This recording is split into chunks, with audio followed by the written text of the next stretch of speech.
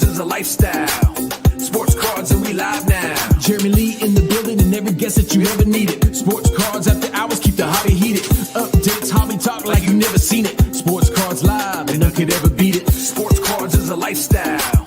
Sports cards and we live now.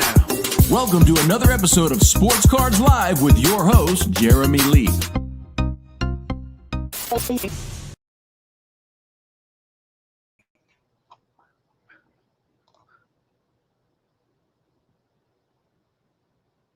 What is going on, everybody? Welcome to the Fanatics Collect Premier Auction ending watch party for August 28, 2025.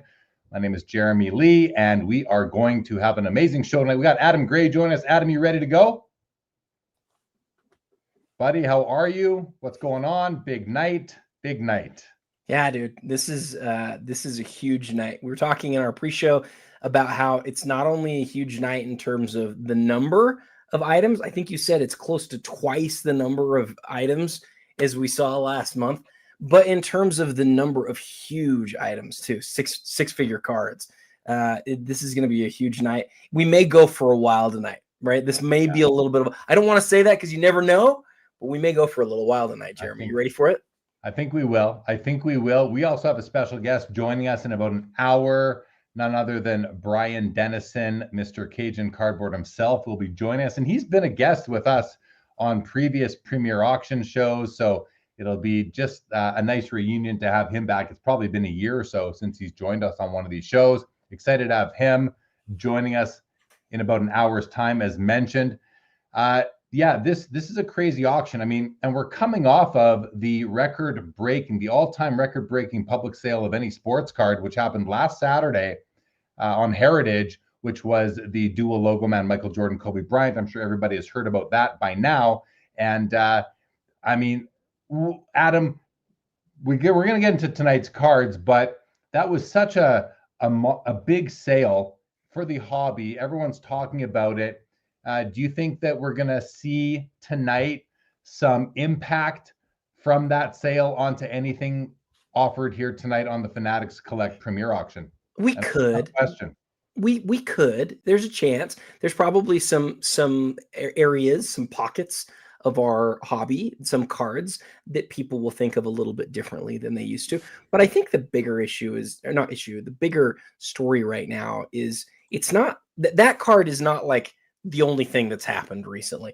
The number of really high-end cards over the course of the last several months that have gotten really big offers or sold for huge numbers, that's been the story. And so I think we may see a continuation of that tonight. We may see some things sell for a little bit more than we thought. That's always going to be a thing. But I'm not sure that it's as a result of that big sale. Yeah, and it would be impossible to know for sure unless a bidder were to tell us, hey, saw that, so now I'm bidding on this one here tonight. Welcome, everybody, to the stream. If you are watching us on Instagram, whether my Instagram or Adam's, feel free to come on over to the YouTube chat. That is where the action is. We already have a bunch of people with us. Kevin Hawthorne, what's happening, buddy? The professor is here. Laura, good evening. Ryan is sitting by the river, waiting for a giant catfish while listening about cards. That is pleasurable for sure. Ryan, welcome to the show. Jacob Dahl, good to see you. As always, Card Talk, welcome to the show. Welcome, Laura. What is going on yet again? Linda's first, welcome to the show. Ken Wood, good to see you. Tyson's Corner Cards, welcome to the show. Mr. Wiggles, good to see you. Ben Diamond, what's up? What's up? The Curmudgeon is here. Joe Perot from Santa Cruz. We have Kinger. We got Nikki says the market is at a fever pitch. Welcome to the show. Greg Aday, thanks for your Cracker Jack card. I sent him a Jeremy Lee Cracker Jack card all the way from Canada to Texas. One of these bad boys right here. I'm glad you got it. Good to see you. TJB, welcome to the show. Stadium Sports Cards, been waiting for it. Daniel Brown, what's going on? And probably, is that really Gary Vaynerchuk? You never know, but if it is, welcome to the channel, Gary. Good to see you. Lingua Sports Cards, good evening to you as well. And Nate Flesher as well. What's going on, Nate? Good to see you. Yeah, the green PMG Barry. That's on the top row of the auction tonight too. What a great card that is, and it's already sitting at over $260,000. He says it's me. Well, okay, Gary, welcome to the show. It's been a while since you've been on here with me, but we'll get you back again on the screen too. Welcome. Okay, Adam, you ready to have a look at some cards? You know I am. All right, so we're going to bring up the auction, guys. FanaticsCollect.com is where you can find these items if you want to bid. If you're already registered, that is great. And we're going to kick off this top row, Adam, with 3 bangers right away. So last time we did the show, back in, I believe it was last time, was, in the July episode, we had a flawless Caitlin Clark Logowoman auto 1 of 1. It ended up selling for $660,000. Tonight we have a National Treasures Caitlin Clark 1 of 1 Logowoman auto with the inscription BGS 95 with a 10 auto. It's at $420,000, which is really, I believe that's, what's that, 504 out the door with buyer's premium. So this is another amazing Caitlin Clark card. Adam, what are your thoughts on the Clark tonight, and how does this one compare to the one that we saw sell last month on the Premier? So it's my opinion. I think personally, this is the best Caitlin Clark card. And I know it's easy to sort of say that and go, oh, what does that really mean? But there's the 3 big Logowoman autographs from Rookie Royalty, and one of them's flawless, one of them's immaculate, and one of them's National Treasures. They each have different inscriptions, as you pointed out. To me, this is the best inscription. The other 2 inscriptions refer to how many points she had in her first season, and then the other one says Rookie of the Year on it. I like all 3 of them. They're all amazing cards. But the thing about this one is it sort of more implies that she's a rookie when it happens. Signing Rookie of the Year sort of implies that, you sign the card after the rookie season was actually over. And there's nothing wrong with that. It's an incredible card. But that, combined with the fact that National Treasures is always the Logoman auto that people are like most excited about, sort of tells me, like, from a brand perspective, from an inscription perspective, I think it's the best one. But I do wonder, Jeremy, and I wonder if you have a sense on this, are we seeing some Clark fatigue? We've seen so much big stuff because Rookie Royalty just is this product where it's got all of this big stuff all came out at once. Do we see some fatigue, and does this one actually suffer less than the flawless did, even though historically the NT Logoman RPA is likely to sell for more than that one? That's a good question, and you're setting me up here to fail at the end if I get this question wrong. I think this is going to sell for more. Now, I could be wrong. Well, it's National Treasures, which is a brand with a little bit more pizzazz than Flawless does, and it's a beautiful card. But on the other side of that, Adam, is that the other one was the first Logowoman to sell publicly, and that is something that might be tough to outdo here tonight. We will see, but it is National Treasures. It's a nice looking card, BGS 95, 10 auto. We'll see what happens. I'm going to say we're going to beat it. I'm going to say we're going to beat 600. What was it? 660. Is that right? Do you recall?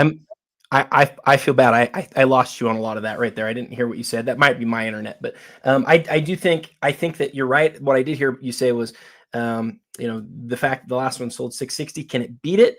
I don't know, but I would say definitively that it's my favorite. It might be interesting to pull up all 3 of them and sort of talk about the differences. But I like I said, I've studied them. I've looked at them. To me, this was always the best one. And you could have just gone off the National Treasures, but we'll see what happens tonight.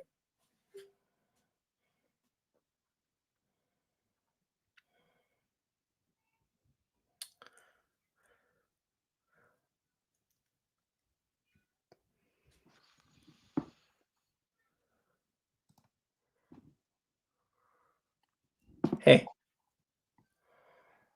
Okay, so I'm having internet issues. I don't know if you can hear me right now, but I'm the one with those issues. So if I'm going quiet, keep on talking, okay? Okay, I can hear you now. Let's maybe stay on the screen where we can see more cards. I think we're good. I think I'm good now, guys. I apologize about that. Okay, let's move on to the 1980 Topps rookie card, Magic Johnson, Larry Bird, PSA 10. This is an absolute beast of a card. We've seen these before, Adam. this is, this is not a rare card, but in PSA 10, do we have the population? I don't see the population in the listing here. I don't think. Do you have? Oh, 24. It's a pop 24. Buried down here in the second paragraph of the description is the population, guys. 24 is a very low number, Adam, for an absolute iconic card. This is a top 10 iconic card of all time in the hobby. 360. Let's just have a look at the card for a moment, because one of the things that sets these cards, or can set this card apart for me, are the perforations. Are they right down the middle between the colored borders of each of the three panels, or are they sort of towards one side or the other? In this case, they appear to be perfectly centered. I love that when that happens on this card. The overall card appears to be perfectly centered from what I can see. I'm not seeing any snow defect in the backgrounds of the three pictures, not seeing any stray black ink that sometimes we see, especially over on the Magic Johnson side. This is a wonderful copy, Adam. Have you seen one? I mean, this might be one of the nicer ones, even among the 10s. What do you think? Well, it looks great to me. I trust your eye on the condition stuff more than I trust mine. So when you say that, I think that sounds really good. The other thing that I would point to on this is we saw a sale of this card, about 2 months ago, about a month ago, publicly at another auction house, and it sold for a really big number. I wonder if this one will follow in the footsteps of that one. If there was something conditionally that was even better about that one, I'm not sure. But I think that this one will definitely be an interesting one to watch tonight, because, like I said, I think the last one sold for like $500,000. So it's got about 50 grand to get there. That's right. Yeah, we're at 360, which is about 432, I believe, with buyer's premium out the door. So we're coming up to $500,000 on that one. Caitlin Clark still sitting at 420. Now I need to see that beat 660 like last time, Adam. Okay, one of my favorites. This next card is my favorite card in the top row. The 1997 Precious Metal Gems Green Barry Sanders. It is out of 15. It's sitting at $220,000, and oh my goodness, this is a beast of a card. We had a few people mentioning in the chat here. Karn Rye says green PMG showdown tonight. Barry Sanders versus Tim Duncan. I would say that Barry Sanders would be the favorite here, but it is also Tim Duncan's rookie year, I believe, for his PMG. Isn't that right, Adam? And that's going to give it a bit of an edge, perhaps. It is, yeah. I don't know how much of an edge it will give. It may, but the other thing is, always remember, football, there's 50% more PMG greens. So I think Barry's the bigger name. I think that's what I think. And Barry's in a PSA holder, which I think is preferred to Beckett. But the Duncan is rare, and it's a rookie. I think that's a good synopsis of that showdown tonight. All right. Well, we'll see how that goes. 220 right now on the Barry, and if I just click on here and let's take a look at the condition, because it's graded an 8, which is very strong, and it doesn't seem to have any corner or edge chipping like these often do. Minor, if any, on the front bottom. Number 11 of 150, but it's really 11 of 15 because only the first 15 were green, as Adam just mentioned. I feel like if you're watching this show, you know that, though. So, and look at the dirt on the sleeve here. This isn't an early game photo. This is a mid to late game photo. He's been on the ground a few times here in this picture. I love the card. And it's just unbelievable. Pop 2, none graded higher. Very important factor. 1952 Topps Mickey Mantle, SGC 6.5 with wonderful centering. You can see it's high on the cardboard canvas, but side to side, it's very nicely centered. Maybe some slight counterclockwise tilt. It has exceptional eye appeal rating by Fanatics Collect. And this one is it's the type B. It's the one that has the missing pixel right over here. It's hard to see possibly on the screen, but it does have the missing pixel right there, and no black borderline on the bottom of the Yankees logo. Those are the two telltale signs for me, but the image is amazing. The background is amazing. This is one of the better copies I've seen, Adam. A 6.5, corroborates that comment. We're at 160,000 with the eye appeal assessment top 15% again. What do you think of this card when you look at it? Well, you broke it down perfectly. 6.5 on this card is a huge deal. Like this is we've seen a lot in the far lower range recently, but we don't see a lot that are big, that are higher grade than this. And when you do, it's always a huge story. So I don't know what these go for, but it's just a great looking card. Yeah, it's a really sharp copy. Edges and corners, surface looks great. I would love to add that copy to my collection. Lionel Messi, 2015 flawless finishes, gold proof, 1/1 auto, PSA 7 on the card. The auto itself, not graded, but that's okay. Let's have a look at it. Ooh, look at this. This is an interesting case of his autograph where the long stroke is solid all the way through. You have some lightness in the beginning of the, what is, I believe, the L, but you have a solid long stroke. Nice looking card. As I mentioned, grades out a 7 here for the Emerald version. Let's have a quick look at the back. There's the back. Nothing fancy about the back.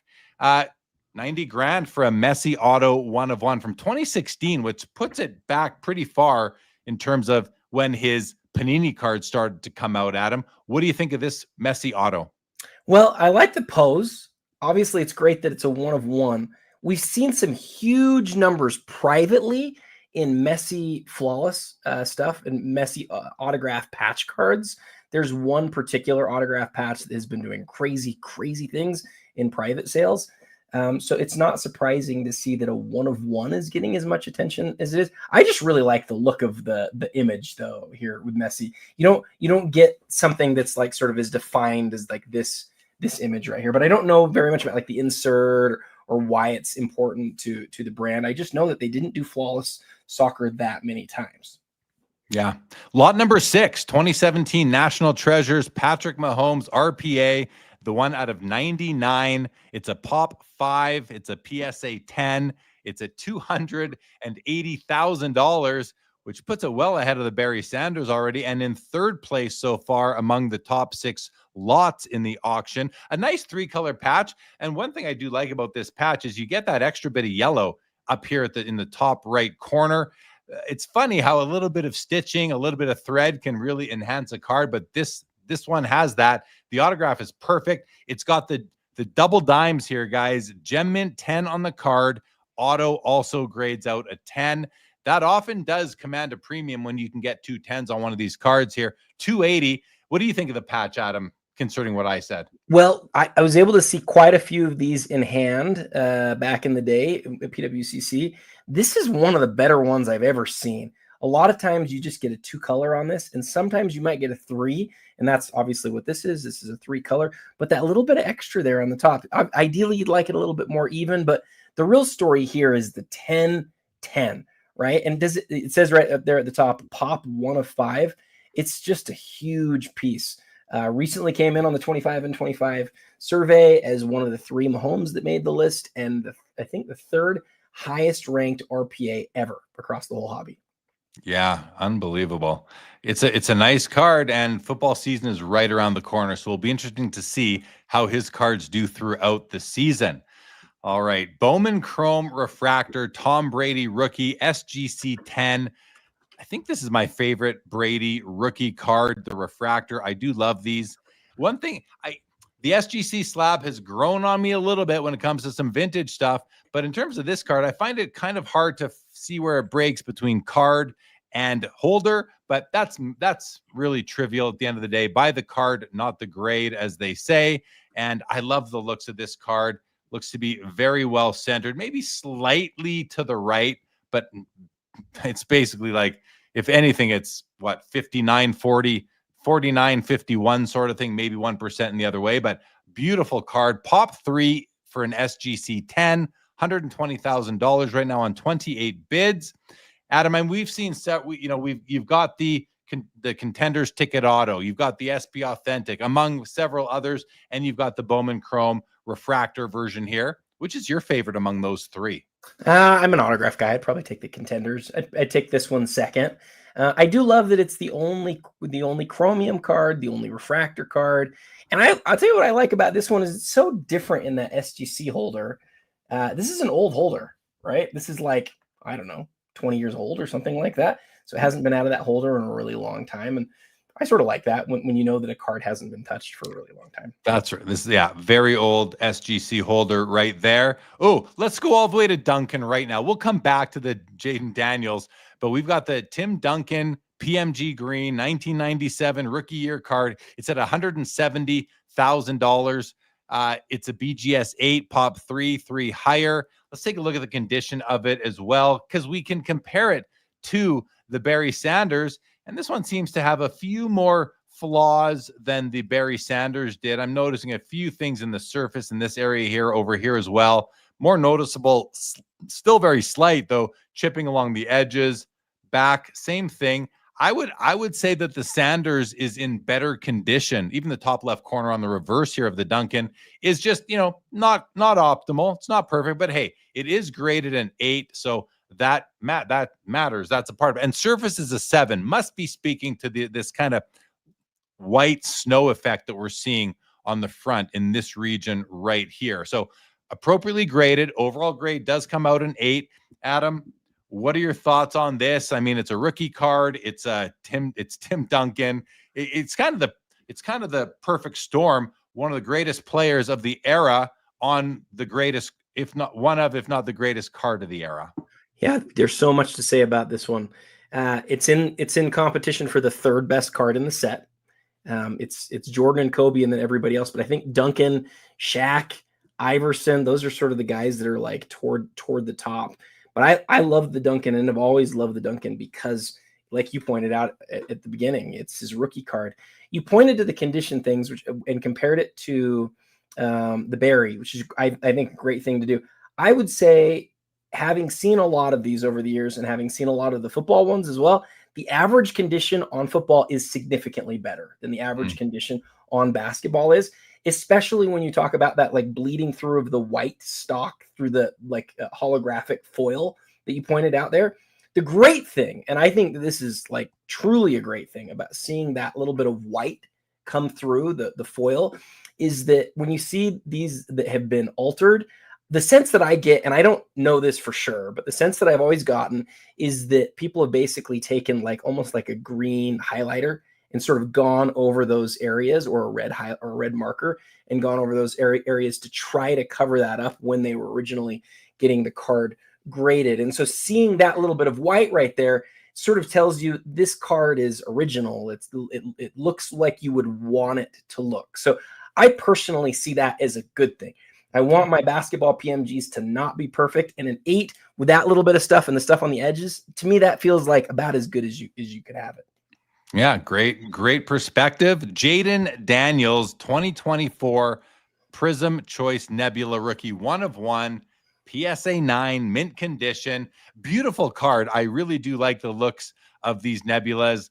The color scheme is beautiful. 150,000 for the Jaden Daniels here. Adam, rookie card, 2024. Speculation is always rampant on quarterbacks, and we've been seeing it running like this for a few years now, with no end in sight at this point. What do you think about the Prism Nebula 101? Okay, so here's the story for this one to me.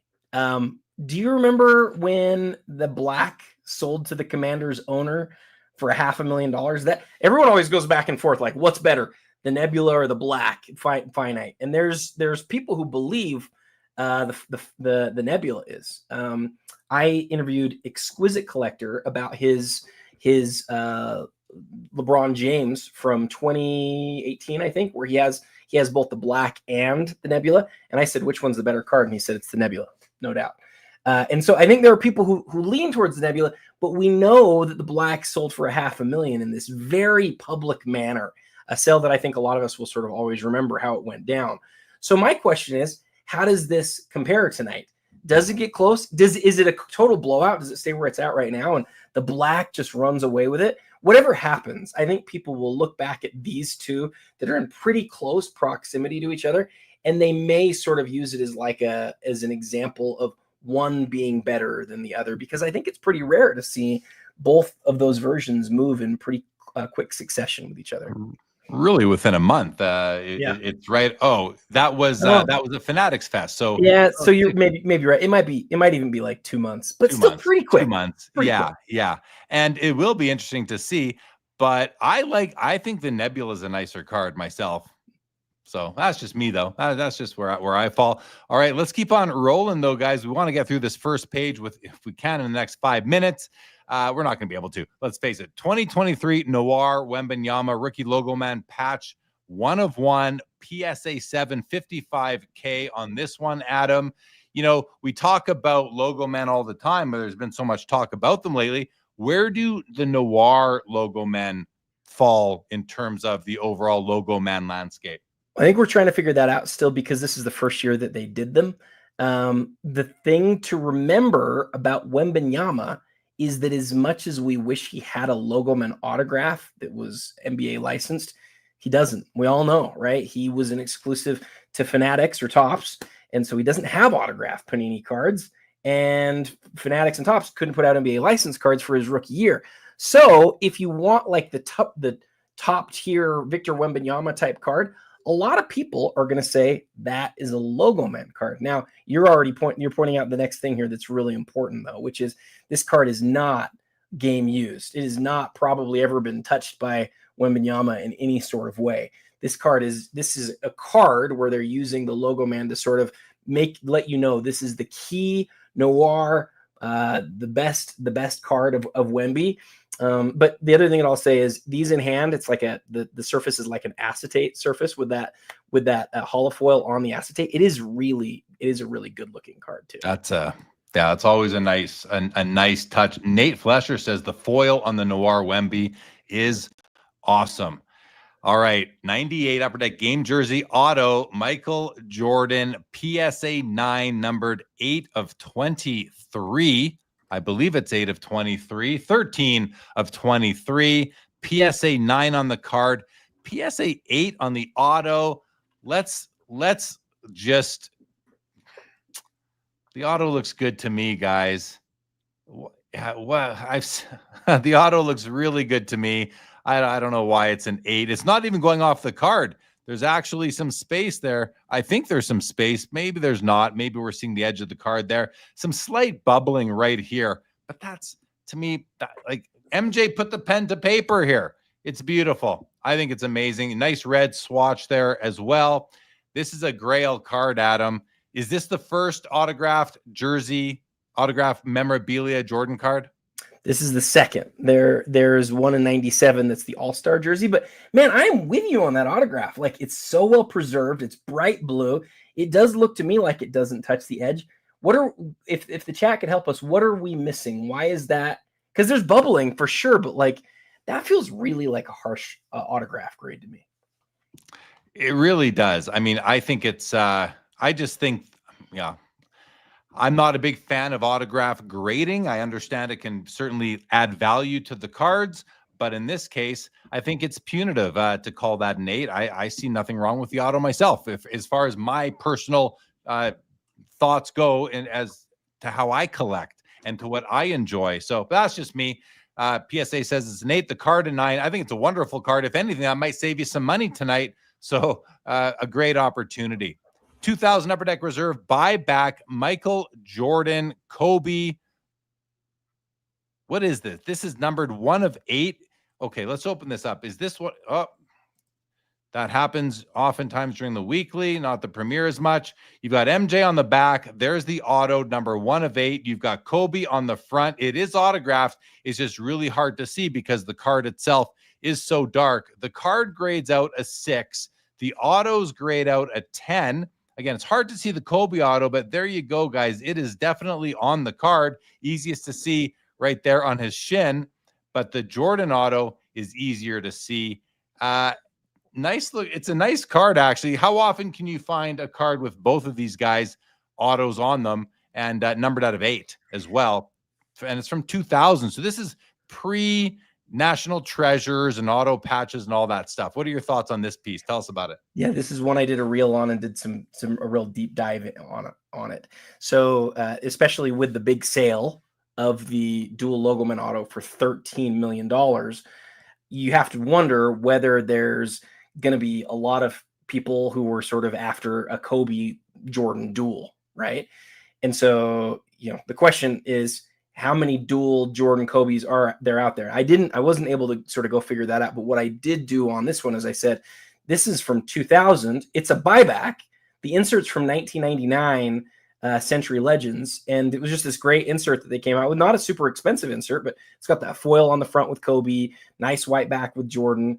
And they took 8 of them, and they had both guys sign them and inserted them into packs of UD Reserve. Well, the thing that's really interesting here about this card and all of its story, other than those things, is that 2000 was the first year where these two guys signed on the same card. And they have 5 cards where they signed on the same card. But what's interesting about that is only 3 of them just have Kobe and Jordan. 2 of them have like a Garnett or something like that on the card as well. But of the 3, one of them is the Upper Deck 2000 dual jersey autograph, number to 10. And I don't know this for sure, but I would guess if one of those moved today publicly, it's a 7-figure card. I think it's probably into the millions of dollars. I can't confirm that, but I believe that is the case. And then there's 2 others. This is the rarest one. Now, it's a buyback, and some people don't like buybacks the same way. And so that's one thing that it doesn't have going for it, and you kind of got to own that and recognize it. But if you're into these 2 guys and you're saying, I want like the first time they signed together, like it's this and 2 other cards, and I wasn't able to figure out whether this is first. This might be actually the first time they ever signed together, and there's only 8 cards, and it's sitting at 32 grand. It seems crazy low to me, but again, it's a buyback, and some people just don't like buybacks. Bob Boozle is saying hello to Mr. Kevin O'Leary if he and his homies are watching right now. Lots of shopping to be done here, Mr. Kevin O'Leary, if you are watching. Okay, thanks, Adam, for that comprehensive description of this card and the history of it and all the other options you have. Great stuff there. Tom Brady, we mentioned this card a little bit ago, the playoff contenders champ ticket auto, numbered out of 100, with Beckett Authentication Services authenticating the autograph as well. Let's take a look at the auto and see how it is holding up. The autograph has a grade of a 9, which, come on. Like, okay, because it's a little bit light right here. That autograph looks really good to me. You can actually see it on this card. That's great. Is the card itself graded? The card itself does not seem to have a grade to go along with it. Just the autograph is graded, and the authenticity of the card is slabbed by Beckett. $80,000 on this one. And I have to wonder, Adam, like we've seen this card sell for $1 million before, a few years ago. We're at 80 grand here right now for this. It looks like an absolute steal relative to what we'd seen in the past, but that was a few years ago. These have come down since then, of course. $80,000, I think, seems like I feel like we're going to see this one get some more bids before the night is over. What do you think? We might, but it's definitely going to be about the best deal you're going to find on this card right now, because it's labeled as altered by Beckett, and being labeled as altered is going to get you a deal on it. So if you're in the market for this card, but you're on a more significant budget, I just don't think you're going to find one at a better price. It says it right there, authentic altered card. It doesn't tell us what the alteration is. And I couldn't figure it out, man. I looked all over the card, and I don't have a great eye for it, but I couldn't figure it out. Yeah, that would sure be nice to know what is the accusation here against this card. Maybe it's, I don't know. I'm not going to pretend to think that I can figure that out here from 2 dimensions. On the other side is the Ronaldo Mega Cracks. I know you were talking about this one on Instagram, and we've seen an absolute run up on the Messi card, soccer in general, World Cup coming up. But the Ronaldo PSA 10 here, $180,000. You did a reel, Adam. Tell us a story about this card. You just hit it perfectly. I don't think we know on this one. There are twice as many of these in a PSA 10 as there are the Messi. Messi is the more popular player, but Fanatics Collect reported today that they had a sell of a PSA 10 for 7 figures. It didn't give an exact amount, but it felt to me like it was $1 million that one sold for. And I talked to Patrick Ryan in preparation for this, because he had mentioned to me at the National that he'd sold his for $825, and I just confirmed. So he sold his at the beginning of this month for $825. Now one's selling for $1 million, and that's the same card as this, right? It's just Messi versus Ronaldo, and Ronaldo has a higher pop for 10, but it's still in the 30s. It's not a big number at all. Yeah, that's low pop. 180 grand on the Ronaldo right now. And right in the middle, smack dab, 2018 Topps Chrome Orange Refractor Shohei Ohtani. This is the card version that is out of 25. It is a BGS 10 black label, 1 of 1 for the black label. I believe the card itself, I don't think is a 1 of 1, but the black label certainly is. That autograph is wonderful, adhering very nicely to the card. And we don't see a ton of black labels ever, but here's one of them, Adam, and it's Shohei. How much extra value do you think the black label and the 1 of 1 for a card out of 25, what do you think that value works out to percentage-wise? Is it an extra 20%, 50%, 100%? So it depends. He's going to be on here with us in just a few minutes, but Brian, Cajun Cardboard, highlighted a massive example of this recently where 2 Michael Jordan cards, identical, other than their grade. One was a black label, one was a 10, regular 10 versus black label 10. And if I remember right, Brian will have to clarify, but the black label sold for seriously like 4 times as much. It was a crazy amount. And I'm not going to tell people that's how they should collect, but the black label on some things makes it just explode. The question here is, this is a Topps Chrome card, and obviously it's a beloved Ohtani, but can you imagine if this was the orange for Bowman Chrome? I mean, it might be $1 million card right now. Like legitimately, It might be $1 million. And that difference in brand is just, it's amazing how much of a difference that can make. All right, let's keep on going. We've got the Shohei Kanji auto from Goodwin Champions at $70K right now. The Steph Curry exquisite rookie auto out of 31, PSA 10 with the auto 10. Let's take a look at the auto. See how good that one looks for a 10. Yeah, it looks pretty good. Pretty good. This is a great card, Adam, the Curry rookie. It would be better if there was memorabilia in it. It would fill it out a bit more, but this is still a great card. Tell us your thoughts on it. And actually, before you do, the Kobe Logoman 2 of 2 BGS 9 pop 1, 140K. I think this is a beautiful card. I love the full body shot. I actually like the design of this card being a horizontal with a great big picture of Kobe. So speak to both of those if you want. If Curry, if they could have gotten a jersey, which they couldn't because they were losing the license and they had to come out with these cards immediately. In fact, they don't even have Curry in his NBA jersey here, not because it's not licensed, Jeremy. It is a licensed card. It's licensed by the NBA. You can turn it around and see that. But because they didn't know who he was going to be drafted by when they had him sign the card. So they had to get it out there. They just didn't have enough time. It is NBA licensed. It is exquisite. It's the right brand. There was no jersey to put in the card yet. If there was, this is a 7-figure card all day long. The LeBron out of 23 from 6 years prior, if you get one of those, that's the jersey number, the parallel version of that, that's a 7-figure card all day long. And I believe Curry would be too. The Kobe has such a great story in that there are 2 of them. You pointed that out. The other one is not a Logoman. It is a laundry tag Logoman. So it's, super interesting, right? It sold recently. And so we were able to find images of it. This is the one that's, this is a real Logoman. It's game worn. And although it says 2 of 2, that's out of the 2, it's the only one that's a real Logoman card. That's incredible. I did not know that. That's the kind of information that Adam Gray can bring you, everybody, right there. 140K on that one. With respect to the Curry, Bob Boozle here says all that white space annoys me with the Curry card. And I gotta say, I don't love all the white space myself. That's why I said it would be nice if there were some other elements to the card.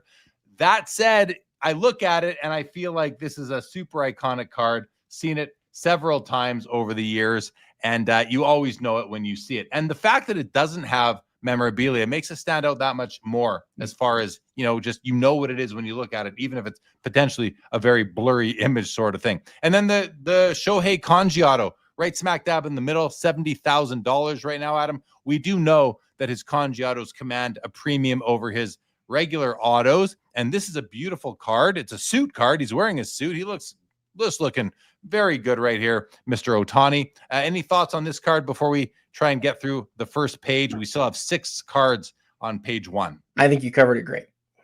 All right, let's keep on rolling. Another Patrick Mahomes NTRPA out of 99. It's BGS 95 2-color with a nice looking auto. Let's see what the back says about the autograph. It is graded a 10, and the autograph itself, let's take a look. And oh yeah, beautiful autograph right there. This patch, it's a 3-color. I think I said 2-color a minute ago. It's actually a 3-color. You can see some white coming in the bottom left corner right here. It's a, maybe some might call it a weak 3-color, but it is a 3-color nonetheless. You also have 10 surface on this card, which is nice to see. You might notice that you're seeing some scuffing right here. That is on the Beckett slab. They are very prone to scuffs. The Beckett slabs are. That is not going to be on the card, I can't imagine, because the surface did grade out a 10. And you look at enough of these, you know what a Beckett scuff looks like on the slab. That is definitely it right there. Sitting at $90K right now on that one. Adam, any thoughts on that, even maybe compared to the other one? That's what I was going to say. It's so good to compare those two and see how much that 1010 from PSA is worth. If it was me, Jeremy, I'm taking the BGS 95 and I'm saving all of that money. But we know that's not how the hobby works. What would you do if you were faced with that? Get a whole bunch of money in the 95, or would you grab the 1010? Oh, I mean, I would. So I like the 1010 because I like the patch better, not because I care about the grade that much more. I'm fine with both grades. I do like the patch on the PSA encased copy more, though. Yeah, that's true. So, yeah, I agree. I'd rather. Do I like it $200,000 more? No, absolutely not. I could buy other things with that money for sure. I love this card in the middle here, the 07 Chronology Michael Jordan dual patch auto stitches in time, 5 copies produced. This is it's slabbed authentic. The autograph has a 10. Look at the beauty of this card. Like, if only, forgive me, modern basketball collectors, but if only Panini could design cards as well as Upper Deck could. My goodness. I love the looks of this card, Adam. Authentic, who cares? The autograph's amazing. The patches are both 3-color. What's the price on this one right now? $70,000. I don't know. That seems relatively cheap compared to some other Michael Jordan auto patches. What are your thoughts? You're right. If it said exquisite, it would be who knows how much more money. Only thing that I would add to your awesome description there is that you see that it's out of 5. All of the cards that are out of 5 in this set have the UD patch windows. You could probably say UD's probably not going to be the one that you'd like the most. You'd rather have it say like MJ. Yeah. But MJ's out of 25. And so, would you rather have the UD out of 5 or the MJ out of 25? I know I'd much rather have this card, like, by a lot, because I think there's people who would like to have the rainbow. But from a design perspective, I think anybody'd rather have the MJ. Yeah, in terms of the patch window, yeah, I agree. The UD, it's a little self-indulgent for UD to put the UD shape there for but sure. You never see it. You never see it, except we didn't see one of these cards, this exact card right here. We didn't see one in years. Yeah. And then we saw 2 pop up within a month of each other, maybe like 6 months ago. So piggybacking off of those 2 sales, this actually might go for a little bit of a deal because, whenever you see high-end cards sell in fairly quick succession like that after not moving for a long time, sometimes that gives you an opportunity at a good price. Stale Prod says, patch over grade for me. Yes, me too. We are on the same page right there. And Bob Boozle says, very majestic looking GOAT MJ card. And then on the far right, Caitlin Clark, auto patch. I'm seeing pieces of Logowoman here, Adam. It's numbered 5 of 5, $27,000, uncirculated, Panini encased, no inscription like on the Logowoman at the top of the auction, but that's still a pretty nice card. And you have a bit of color match between the orange in the design of the card and the orange in the patch itself. Can you give us some information on this card? I don't know about the patch, but that's sure a good question that you're asking. I think the only thing that I'd add to what you said, because yeah, we know it's not from a game used jersey or anything like that, but people still care about that patch.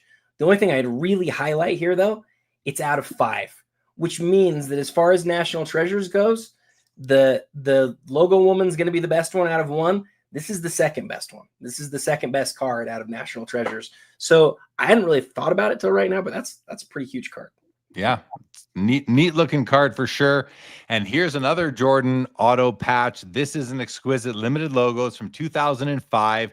The autograph looks to be exceptionally bright and blue, which is a wonderful thing.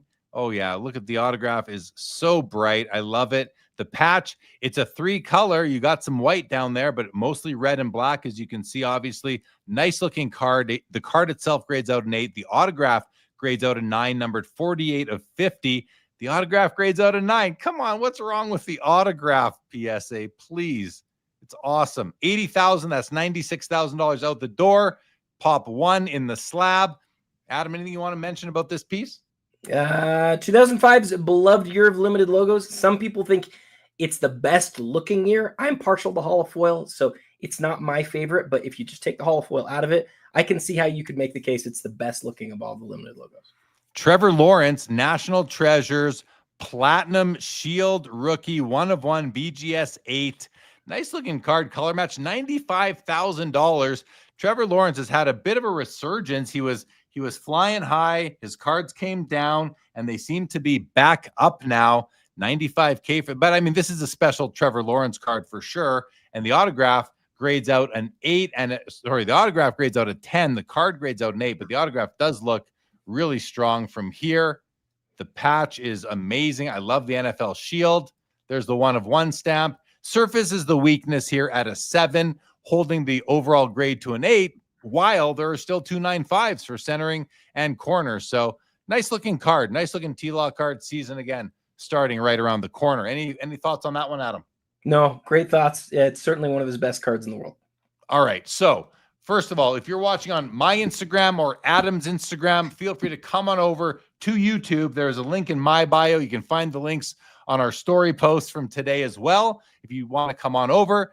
We got to talk about this Topps 3D lot here containing baseball, football, and soccer cards, Adam, with the Roberto Clemente. $16,000 on this lot for now. We rarely see lots in a premier auction like this, and these cards appear to be sitting on like album pages, because if you go through the several pictures, they seem to be somewhat attached to this album. I don't know. You can go through and read the description right here and see what it tells us about that. But it's a neat looking lot. I did go through it the other day. Lots of stars and Hall of Famers in this lot right here. So pretty cool. But the big card, I do believe, is the Clemente right here. This is a very popular Clemente card. And it seems to be a sample. So this is like the sample book that the salesman would have taken from what? From shop to shop? I don't know. But it's a neat, unique piece that you won't really see. But come read the description, guys, if you're interested. 16,000, Adam, any comments? You hit it right on with the Clemente. That's the one that everybody talks about. All right. Okay, well, that's the end of page 1. We are Brian Cajun Cardboard will be joining us in about 12 minutes. He was in the studio. He's no longer there. Hopefully he'll be back in soon before we expect him, which is in 12 minutes. Okay, Adam, we're going to go to page 2. We're going to sit and hover on page 2 for a moment. Do you want to do a this or that? Does the crowd want to do a this or that? This or that's my very favorite part of the show. I love hearing what other people think as well as you. Of course. And I want to see what this or that's you came up with, because you won't tell me. Okay, so we'll do the first one. We've already looked at the cards. Here we go, everybody. Let's pop it open. Here's our first this or that. We are talking about 2 autograph cards, different sports, of course, but 2 players who get a ton of love. Which one would you prefer to add to your collection?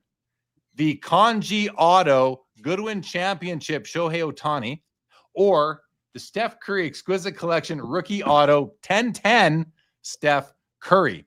And at the moment, I'm going to go confirm the current prices of these cards, Adam. And while I'm doing that, why don't you start talking a bit about it, and then we'll start. Guys in the chat, just let us know, which one would you prefer, Shohei or Steph? Well, I think it's a great question because of the Kanji autograph.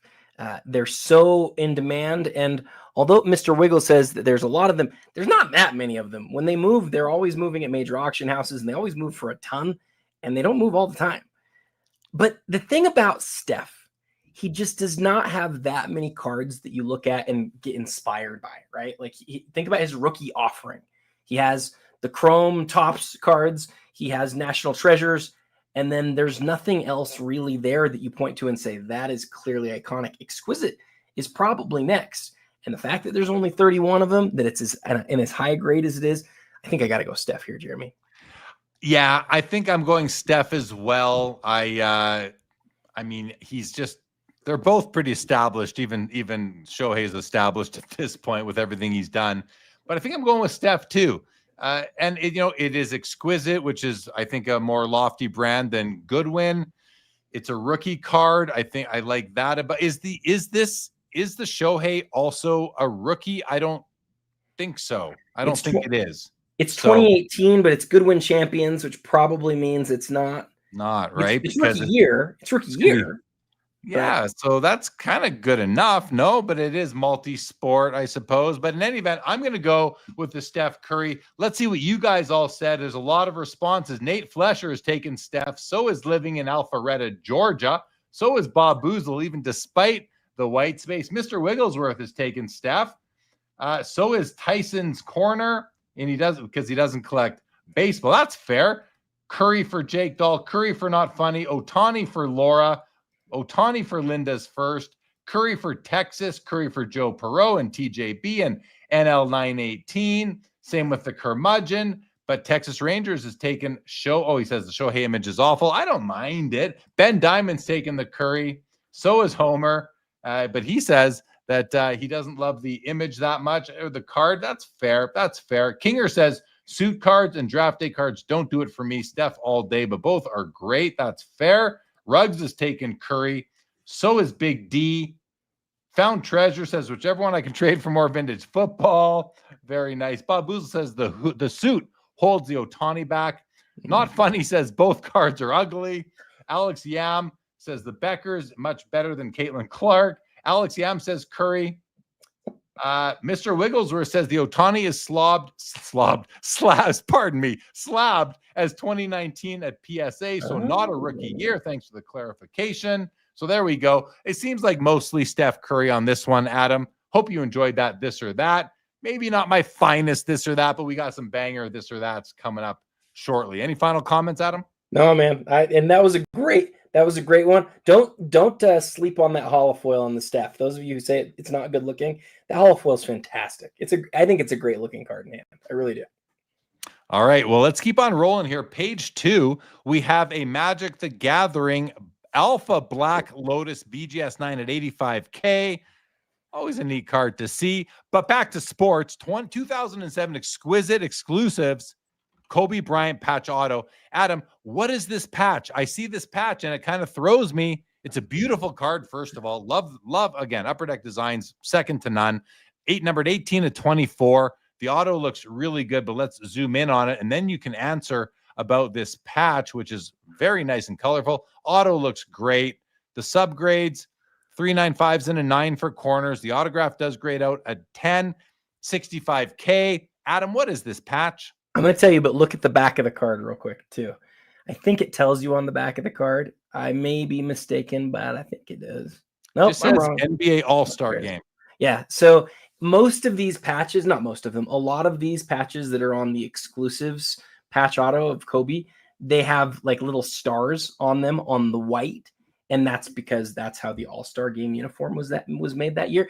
Only other thing that I'll add here to this one is that this is from those boxes that we've heard Carvin talk about a lot, where the box was designed as like an homage to that player. So Kobe's patch auto came out of his Kobe exclusive box, where you'd buy a box of Exquisite, you'd take off the first couple of layers, and you'd get down to the wood part, and the wood is signed Kobe Bryant all the way across the length of the box. You open the box up, and 4 of the 5 cards in the pack are of Kobe. The only reason that the other card isn't is because the rookie card was such a big deal with Exquisite that they included a rookie with the 4 other Kobe cards. But that one you're looking at right there, Jeremy, that's the best card that came in the box, and a 9.5 on that's a pretty big deal.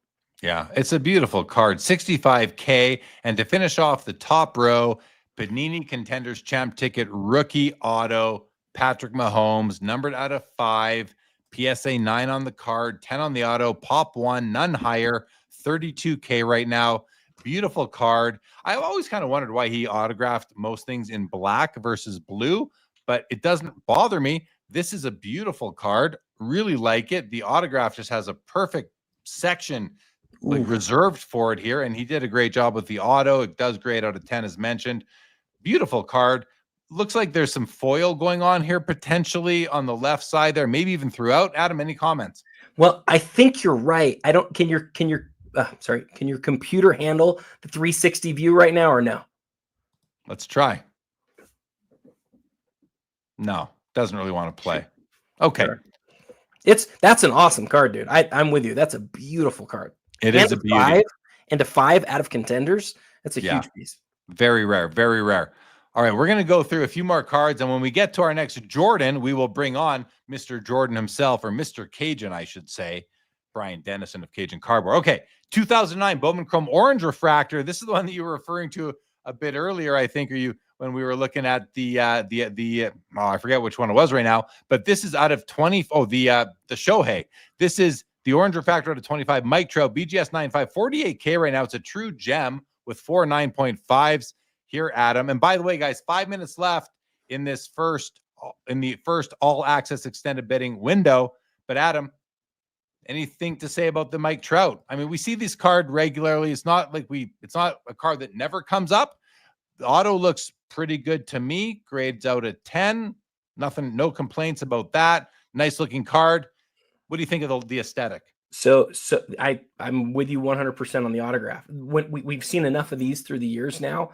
The thing that I look at with this card immediately, regardless of the parallel, is what does the autograph look like? And unfortunately, people love to display their cards. They just love to display their cards. Most of them are darker than this. This is a nice blue autograph. It hasn't started to change a little bit. I don't know if that's perfect, but it's pretty. Go compare it to this. This would be my hint to anybody. Go to the Fanatics Collect historic sales for Mike Trout Bowman Chrome autographs and compare the color on this one to the color on the other ones. I am colorblind, so I'm not the best person in the world to ask, but I think you're going to find this one's bluer than the vast majority of the other ones. That's what I think. Very nice card. Just tuning in back to the first page to see some prices here. No additional bids on the Clark yet, but the Barry has gone up to 280, as Ryan Tedmus points out here, saying that it's at 336 with the buyer's premium right now. Okay, but back to page 2. This is a big card here, Adam. 08 Topps Chrome Gold Refractor Kobe with a LeBron James cameo, number 23 of 50. You're getting a bit of MJ on this card as well with that 23 of 50. 100 grand right now, PSA 10. This is an iconic card, Adam. We know that, and this is probably the best version of it, being gold and 23 of 50. I think it's beautiful. I love it. How much do you love this card? I love it so much that I've missed mine since I sold it about a year ago. You had one of these in gold. I did. Mine was a 9.5 though. It was not a PSA 10. This one's got two things going for it in a massive way over the other ones that have sold though. It is the 10. It's not a 9.5, and there's a big difference between the 9.5 and the 10. There just is, guys. So that's number one. And then number two, and I know not everybody cares about this, but the fact that it's LeBron's jersey number, and I think a lot of us view this more like a combo card. You know, the reason that this is, Kobe fans don't want to hear this, the reason that this is the most recognizable Kobe card is because he's on there with LeBron. He's going against that younger generation, that nemesis, that wonderful iconic image. And then it's the 23 of 50 and it's the PSA 10. Me and a couple of other people have sort of been like looking at this sort of saying, what do you think on this one? And I think the reason that we're all thinking about like how much it might sell for is I think there's a chance it could do some big stuff tonight. I could be completely wrong about this, but it has so much going for it. And when you see what the 9.5s have sold for, I think this one's got some room left. Could be wrong, but I think it does. I would expect it to have some room left as well, considering what other things are selling for and just how beautiful and rare. And it's a card that so many people covet. So, yeah. Okay. And then finally in this row, 2006 exquisite number pieces MJ, numbered 10, numbered out of 23. Let's open this card up. Let's take a look. Let's take a look at the auto, which does grade out of 10. Oh yeah, perfect. Nice patches. The only issue I have is that it looks like the patches don't quite fill in the patch window. They're sitting a little bit high in the window, so you get a bit of a gap there, but that shouldn't bother everybody, I don't think. Still a beautiful card, absolutely. 06 exquisite, $80,000. Adam, before we get your thoughts, why don't we get Mr. Cajun Cardboard's up? Brian, you ready to join us? Give me a thumbs up. All right, guys, let's just welcome Mr. Cajun Cardboard to the show. Brian, how are you? It's about damn time. I've been sitting in there for an hour waiting to get in here. Y'all have been talking about Jordan cards, basketball cards. There's no intro music. I don't get any Enter Sandman like Mariano Rivera. I get nothing. Zero respect around here like Rodney Dangerfield. This is already the highest price ever paid for a 2006 exquisite number pieces already. Right now, if it ended right this second, what is that? 96K, something like that. Highest selling number pieces from 2006 in history was 56,000 earlier this year. So that should give you some idea what this Jordan stuff is doing. Even in an authentic, Brian. In an authentic. I know. And the card that did 56K in February was a PSA 910 for the auto. I mean, what's going on right now? What is going on right now in the card market? I'll tell you what's going on. Here's what's going on. You came in here guns a-blazing, and you switched directly into talking about the card. So I couldn't even defend myself or the show based on how we brought you. So no, there's no intro music for you, Brian Cajun Cardboard. There's no intro music for Adam either. There's barely intro music for me, let's face it. But buddy, it's good to have you back on. So thanks for the all-time high report on this as well. Good to see you. What is going on with Jordan cards lately? Come on. What's happening here? Dude, I've done video after video. It's not just Jordan cards. We're all about to see tonight when we see Shohei Ohtani and Curry and Kobe and Jordan and she who shall not be named WNBA player breaking records. I mean, it's going to be I think this is going to be the most record-breaking night in the history of sports cards, and that's really saying something because all three of us were around in 2021, man. I mean, this is there's something happening, man, and there's tons of energy. We've been doing content. How long? Jeremy, Adam, we've all been doing content. We did content every year, and cards were going down in price year after year, 4 years in a row, and we kept saying, one of these days, cards are going to start going up in value, and this is going to be even more fun. And here we are. They're going up in value, and it's even more fun. Well, let's do this. While we have you, Brian, we're going to look at just the Jordan cards for now because you're the Jordan hierarchy guy. Sure. I now have them 43 Jordan cards sorted by highest price. And I'm just going to sort of scroll through and let's what catches your eye here, Brian, as maybe a card that is doing more than you thought or a card that never comes up for auction? What is really special to you? The Star 101 authentic at 140K. I mean, it's not, it's a Star 101. There's not much more you have to say about a Star 101. It is what it is. It's a simple card, you could probably say. But how about this? The Intimidation Nation PSA 10 Pop 11 at $70,000. That's $84,000 out the door. I mean, this is a beautiful card. When's the last time we've seen one of these? Today in my vault when I thought about selling it because I saw the price on this one. I'm just kidding. I'm not selling it. I can't believe it. And this has been the talk amongst the 90s Jordan collectors in private group chats on Instagram. I'm getting Instagram messages from folks, friends of ours that, mutual friends of ours, we all know them, that are sitting on a PSA 10 copy of this thing, which is a pop what, Jeremy? You've got it. 11. Right there. 11. Pop 11, man. So if you let it go, are you ever going to get one back? I don't know. The highest price in history paid for an Intimidation Nation was pre-bubble 2021, $46,977. And this bad boy is over 80,000 and it doesn't look to be slowing down. I don't know what it's going to end at. This has been the talk of the hierarchy type stuff, right? We've talked about the number pieces, breaking a record. The 101 is doing fantastic. There's tons of exquisite limited logo stuff and all that great stuff. But for a pure 90s insert and parallel guy like I am, this Intimidation Nation is certainly the one that I've got my eyes on more than any other card in this auction. Right. Adam, what do you think is going on here? Or not going on, but what do you think about this card at this level and the importance of the Intimidation? I mean, we have the hierarchy guy right here. Brian, is this a tier 1 or a tier 2? Tier 2. It's a tier 2. Tier twos are now 85 grand, as it seems, when they are in such low population. Adam, what do you think about the Intimidation Nation aesthetically and what it means, what Intimidation Nation itself means as far as, relative to other inserts? I think it's a great looking card in person. It stands out as different because of those giant portraits you get on the card. But, Brian asked that first question, what's the pop on this 11? That's the story, right? We've talked about it. I know a lot of us have talked about it over the course of the last couple of years. The excitement around PSA 10 low pop rare Jordan inserts is even higher than it was a year and a half ago when we thought it was like the highest it was ever going to be. It just feels like they just keep gaining steam and keep gaining steam. And at some point you just sort of accept, wow, there's a lot of people out there who really want the PSA 10 really low pop of this type of inserts. If it was me, I'd go find a 9 or an 8 and feel great about it. But that's just not how people are buying. They're going hardcore after these low pop cards. Yeah, buy the grade, not the card. It's a theme, right? Dual auto here of Jordan and LeBron pop 750K 87 sticker PSA 10 at $50,000 for the 87, the second year sticker. This is one we don't see very often. This has to be a very low pop card. Does it say it anywhere in the description here? Brian, do you happen to know?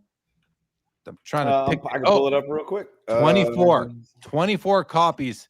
It's a pop 24 out of 11,900 submissions. That is a minuscule gem rate. That explains $50,000 for a second year Jordan sticker card. Pop 24. Last 2 years, Jeremy, guess how many of these have sold in PSA 10? In 24 months. 0. 3. And that's what causes cards to go up. And we talk about it all the time. When you just don't see the damn things, people get worried and they think, well, if I don't jump on this one tonight on the Fanatics Premier Auction here in August of 2025, I might not see one until 2026. I might not see one until 2027. I mean, there's only 24 of these things. And you just alluded to the gem rate. There's just not going to be any more added to the pop report, man. No. But 3 consecutive upward sales for this card, culminating in a sale of the last highest being 50,000. So you're looking at what is going to be the 4th consecutive upward sale of this card over the last 24 months. And this is a 20% bump since the last one, if it holds here, which it may not. But yeah, I'm surprised there's even been 3 that have sold. Adam, what are your thoughts?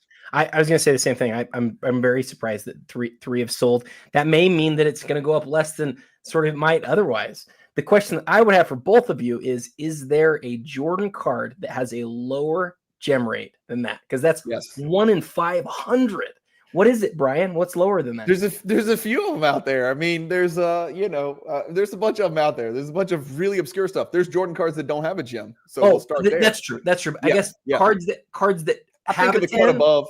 I think of the cut above. It's got 1. Okay. But it may not have 500 graded. It may not have 500 total though. It's in the mix.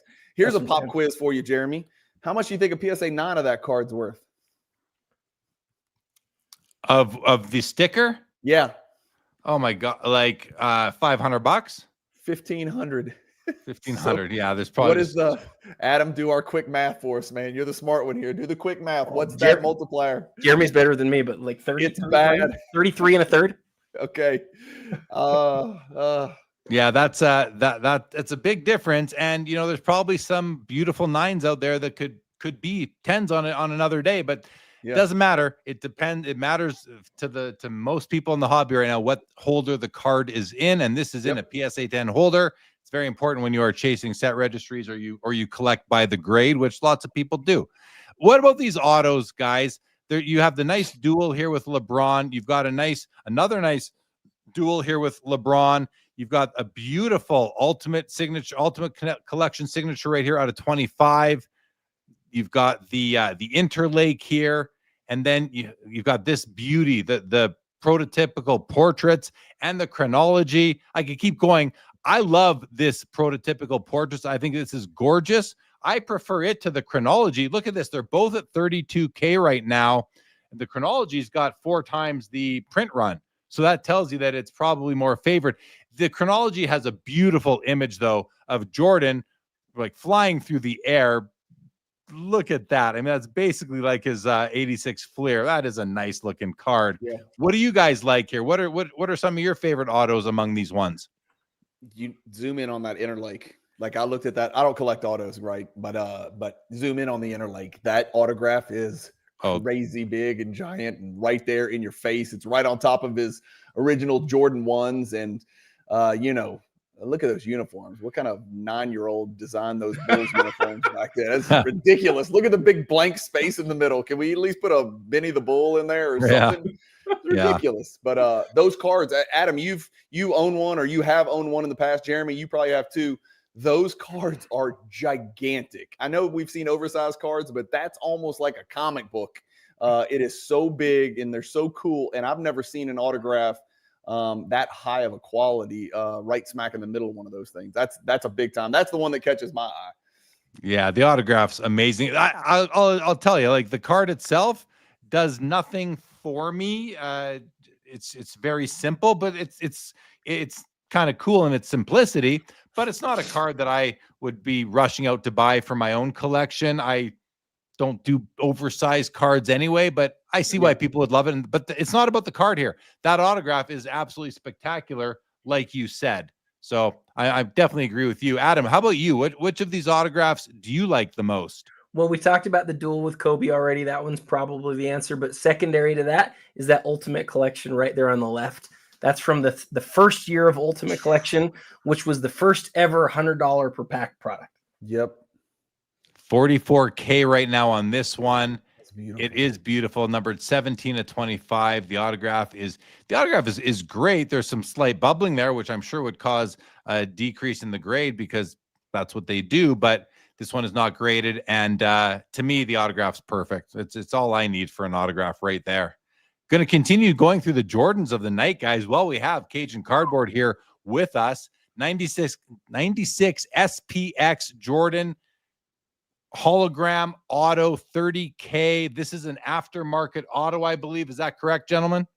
I don't know on this one. SPX is one that's always sort of confused me. Because it doesn't have the authentication language. It has the UDA sticker. I don't know the answer on that one. Same. This is the deal where if I saw this card, I would be texting people that know more about autographs than me. I'll plead complete ignorance. Like I know there are these early pack pulled SPX autos. I just don't know enough about them or I don't collect them. And so this is where I would defer to the oracles out there in the Jordan world. It's a pretty cool card. The card grade's a 7. The auto grade's an 8, sitting at $30,000. Here's a duel with MJ and Dr. J. And then you've got the 97 Platinum Portraits. We talked about the Intimidation Nation up here being a PSA 10 Pop 11. Back when I owned a Platinum Portraits PSA 10, I think it was also a Pop 11 at the time. I don't know if it still is, but this is a BGS 9.5 with straight 9.5, so it's a true gem. It's a 27.5. If this card was if this card was in a PSA 10, it's at least $70,000-$80,000 right now. It could be more.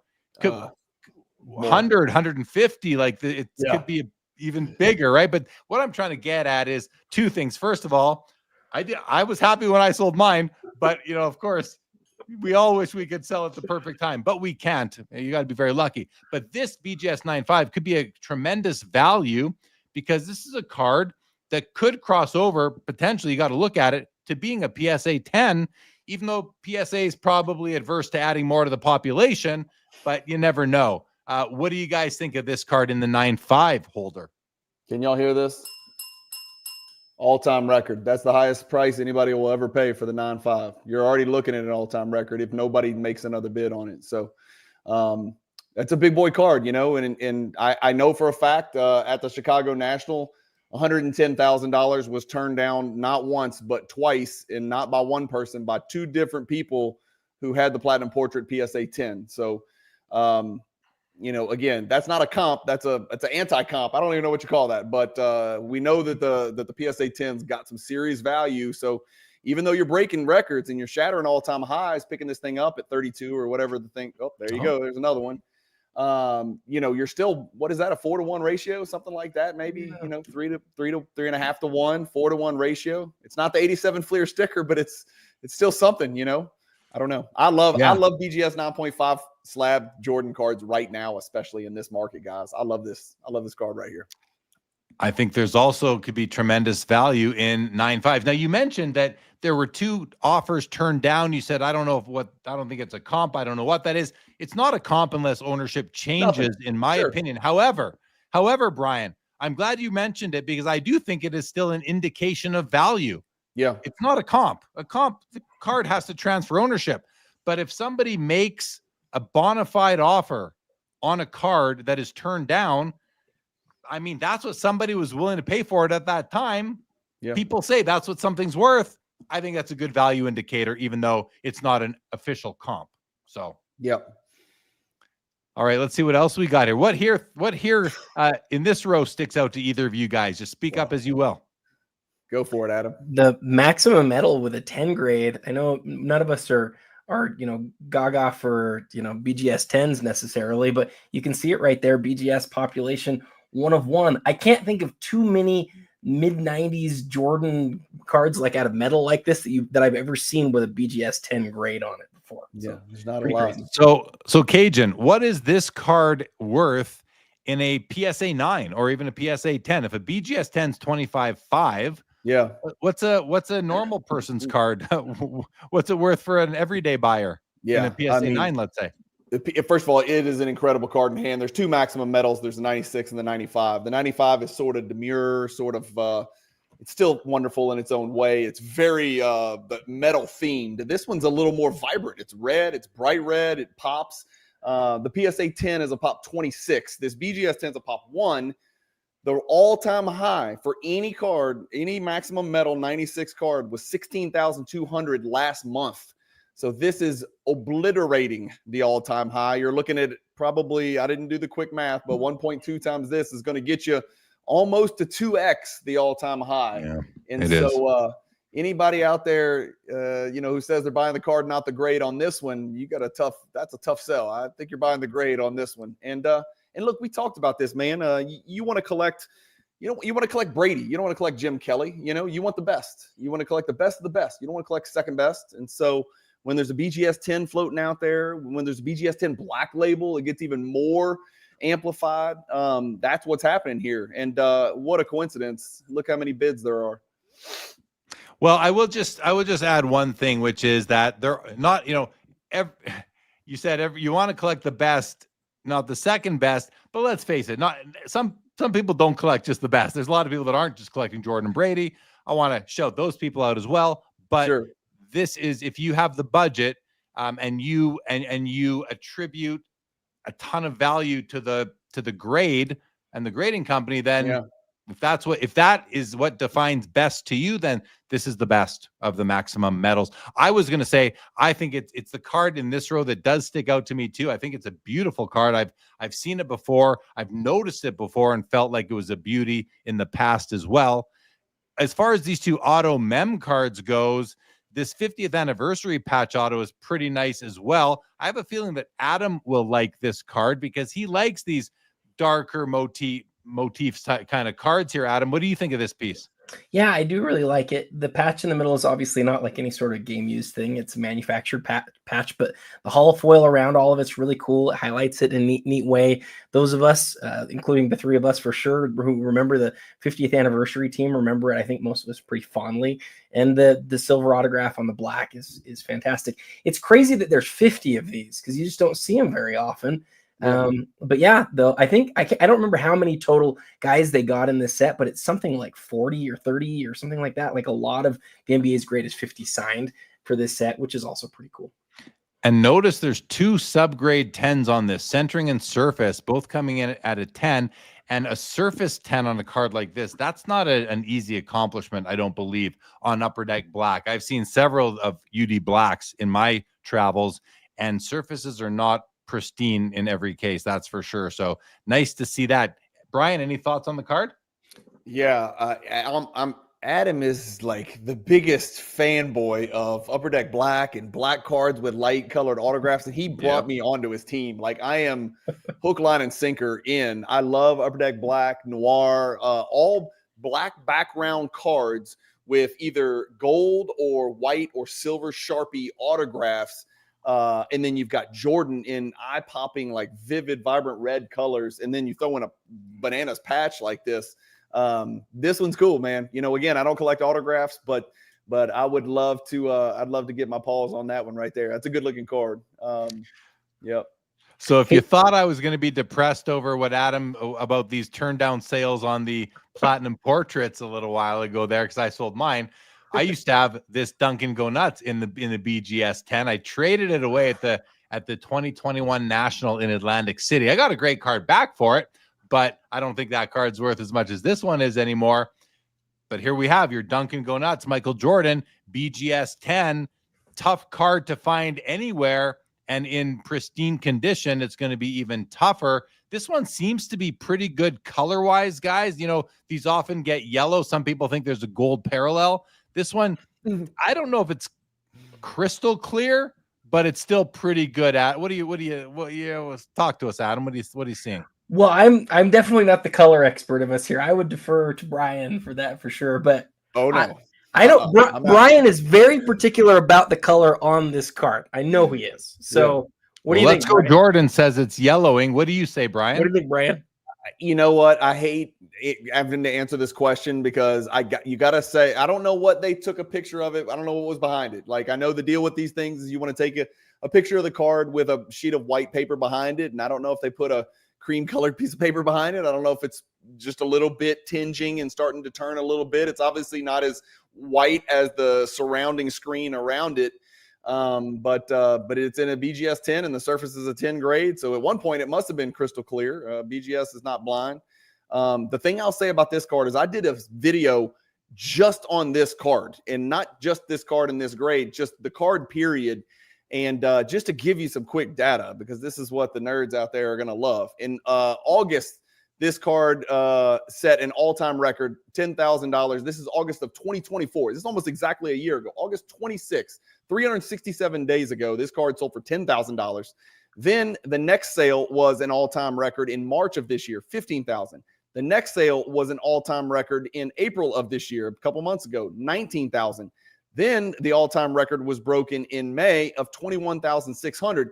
This thing is already at whatever, fill in the blank, 27 something, right? Yeah. And that is going to be another fifth consecutive all-time record for a BGS 10 copy of this. The one thing I'll say, it's easy to grade. This is a very, very, very easy card to grade. How many 90s Jordan cards do you see pop 29 BGS 10? That's what this is.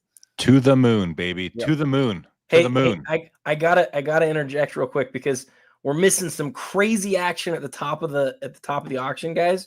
The Ronaldo is at 240 now pre-BP. The Barry Sanders is at 300 BBP pre-BP. The Kobe auto tag is at 190. The Duncan's up 10 grand up to 190. Lots of action happening at the top of the auction. Yeah, Barry's up to 360 now. Look at that. 200 on the Mickey Duncan. Mantle. That's gone up quite a bit since we looked at it the first time. Look at Barry Sanders at 300 grand is just demolishing Tim Duncan here at 190, which I have no skin in the game, but I think it's nice to see. I'm a Barry Sanders guy. I like to see that. Yeah, the Kobe's at 140. Look at that. The Star 101 PSA Authentic. It's autographed. Autographed on the back. That's the trick there. That card is autographed on the back. Okay, let's keep on looking at MJs, though. Who doesn't like to look at MJs, right? A couple of 86 Fleer rookie cards, SGC 9.5 and a CGC 9.5. Both 9.5s, guys. The CGC comes with top 15% eye appeal. They're both at 25 grand. One, the SGC is at 25.5. It might be interesting to compare these two cards. So I'm going to go ahead, guys, and just sort of do a little comparison. Follow along here, and let's see what we think at the end is the nicer of the two. So right now on the CGC version, I am noticing some registration problems with it. Between the black line and the yellow, you can see some red coming through. You notice it around the Fleer logo. You've got some yellow color fringe coming off beneath the black border. So a bit of a registration issue on this one. You can also see some red magenta coming off into the yellow over there, all the way down that border. You notice the yellow coming outside of the black. That's color fringe coming all the way across the bottom as well. So outside of registration, though, this card looks to be really nice. Corners, Bottom right edges, issues, they're yeah. clean, I would say. Corners and edges are very clean. And then if we zoom out and look at the centering, it's very well centered. It's close to perfect. I was going to say maybe it's like a hair to the right, but I don't know. That might be perfect side to side and top to bottom.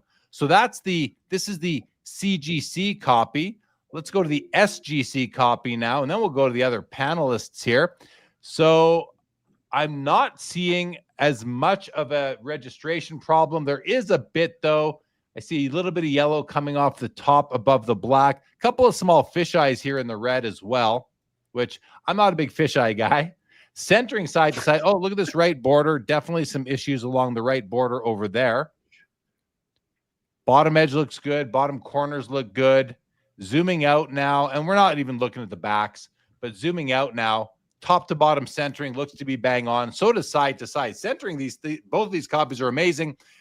I'm going to give a nod, though, actually, to this one. Even with that little bit of edge issue, I like registration is so important to me. So important. Ryan Tedma says, Jeremy is so picky about registration. You know I am. You know I am. It's number one for me.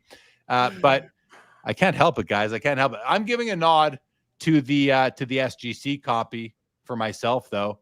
But the CGC is very nice as well, despite the registration issues. Brian, Adam, have any comments on these? I'd flip a coin and just take whichever one. Well, and look at the prices right now. The cards are they're very equal. I mean, I do see some differences, but they're basically the same card, and they're priced accordingly at $25.5 and $25 right now. So, and if you were to compare these to what a BGS 9.5 goes for, I believe the 9.5 sells for more. I've seen some go for 50, 60K lately. These cards are likely BGS 9.5 worthy. I mean, we just looked at them. They look really good. Are they PSA 10 worthy? I mean, I'm not saying they are, but might be. We've seen worse PSA 10s. Brian, what are you thinking? Number one, I pray to God, Jeremy never gets a hold of any of my cards to grade them because, man, you are tough. These are two good-looking cards, man. Ryan Tedman's had it right. He's like, get Jeremy away from our cards. He's going to tear them to pieces. I like them both. The question I have for you guys is, I'm pretty familiar with the 86 Fleer set. Hold on, Brian. I got to interject here on my toughness on grading. I will just say that anyone, if and I know you don't, this is just for conversation, but I have to say this, that if I'm too tough on grading, like if you're not tough on grading, then you're how do I articulate this? If you're not tough on grading, or you don't notice it as much, or you don't care as much, then I don't really want to say bad about anybody, because I don't really feel that way. But you kind of want to know what you're buying? Don't you want to kind of want to know, like, sure, you might want to keep me away from your cards because, you know what? I could tear them apart. Because I'm a better grader than anybody at PSA. Hands down, I'm a better grader than anybody at PSA. Even the Reza guy who's been there forever. I'll go up against him any day. I'll go up against any professional grader out there. That's because I notice things. So, fair. So, and it's awesome, dude. I whenever you break down, I loved Ryan Tedmus. You can go back to this comment, Jeremy, his comment about you and registration. You break down registration in a way that I don't always do, and I appreciate it. I do. And then somebody came in afterwards and asked, does it actually influence the grade? And I don't know whether it always does, but I know this. I do want to know it when I look at the card. I want to know when I buy it. I want to know what the differences are. I want to know how it presents and everything about it. So I think these two cards, I think this was a great comparison between the two. I really would just flip a coin, though. I think they're pretty even, and it looks like the prices sort of indicate that as well. Well, and on this comment here by Kareem Pies, if it doesn't impact grading, then grading is just stupid. If grading does not contemplate the print quality, because it contemplates centering, which is a production thing, it contemplates a lot of other things. Why wouldn't it contemplate the quality of the image on the card. If it doesn't, then grading is wrong. It's really as simple as that. If it doesn't, but yeah, and like LGJ says, love Kareem Pie's name here on the show. Look, Let's Go Jordan says, if I were buying the card of a lifetime, I'd ask Jay Lee. So that's what you get with me. You get the truth, you get the actual description of the card, not what people want to hear. And I don't think anyway. So okay. Sorry, Brian. I had to jump in there because I'm passionate about this stuff. I get it. Grading is an important part of the hobby, and it's awesome when it's done right, which is unfortunately not quite 40% of the time, I would say. Okay, back to you, Jeremy, real quick. I want to ask Brian a real fast question because we moved on from it too quick. The Duncan Go Nuts is one that when I was at PWCC, I remember Brian asking me about one that was up in particular. I don't know if Brian remembers this. I did. I said, take a look at it. I need you to take a look at it. I need you to look at it and put eyes on it. And then you wanted me to put it with a white piece of paper behind it. And I totally remember that. If a Jordan like this Duncan Go Nuts was to surface today in a 9.5 or in a 10, but it had like pack fresh color, we're talking it's never seen the light and it is clear as can possibly be. What do you think? I know that would obviously bring, it would obviously bring a premium. Do you have a sense of like how much of a premium that could bring? I don't like questions about cards that are like, there's two theories, right? There's the theory out there that, I'll buy the clear one. I'm not going to buy this tainted one that's a little bit orangey and yellow. But on this particular card, I don't think there's any rhyme or reason. It's not color. It's not exposure to light. It's not heat. It's not climate. It's not urine. Cards turn, man, Jeremy. They turn after they're in the slab. It depends on something with the chemical composition and the chemicals in the air. And anybody who says they have the answer and it's always this or it's always this is wrong. They're not correct because I've seen cards that were perfectly clear. This one was probably perfect when BGS graded it. Right. And it turned a little bit in the slab. And so it's why I don't own as many, mid-90s Jordan refractor cards from Topps Chrome and Finest because those things turn. So you may pay this incredible premium. And Adam, I do believe that the clarity of a refractor is the number one thing that people look at. And then even before centering, right? Jeremy, you would call it registration. We'll call it color clarity. And I know there's a slight distinction, but you get it, right? Eye appeal. But man, listen, I can't pay a massive premium for a card that's perfect today that I can't guarantee will be perfect 5 years from now. It's tough. I call it color integrity. Has the color faded, and then that's different than focus and registration, which are basically the same thing there.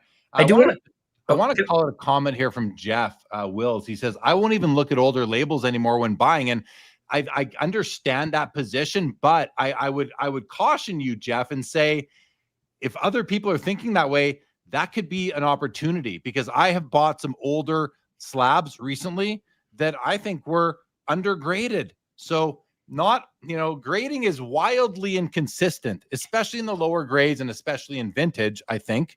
And so there are still opportunities in older slabs. You just have to, it's going to be a tougher find, but I think more people are ignoring them. So there will be more opportunities there, I believe. Let me share just two real quick thoughts on this that I think will be interesting. So I love what Brian said about the color on the Duncan Go Nuts, and I concur exactly. The one thing that I would add is we do know that light does change it. We don't know that that's the only thing that can change it. Everything Brian said is true, but we know that light changes it because back in the day, there was an example of one of these cards that had a card that had been left over it, so that half of the card had been covered and half of it had hit the light, and it left literally a line down the front of it, one half more yellow than the other. So that's one thing. And then the other thing, and I just think this is a really interesting detail. I had somebody reach out to me today who is selling his PSA 10 Kobe Chrome refractor, his rookie card, huge card, right? Well into the six figures. And he messaged me and he goes, hey, what would you take for yours? And I was like, it's not for sale. I'm not going to sell it. But he said, I will give you whatever the last PSA 9 sold for. Now mine's a BGS 7, but the color's right. And he just told me, I'll give you whatever the last PSA 9 went for. That speaks to how people are thinking more about what did you call it, Jeremy? The color integrity. People are thinking more about that than ever, even to the point that they're buying stuff across several grades that like it's the grades almost out the window on some of that stuff at this point. Looks like the grade's out the window on the Star 101 here. PSA 3 at 20 grand here. Over 20 grand, right. Almost 20 grand right now on a PSA 3 Star 101. I'm kind of blown away. This card, look at this thing. This card it's a PSA 3. Maybe even undergraded at this point. I don't know. But all-time record. What's that? Already an all-time record. Well, no doubt it is. Wow, this card has just done crazy things. 16 grand on that one, guys. Okay, let's go back to the top of page 2 of the MJs here. The Planet Metal PSA 10 at 22.5 right now. Another beautiful MJ card, relatively low pop. I forget what this one is, but let's see if it tells us in the description here. I don't know how Fanatics decides when to put the population in the as a subtitle, or when to put in the description, or when not to put it at all. 34. This time I don't think we see it at all. Sorry, Brian, what is it? 34. That's 22.5 for pop. But this is a really nice card. I love the Planet Metals. Absolute beauty. What about you, Adam? And yeah, go ahead, Adam. I asked you. I was going to already move to the PSA 10 Duncan go nuts. It's a really great looking die cut. Love the foil. What would you call that? Foil board.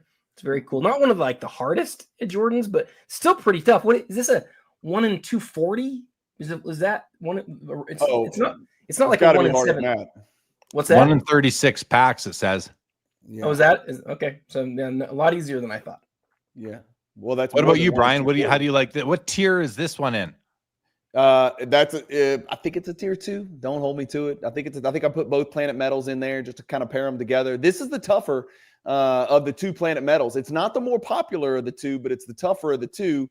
And just FYI, that this is also already 20% over an all-time record. I sound like a broken record. I just keep, I just let the people know I'm going to be ringing that damn bell tomorrow. Absolutely. And then we have a PSA 10 Duncan go nuts at 22.5, not trailing do we still have the other one open? We don't. Not trailing the BGS 10 by far. I think PSA 10 has closed the gap on BGS 10s in some cases, and this might be one of them. But if you look at this copy, it's the same. It seems to me to be the same tone, the same color as the other one. Maybe a little bit clearer, actually. It's a little better. Maybe a little bit better. Little. Mm-hmm. Yeah, it's might be a little bit clearer than the other, a little bit less yellowing, I think you would call it. But a great card there in a PSA 10. Yeah. We got the Thrill Seekers. We've got the gold medallion, printing plate auto from Exquisite for 20 grand right now. Fleer flashback floor patch auto, only 17K on this one. Is that a sticker auto or something? Yeah, it is. Does that hold the price back, do you think, guys? Sure, of course. You wouldn't have mentioned it if it didn't, right? That's just that's just a hobby, it's accepted in the hobby. I don't know if it's a sticker because my eyes are terrible. I can't see. It's a sticker. It's a sticker. It matters. It certainly matters. There's a certain segment of the hobby that can literally just scrolls right past any and all sticker autos. I'm not saying there's not a place for them, but yeah, you hand raise, there's people out there that don't even stop to peruse. They just keep on trucking. Yeah, I have a no sticker policy for my collection. I mean, I reserve the right to have an exception if I decide to at some point, but yeah. I pretty much don't want it. And it's not for any reason other than we need to have boundaries in our collecting somewhere. I don't collect oversized cards anymore. Nothing that's bigger than a standard slab or one touch size. Why? Tell me why. Tell the people listening why, just out of curiosity, because I meant to ask you guys a question, Jeremy. Let me tell you where I'm going with this line of thinking, because, we looked at that inner lake and you had mentioned oversized cards. And I wonder, with the proliferation of vaults, we know Fanatics has a great vault. That's where I keep all my stuff. With the proliferation of vaults, are they more acceptable now than they would have been, say, 8 years ago when there were no vaults and everybody had to keep them in a white box? And then you got this big monster over here. It stands out. It's clunky. It's chunky. But if you got it in a vault, it looks like every other card, and you don't have to worry about the size and the space and all that stuff. Do you think that's helped, or do you think it just doesn't matter? No, you know what? I think you might be right, Brian, because people that don't, if you're not holding your cards in hand and you're not storing them there, so you asked me why for me, it's because I like my cards to all stack nicely and sit nicely, and I don't want any oddball sizes off to the side. I want them to fit where they fit with the rest of them. I like uniformity in my collection. That's really the main reason why. And it also is just one other boundary that I can set that I don't have to make the decision anymore. Okay, not for me. There's so many other cards that I want. It just allows me to narrow the range of cards that I'm willing to purchase and stay focused. Really, it's sort of an arbitrary rule for me, but it really does come down to just how it looks with the rest of my cards. Yeah, I want them to look good together. But your point about the vault is an amazing point. I never thought of that, where that might be one of the reasons why it doesn't matter, because when you're looking here when you're scrolling Fanatics Collect website, you can't tell that it's a bigger card. Yeah. So you would never know if you bought it, put it in the vault, and then sold it 5 years later. You never might have even known that it was an oversized card. So that might be a part of it. Yeah. So you also don't collect the Skybox Jordan Canadian Mini, because you just don't want any oblong or oddly shaped cards, right?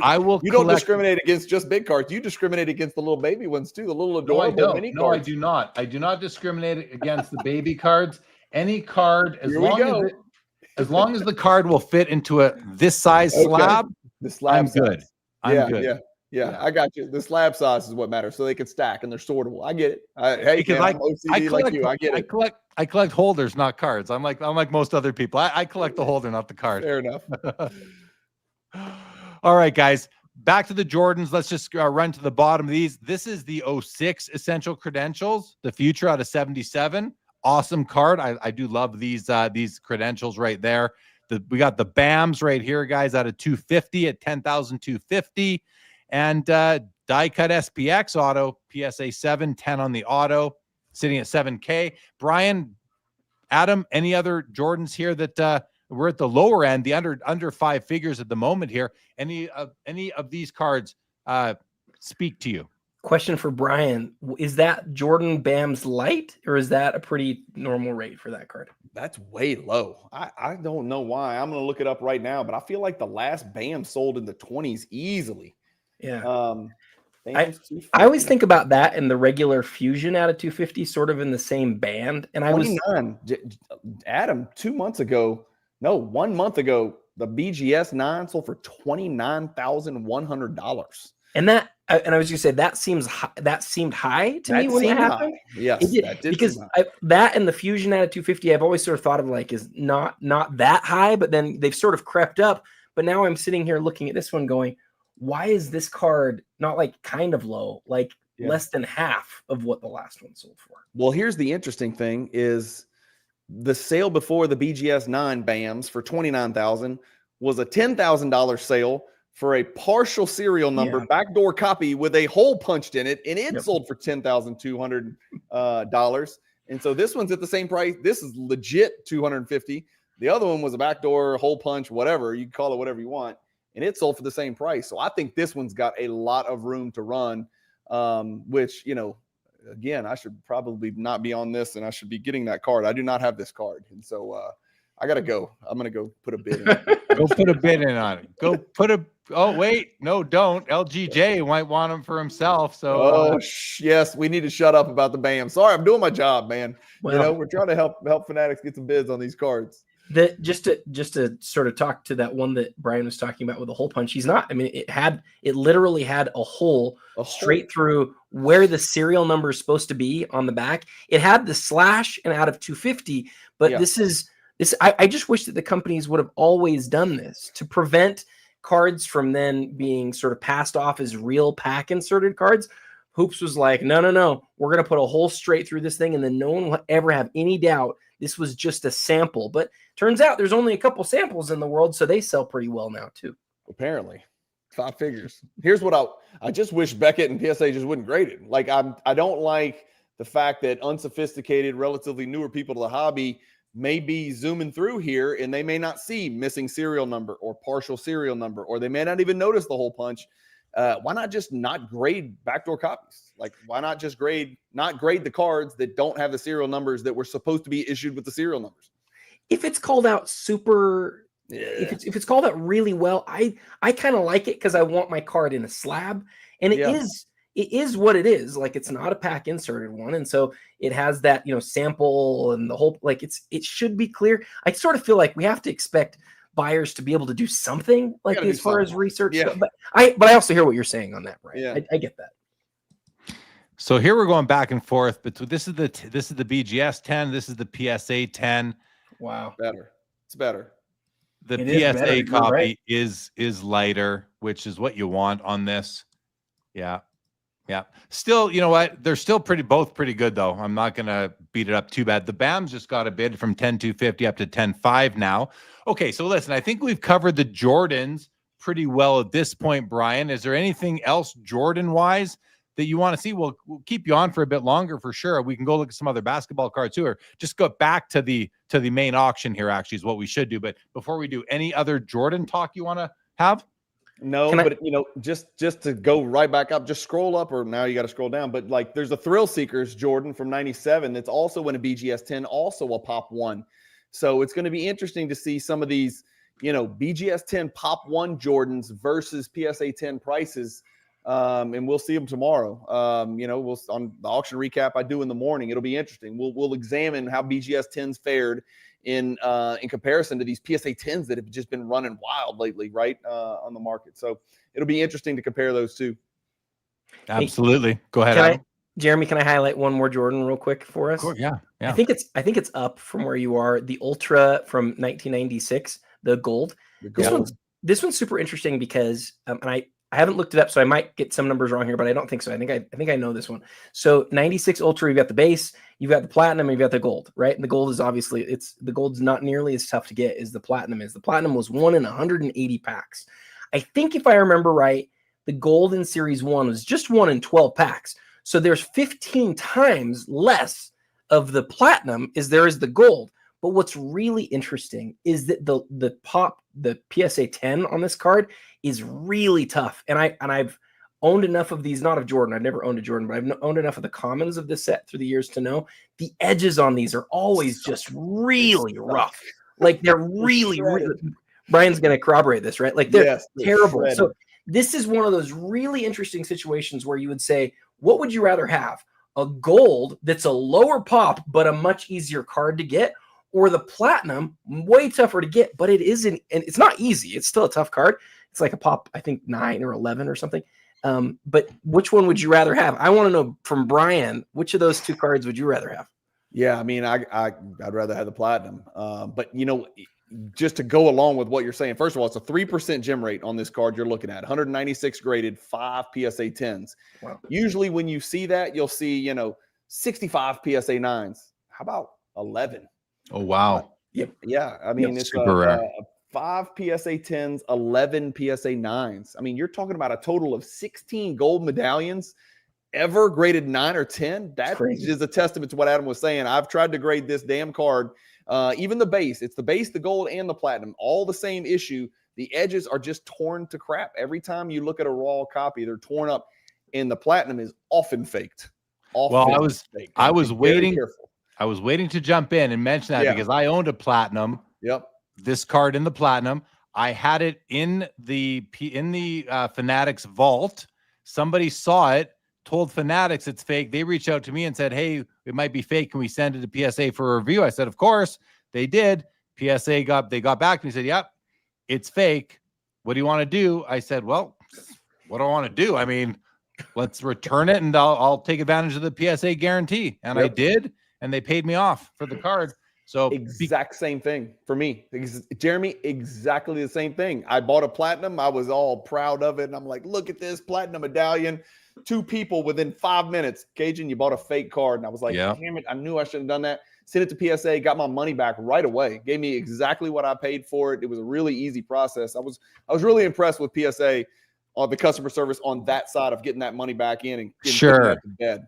When I went through that, it took longer because there were no comps. There were no recent comps. We had to extrapolate. I had to negotiate. I ended up getting twice they offered me a number first. I was like, well, are you serious? No I thanks. got them to double that number There you after go. I pushed back. But Tell okay, them let's no keep on Adam going. Gray. Yeah, Beautiful 1976 Topps Walter Payton rookie card, PSA 10. This is a tough card to find in great shape. And this is a card I'm going to go to registration again, guys. I have to. It's what I do. It's so important to me. When I look at a card, I want the print to be perfect. That's what it's about. The picture of the person on the card.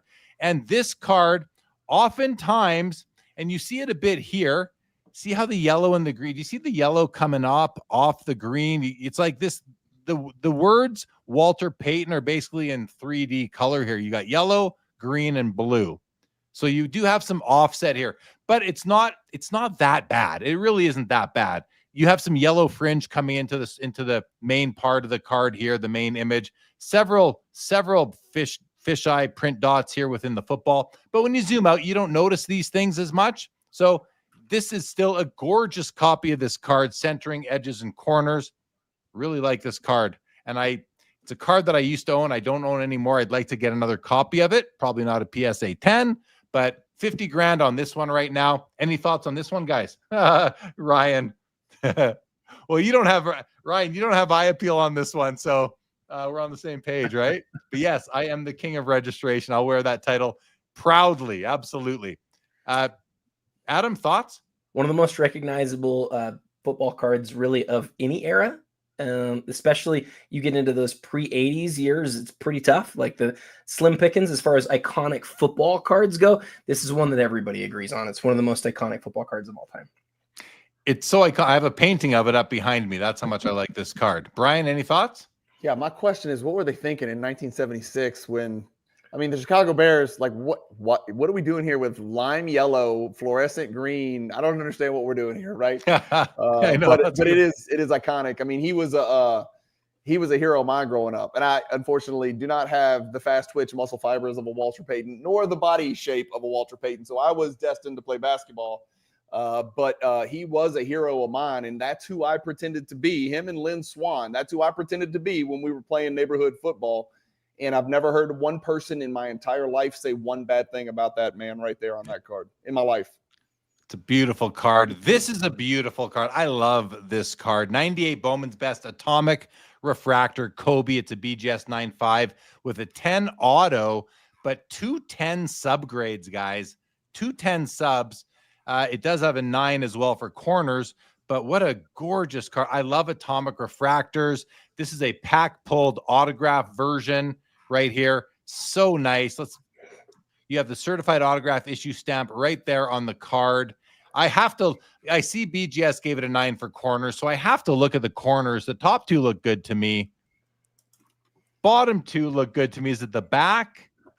Yes, maybe it's the bottom right on the back. Looks to be maybe just a little not quite perfect because the tops look really good. Still a beautiful card. I love the looks of this card, guys. What about you? What about you, Cajun? Yeah, I mean, it's the original gold cracked ice. You can call it atomic all you want, but this is gold cracked ice, man. This is beautiful. It is, the one thing I'll say is it's tough to find the auto. Like you got to squint, especially if you're old like me. You got to squint to see it. But, Kobe gold cards where he's wearing Lakers gold and purple are just, pretty hard to pass up. We were talking about this on a video, and then I was talking about it again today with a Kobe collector here. Kobe has the greatest selection of basketball cards of any sports athlete of all time, in my opinion, because his career spanned 2 decades, but it began in 96. So he's got the best of the 90s. He's got the best of the early 2000s, Topps Chrome and Topps Finest. And then he's got the best of all of the Panini era. So he's one of the very few athletes that, his buffet is just succulent, for lack of a better word, and prodigious. And so, again, Kobe collectors, that's part of the reason he's the second most collectible basketball player in the world. Yeah, absolutely. I agree. His buffet of card selection is really second to none. I heard you talking about that, and it registered with me when I was listening to you on that. That really resonated with me, because when you go through the eras, he's got cards all the way through from checks it all, 90s, man. Checks every box. Yeah. Unbelievable selection right there. I want to go to Let's Go Jordan's comment here. He says, whoever is bidding against me on the BAMs He's starting to feel better about bidding me up when I bought my Joe Jackson. Yeah, that's so funny, LGJ. Sorry to run up the cost on you on the BAMs, but I'm okay with you bidding me up on the Jackson. It ended up working out quite well so far, considering subsequent sales. And I do love the card still, so thank you. Okay, next row, guys. Oh, a Kobe Rubies out of 50 PSA 7. That's a big card, 1998. Maybe not the most popular Rubies design, but I really do like it. How about you, Adam? Yeah, it's everybody loves all of the Rubies designs, right? Those first 2 years, you've got the base cards, and then you've got 2 subsets. This is the second of the 2 subsets, and there's one in 97. Here's this one in 98. It's definitely got a different look than some of the other Rubies. Great looking card and set in hand for sure. How about you, Brian? Amazing image. If you can zoom on his face, like what a preposterous image of how intense Kobe was yamming that ball in there. The 90 fine is a great, nice, catchy name. It's a subset card. And again, I mean, this is Exhibit B for Kobe checking every box. He's got, we just saw the atomic refractor from the late 90s. Now we see, same deal here with the Skybox Star Rubies, man. He's just every single thing you want. You want PMGs, you got it. You want Rubies, you got it. You want credentials, Prism Gold, you got it. Nebulas, Blacks, credentials, Exquisite, you got it. Whatever. Oh, by the way, I don't know if love you guys... you and using the word succulent. Such a succulent buffet, says Doug Brenner. Bob Bruzel ringing the bell so the gardener can water my succulents. Hey, Jeremy. Rising. There he goes with that word succulent again. Okay. Can we go back to the Bowman's Best really quick? So this card, the one thing that I want to make sure that we bring up here that we didn't hit is really like the importance of this autograph in terms of Kobe, in terms of big Kobe collectors. 96, you do not have NBA licensed Kobe Bryant autographs. They don't exist. There's no such thing. 97, you do, but they're only co-signers. And generally, you don't want Kobe with John Starks on the card, right? You want him on his own. 98's the first time you get standalone Kobe Bryant autographs, and only 2 sets made them. Topps and Bowman's Best. I love Brian's comment that the autograph gets a little lost. That's the negative on this card. There's no doubt. There's no way around it. There's 3 versions of this one. There's the base, there's the refractor, and the atomic. The refractor is the one where you will see the autograph the best, but the atomic is an absolute ghost. This card you see across all of the different grading companies, 20 ever have been graded. 20, and I guarantee you there's some crossing going on over there. I've heard other people estimate there's between 12 and 15 of this card in existence, and I believe it. We didn't see one show up for years. Then we've seen a couple show up, and then they've been resold a couple of times. But it's really like, as far as Kobe important autographs go, I think you can safely say it's the first standalone, really rare Kobe autograph that was ever made. Awesome. Okay, let's get some more cards under our belt here. We're still on page 2, but we did all the Jordans, so that got us some progress here, guys. We've got a dual auto. We've seen the Jordan autos. We've got a Shai Gilgeous-Alexander NT RP out of 99 at 48K. Seems like a healthy number for it's a NT RP out of 99 with a nice 2-color patch, but not a crazy patch or anything. Not a smaller serial number. 48K. How does that sit with you, Brian? That's fine. We've watched I'm constantly reiterating on my channel that, once the player wins the title, his cards are going to go down. We really haven't seen it that much with SGA stuff. And maybe it's because he's young, or maybe it's because, damn it, like 8 out of 10 people think they may do it again. I don't know why, but he has not suffered the same fate from a card price standpoint as Giannis, as Curry, as LeBron after his title, as Jokic after his title. And maybe it's because he had more tread on the tire to begin with and kind of I don't want to say came out of nowhere, but from a card value standpoint, he kind of did come out of nowhere really fast. So his cards haven't retreated nearly as much as I suspected they would after he won that title. What's your under over on how many championships they win? I know. Dude, you're reading my mind. I sent it to my friend the other day. I said 2.5 in SGA's career. More or less. He said less. I said more. I think 3 is the number. It's just so hard with parity, Adam. And listen, I mean, you know, the Lakers are one trade away from, you know, it could be Jokic, Giannis, and Doncic or something. You don't know, man. There's crazy stuff You're happening right. in the NBA. You're right. Up for the next decade. They're the best positioned NBA basketball team that I've ever seen in my lifetime from all perspectives, right? Big three, great support staff on incredible contracts. They've locked up their big three and zillion draft picks. A zillion draft picks that they can just flip for whatever veteran help they need for the next 5, 6, 7 years.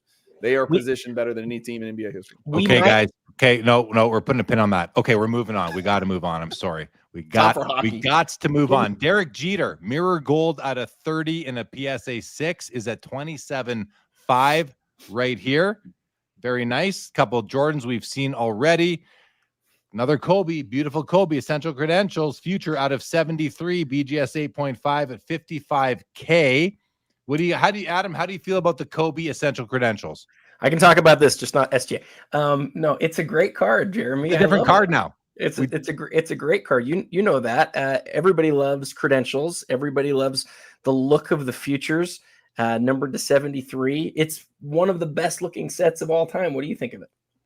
I love it personally. You're just teeing me up there. You know, I love credentials and I love this year of them. And this is a beautiful card. 55K. I'm probably not going to get to own one of these anymore, but I do love it. Brian, how do you feel about what some people call the Pepto-Bismol essential credentials? But how do you feel about this aesthetic? It's an acquired taste. I liked Pepto-Bismol when I was a kid just because of what it looked like. But here's an incredible piece of trivia if you want to impress the women in your lives. This card is sold 5 times in history in an 8.5. All 5 are consecutive downward sales. Oh, even this one right now? No, not this one. This is the first one that turned the corner. So this is weird. Listen to these sales. 5 sales in history, right? Let's go way back.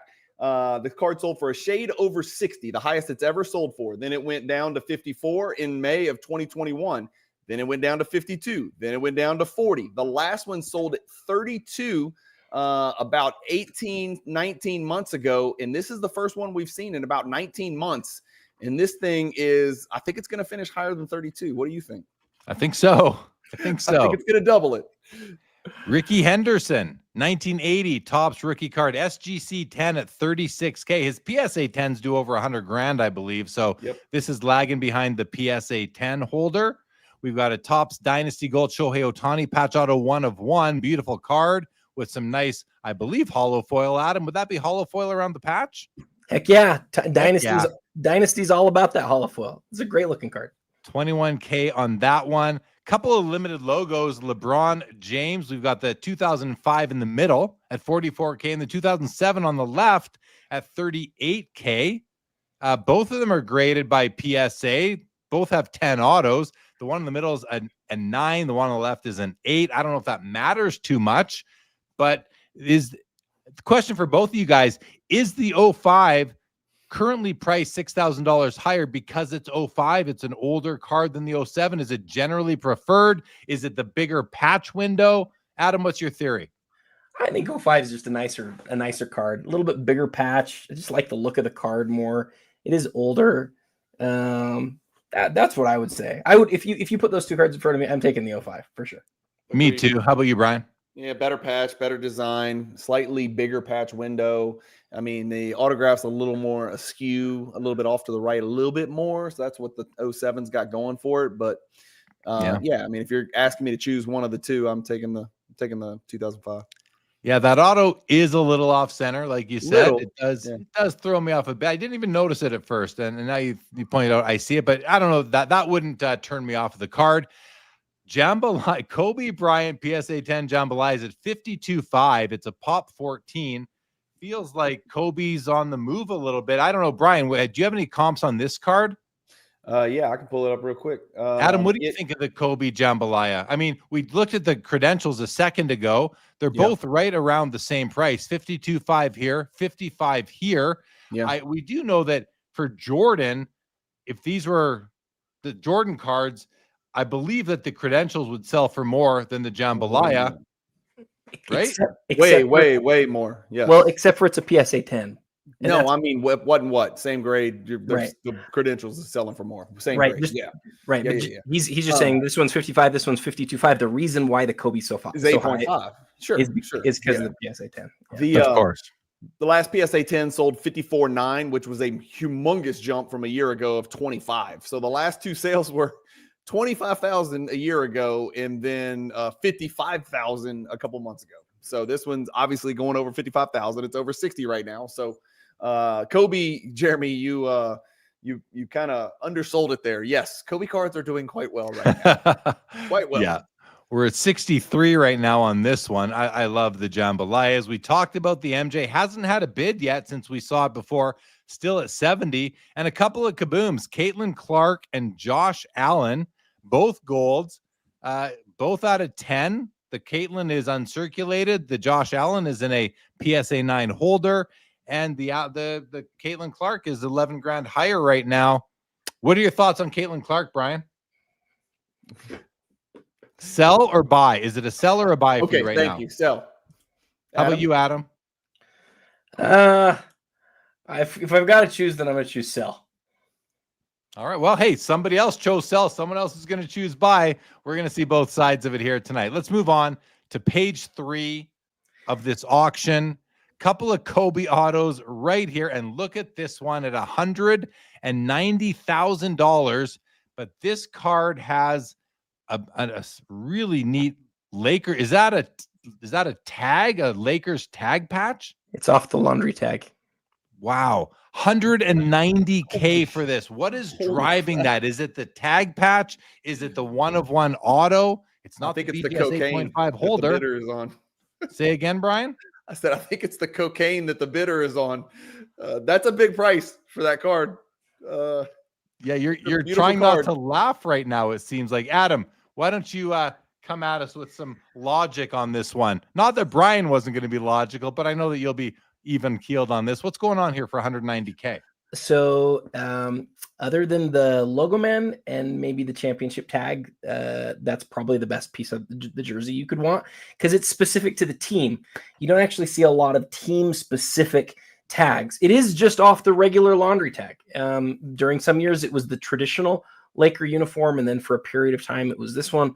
This was the style that they used during Kobe's MVP season and 2 of his championships. And so it could be from one of those years. But look, it's a one-of-one National Treasures tag auto of Kobe. And so it was going to do a really big number. And as you guys pointed out, Kobe's up right now. But you're not going to find another tag auto of Kobe that's as nice as this one. You're just not. Reef the Sea says the $12.9 million sale might be influencing some of these prices. I suppose it's possible. We'll really never know for sure, but it's definitely possible. Well, we have that one right there. We also have this one. Oh, sorry. They're both one-of-ones, but the one with the tag patch is $190K, and the other one here is $42,000. And we already talked about the authentic autographed Michael Jordan 101, 84 star 101 at 140. Can we look at the autograph? Because it's kind of important. Good idea. Good idea. Kind of important on this one. Let's take a look at the auto on. There's the auto on the back of the card. I mean, it just looks like a big scribble on there. Man, you and I feel different about this one. This is one of my. I really like this card a lot. I love the autograph on the back of this card. I love, and the reason that I love it, that's a really old autograph, and I think that in the end, and maybe you guys will disagree, and that's fine. I think that these in-person autographs, when the card was signed a long time ago, I think there's a premium there in the end as we get smarter. So I don't view it like a scribble at all. I think it's fantastic. How about you, Brian? What's the bidding at? 140.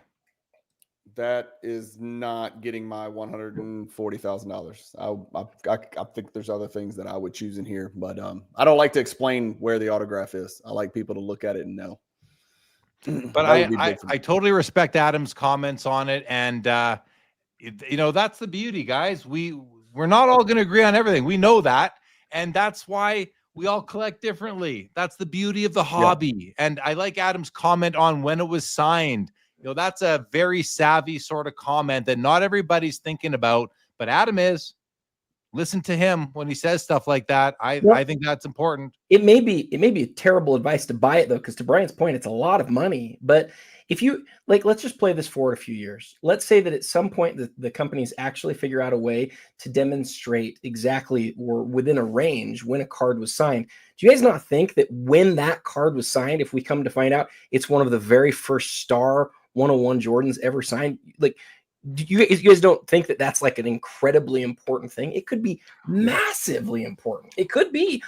Adam. And when you were saying that, I was thinking to myself, and not saying it out loud, but will in 50 years, will collectors have the knowledge to know when this was signed? Will they know? Where is the documentation? Because are they going to really sift through thousands, if not hundreds of thousands of hours of YouTube content to find it?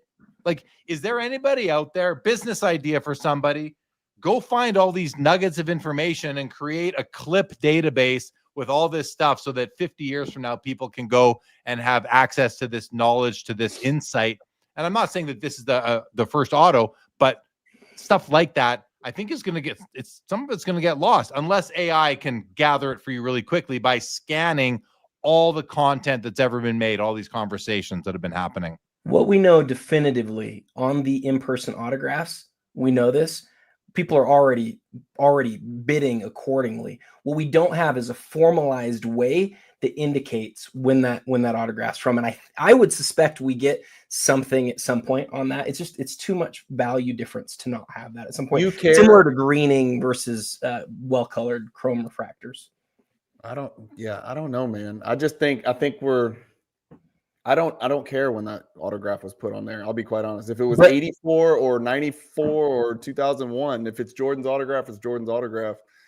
That's just me, man. That's fair, Brian. It is fair. I don't collect autographs. It is fair. So, but I don't. It is fair, but right now, what we're seeing, a very clear movement from like earlier autographs to later autographs. There's huge swing. Talking about PSA DNA type autographs, or like, yeah. Yeah. All right, let's have a look at this row here. The Lamine Yamal at a 5 in the middle at 24.5. But look at those two limited logos on the outside. You've got the 06 Kobe on the right and the 04 LeBron on the left. LeBron, for some reason, signs off to the side a little bit. These are both gorgeous. I know Adam prefers the 04 for that hollow foil, but the 06 is pretty nice too. Which design, Adam, you prefer the 04 to the 06? Yeah. Yes. How about you, Brian? Give me the patch. Damn, man. Give me that Kobe patch. God. Yeah. I just mean the design of the aesthetic of the card. But if we're aesthetic of the card, yeah. I'm with Adam. 04, no doubt. Yeah. But if I'm choosing between these two cards, I'm taking the Kobe also. I am too. Yeah, we all are. We all are. You're not taking the Yamal, Jeremy? I'm not. Love of soccer? Believe it or not, I'm not taking the Yamal. I am not. Can you give me the stage for 20 seconds to talk about soccer? This red card, this is a special card. So we love nebulas and black prism 1-of-1s in basketball, and then in baseball they got the superfractors, and then football's got the gold vinyls and all that. In soccer, there are superfractors, but those red refractors, serial numbered to 5, are super, super special. And I think that's a big deal in baseball too, but I don't collect it. But in soccer, red refractors to 5 are a really big deal. Right. And this is Topps Chrome Japan, which is a little different. I don't think it's as highly sought after as the normal Topps Chrome. So it's almost like, in basketball, T-Mall Asia or Prism Fast Break or Prism, Choice or whatever. So, but red to 5 is a big, big deal in soccer. And there is no player on earth, including Messi, that's hotter than this Yamal guy right now. People are spending crazy dollars on him right now. Yeah. Yeah. Back to the auto. Grotman Card says preferring earlier signatures gives IP auto collectors a way to create finite amount of something in a world where people can keep getting cards signed over and over again. It's an interesting type of scarcity. Yeah, it is, but it's still the same human being's autograph. So when it was signed matters to some, not to others. Fair enough. Okay. Here's another sort of a red refractor auto. This is Jackson Chourio in baseball, $32,000. We have a Mickey Mantle rookie card, 51 Bowman in a PSA 5. I love this copy of it myself, one of my favorites in my collection. And this one looks pretty good. it looks okay. Where's Tedmas? Here we go. Look at the magenta fringe coming off the top of the cap there. Common for the card. We see it a lot. You see it coming off his neck as well. So there is a registration issue, but even more importantly for this card, I would say, is just the off-centeredness, how it is high and to the left. But corners and edges are very nice. It is an older slab, if that's important to you, which it should be, really. I like the name bar is pretty solid. Some light snow, but not too bad. But the biggest problem for me, well, you've got the centering, and then you've got the registration issue. I don't know. How do you feel about that, Adam? Adam, stop laughing at the comments. Come on. I'm just kidding. How do you guys like this Mantle card here? Brian, how do you like it? Dude, I can't stop reading your comments. You've got gold over there. You're burying the lead here. You've got some really funny people in your comments. This is class. Yeah, this is something even I can see. When you point out the registration on this one, even I noticed this, and I've got terrible eyes. I'm always baffled. I mean, I know you guys know this way better than me, but I'm always confused on how the 52 tops so far outweighs the 51 Bowman and how that became the rookie. And yet 84 star is apparently the rookie for Jordan. It's not. No one says the 52 tops is the rookie. Okay. But it's the more I shouldn't say nobody. Yeah. Even people use it out of convenience, but everyone knows it's not. But Okay. It's the 52 tops is the more iconic card. It's just like the Jordan, the 86 Fleer is the more iconic card. Sure. So okay. I think that's what it is, basically. Adam, any thoughts on the Mantle? No, love your breakdown though. Thank you. Another Black Lotus, unlimited Black Lotus at 28,250. The auction is updating. We haven't gotten too close to 0 seconds yet. I don't think we have a Topps Chrome Refractor LeBron rookie BGS 10 at 38K. On the far right is the 06 limited logos. Look at his autograph on this one, guys. Perfect, huh? Perfectly placed. Yeah. Beautiful card. Nice 2-color patch, but that autograph is perfectly placed. It could have been a little bit higher to stay off the limited logos branding underneath, but I'm not complaining. That's a beauty right there. Hey, Jeremy, did you still want to do the pick the favorite out of the 3 thing that we talked about, or no? I would love to. Let's start it on the next row. Okay, let's start right here. Okay, Babe Ruth. That's my favorite on this row. Adam, Kobe Bryant. No. I'm all about that MJ. I love that one's as tough as it is in a PSA 10. I'm going with the MJ. I am, and I'm going with the Ruth, man. I'm just gonna get death threats for this, but I'm going with the Ruth on that line right there, because that Ruth card matters no matter what you put it in, or if you don't put it in a slab at all, it matters. And the Jordan is grade based, man. Give me the Ruth. Give me the Ruth as well, and then the Kobe, and then the Jordan is only valuable because it's in a PSA 10 holder. I'm not.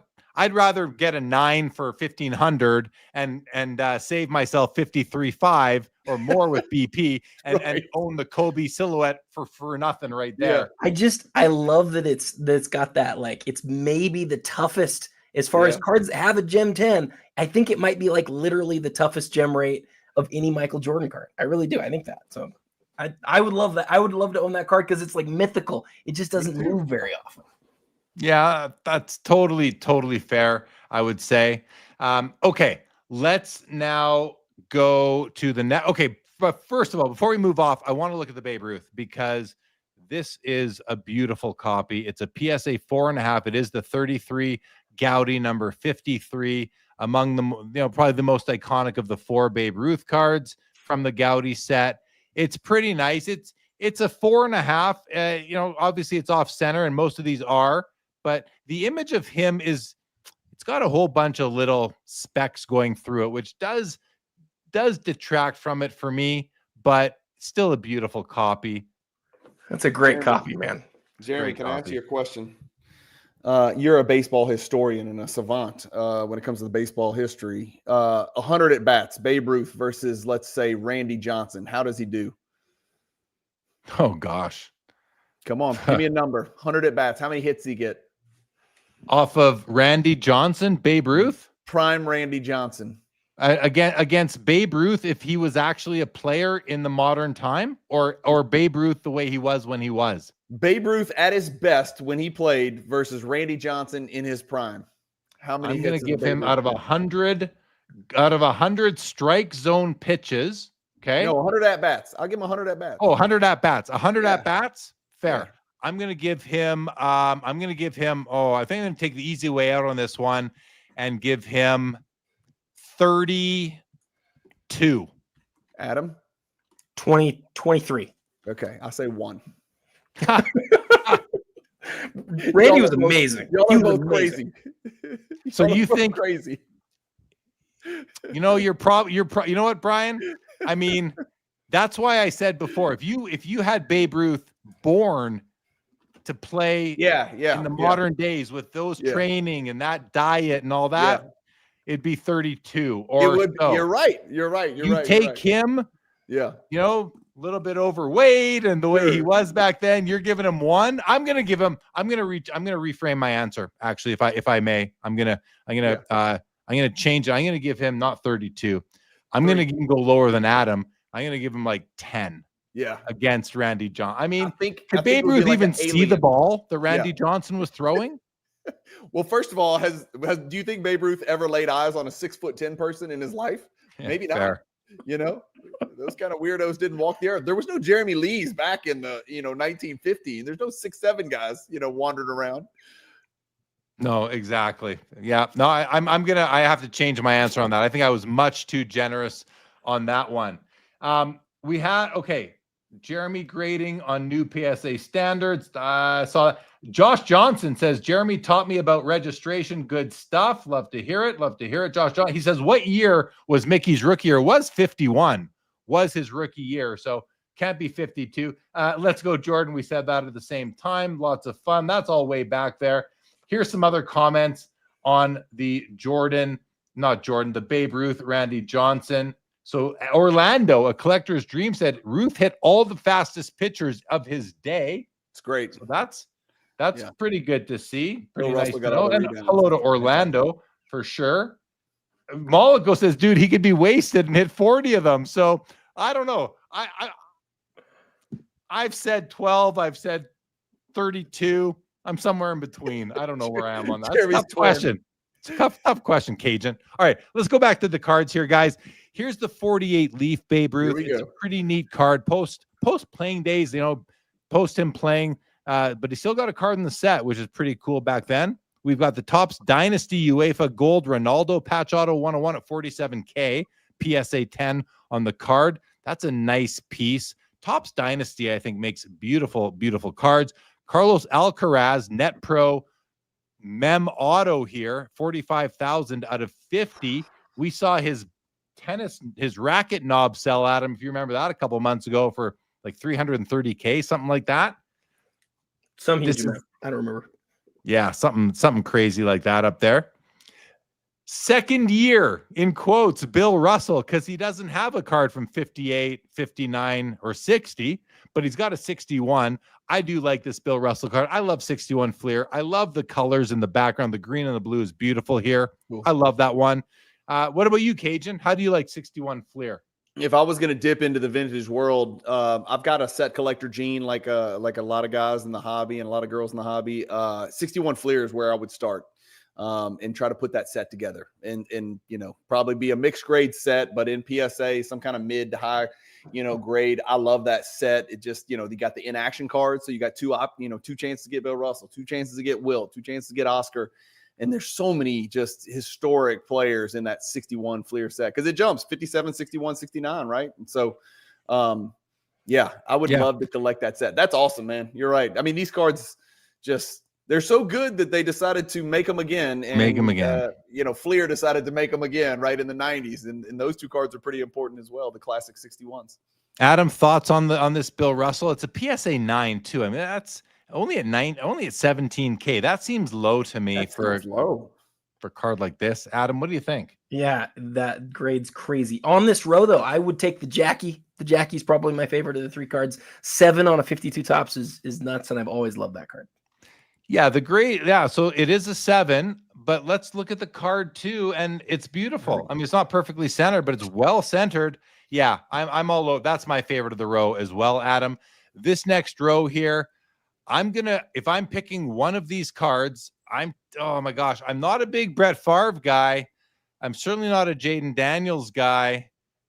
But I do like, I'm taking the dual shield. I'm taking the dual shield in this row. Who's taking the Garnett? I have to ask.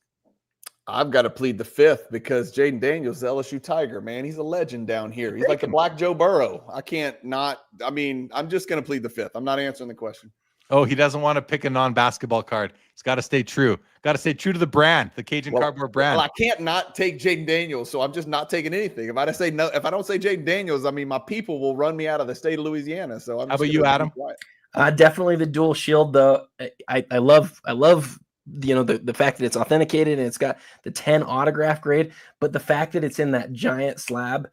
PSA right now, if you have a really thick card, this is what they do. They put it in this giant slab. If I had this, I would want to get it out and just get it into a one touch. How do they do that, Adam? Why? I think it has something to do with the integrity of the slab. Like it's too thick and they have to make it big. But yeah, I'm not willing to accept that reason. Yeah. They need to fix it. They need to fix it. They need to get the right equipment because this is an absolute monstrosity. It's huge. This should be on a huge card. Huge card should be an embarrassment to their brand and because you've seen how Beckett slabs booklets. That's worse. It's worse. If I'm PSA, I don't want anything to do with being associated with that product. It's a terrible slab for the card's great. I would break it out, Adam, and put it into a one touch as well. Or I'd wait until they found the right equipment and or customize. They grade enough cards, they can find the technology to slab this card in a standard size slab. On the card itself, it's beautiful. The hollow foil around the patch windows is awesome. My only question is, and I don't know football well enough to know, I don't know if either of you guys do, is there a connection between these two other than there are two great quarterbacks from the same era? Is there any other connection there between the two? I think that's it, Adam. I think that's it. I mean, that's enough. That's enough because again, the card is fantastic. But again, I actually think in this case, it being in that case is like punitive to like how much I like the card. I want to just crop it out and just look at the card. PSA should probably top up the seller on this card because usually their brand helps cards sell for more. In this case, it might do the opposite. Yeah, now, I want to ask you asked if there was a connection between these two players. I'm just curious, if this was Marino and Elway, would you have asked the same question? I don't think there's any connection. The connection. Well, those guys rookie were in the same year. Yeah, I would have thought of that, but that's all I know. I don't know if there's anything else. Well, Marino and Montana that was the big comparison in the 80s, and especially in the late 80s, from what I recall. The thing that these two guys have in common is that God reached down and touched both of their right shoulders because they had freaking cannons. Like those are the two guys that stood out to me. And Elway's arm was obviously preposterous as well, but like Favre and Marino were the two, supreme gunslingers along with Elway back in those days, and of course Jeff George. Sorry, I don't. On that card, Nate Flesher says he held the dual shield at the National and oddly liked the giant slab. It would make a solid office piece. So some people are okay with it, but Mollico says no connection between the two players, just two great quarterbacks. Jerry West, Emblems of Endorsement 08. Now, these cards always sell well, Adam, because of the shape of that patch window, right? And yes. Right. Yes. Why are you snickering? The chat's just on fire tonight, and I'm just. The chat is really good, man. I'm Jeremy, laughing at everything. I saw that. I saw recently an Isaiah Thomas from this set sell for like almost like an all-time record for Isaiah Thomas, and you knew the same thing was going to happen with Jerry West. I think people think of the 08 Emblems of Endorsement like an ultra rare insert. There's other patch autos of Jerry West that are rarer that sell nowhere near like what this one will sell. And it's because it's like this really important, beloved insert from the Exquisite era. What do you think, Cajun? I like it. I'm just reading your chat and I can't stop watching it. It's some of the funniest stuff I've ever seen. You got some serious quality viewers on your channel here on this video. Jerry West, man, he's the logo. I mean, what are you going to say? That was my dad's hero. was Jerry West growing up. So, he's kind of the Mickey Mantle of basketball. Yeah. Wow. He was a hero to a lot of kids. Came from nothing and was an absolute, NBA We've legend. got a 2017 Contenders Mahomes ticket auto, BGS 95 at $29K. Hey, here's what was the your row? Jeremy? What was your favorite on that row? It's the West. Is it the West? Mine's the West too. Yeah. How about you, Brian? Give me the Jordan. I'm gonna crack it and go gamble. Try to get a PSA 10 BGS 95. How about, okay, this row, I know you're both going to take the Jordan auto. I say that like I know for sure. I probably think you are going to take the Jordan auto. Are you, Adam?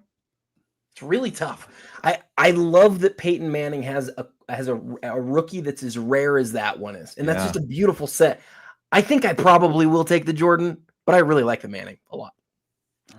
And we're not even, look at the Ronaldo. It's a 1-of-1 super fractor Ronaldo. Don't forget about that. It's the highest priced card right now there, and it's an autographed copy as well. It's a huge product, Jeremy. That's second year Topps Chrome. That's a humongous product in the bet, and that's a big ass Ronaldo card. That's a big card. I'm not taking it because I don't collect any soccer, so I wouldn't. Well, maybe that would be my first soccer card, actually. Good first one. Yeah, and it's hard not to notice the prices of these to bias your decision. But if I wasn't looking at prices, I think I'm taking the Peyton Manning, actually, even though the Jordan auto is hard to pass on. They're all pretty cool cards. Any other comments on these three guys? I'm taking the Jordan. I played against Peyton Manning in high school, and I'm not giving him the satisfaction. I'm not buying his card.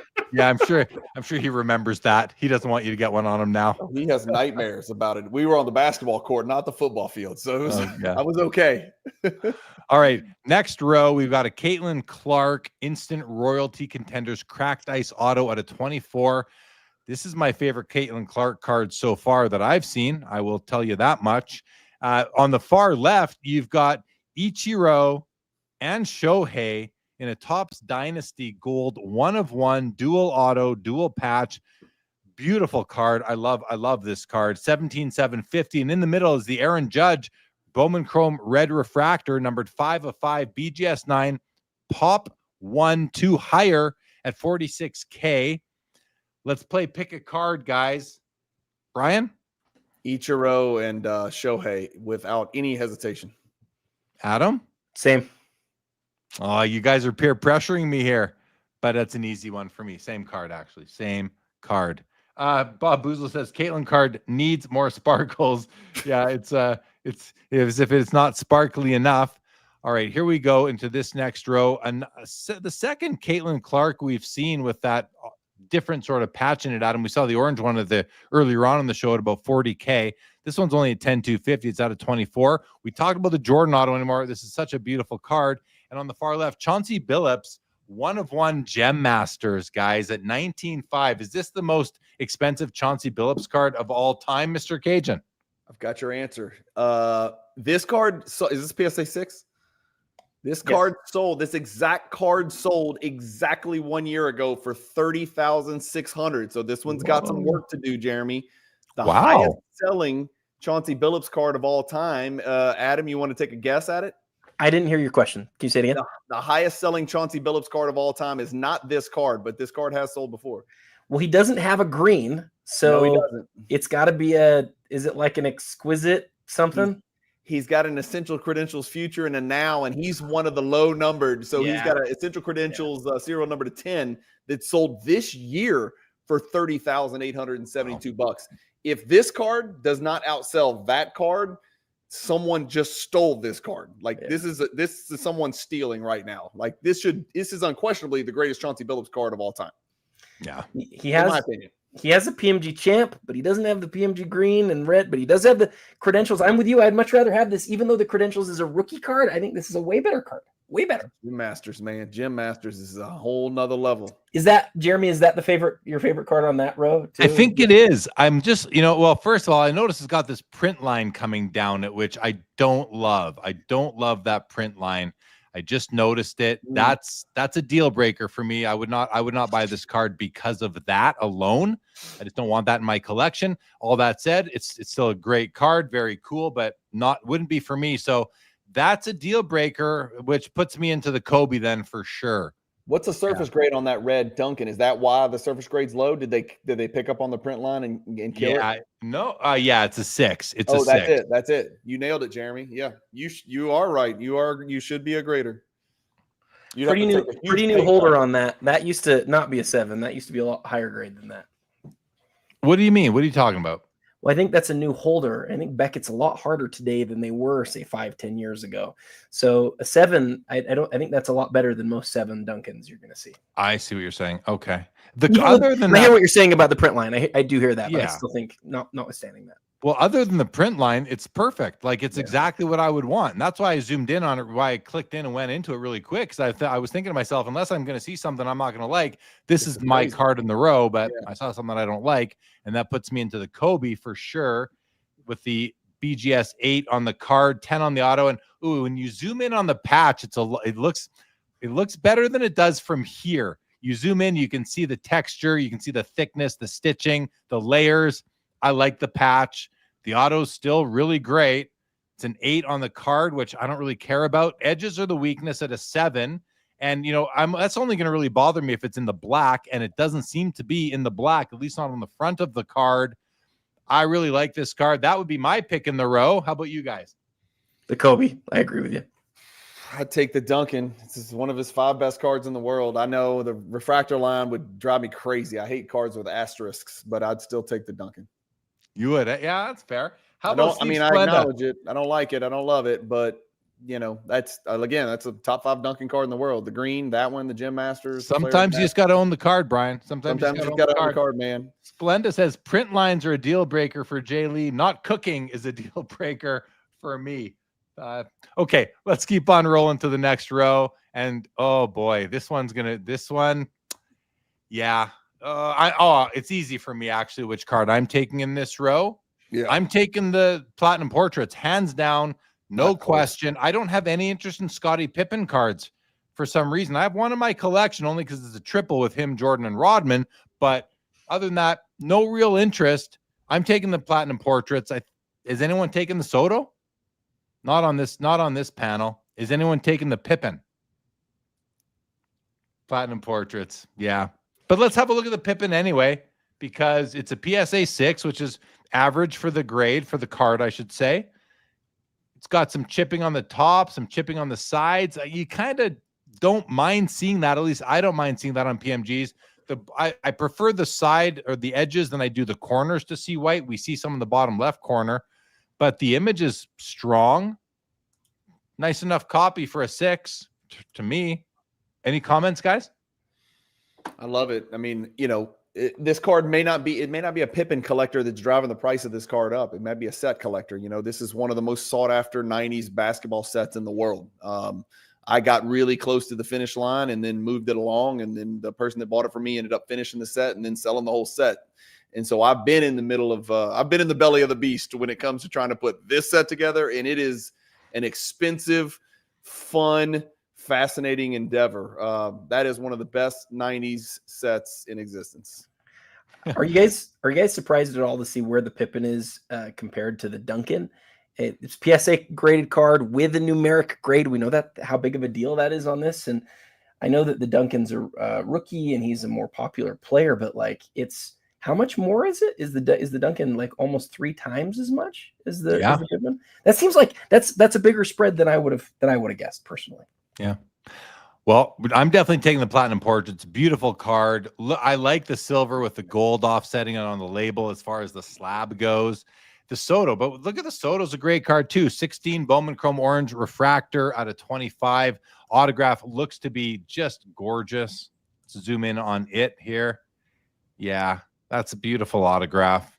I love autographs on modern tops and Bowman cards. I think they're the best at that. The best in the business at that. All right, here we go. Next row, guys. This one's pretty easy for me, at least today, which one I would take. And look at the prices. They're all right around the same, with the Griffey lagging behind by a few grand. but I'm easily taking the Kobe Bryant on this row. Which are your favorites here, guys? I'm taking the Griffey because that was the card that I always wanted as a kid. And then, one of the ways you can distinguish amongst the 400 billion that were printed is, you slap an autograph on there. I'm taking the Griffey. The other two just don't mean anything to me. I think I'm going to just round us out and take the Shohei. I think he's going to be the name in baseball for the next decade. I think that the Chrome is obviously super undervalued not undervalued, but far less than the Bowman Chrome is. And I just don't really totally understand why. It's a gold refractor rookie autograph. It's gem mint, and it's, a small fraction of what the Bowman Chrome would be, even though it's numbered to the same amount. So I think I'm going to take the Shohei. And for me, it's just, I'm looking at these three cards. I don't even care about the grades at all for me. Like, the 10-10 on the Griffey, it's cool, but it's 500,000 of those cards out there. So I'm all about the Kobe. I think it's beautiful. It's on card, but that's just me. I just have to affirm Splenda's comment here. He says, I see you all smirking my comment. Moral victory for Steve Splenda. That's exactly what I was doing. I was smirking his comment because it had me laughing. For anyone who didn't see what he said, right here, he says, Pippen's wife even picked a Jordan. Boom, roasted. A nice Office reference right there. Okay, next row, we've got the Jordan rookie, the 86 Fleer Jordan rookie. We've got a Caitlin Clark, Flawless Royalty Emerald out of 5. And we've got the Kobe Bryant EX2000 Credentials rookie out of 499. That's my pick. I'm putting it right out there first, guys. I am picking the Kobe rookie Credentials. Adam, where are you going on this one? Yeah, I'm with you on this one too, Jeremy. Kobe by a mile. A 9 on this is actually a really strong grade.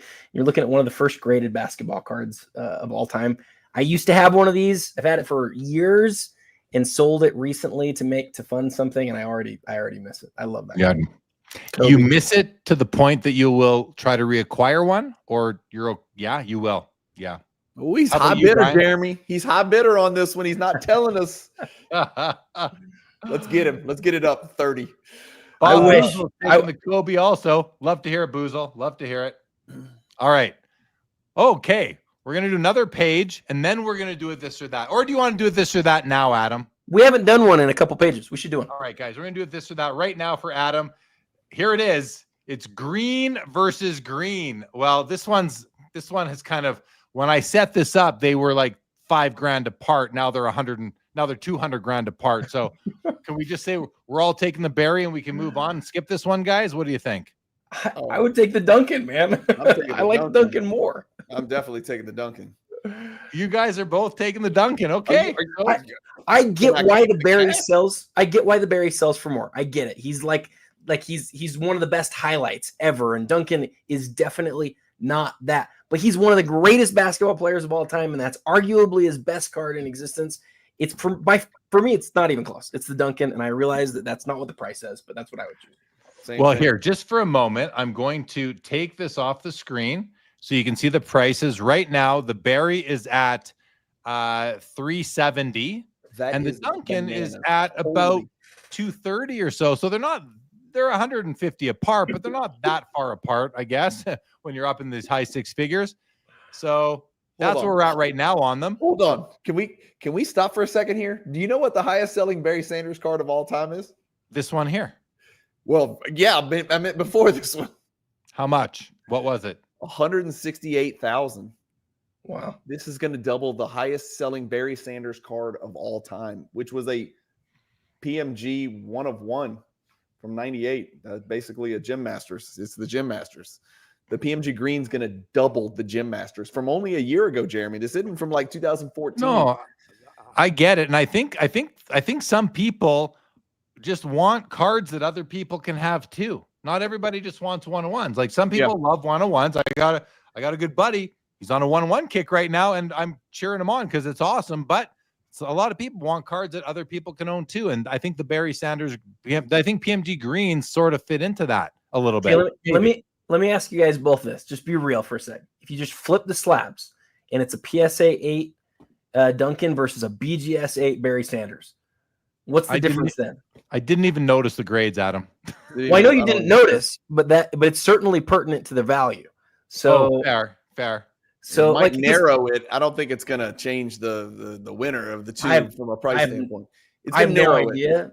Yeah. But you could be right. I think it may have a pretty good influence here, but I think also the Duncan moved at the Sotheby's auction a year and a half ago. It's not that long ago. Maybe that's hurting it a little bit. I don't know. It's Team 1, isn't it? What's that?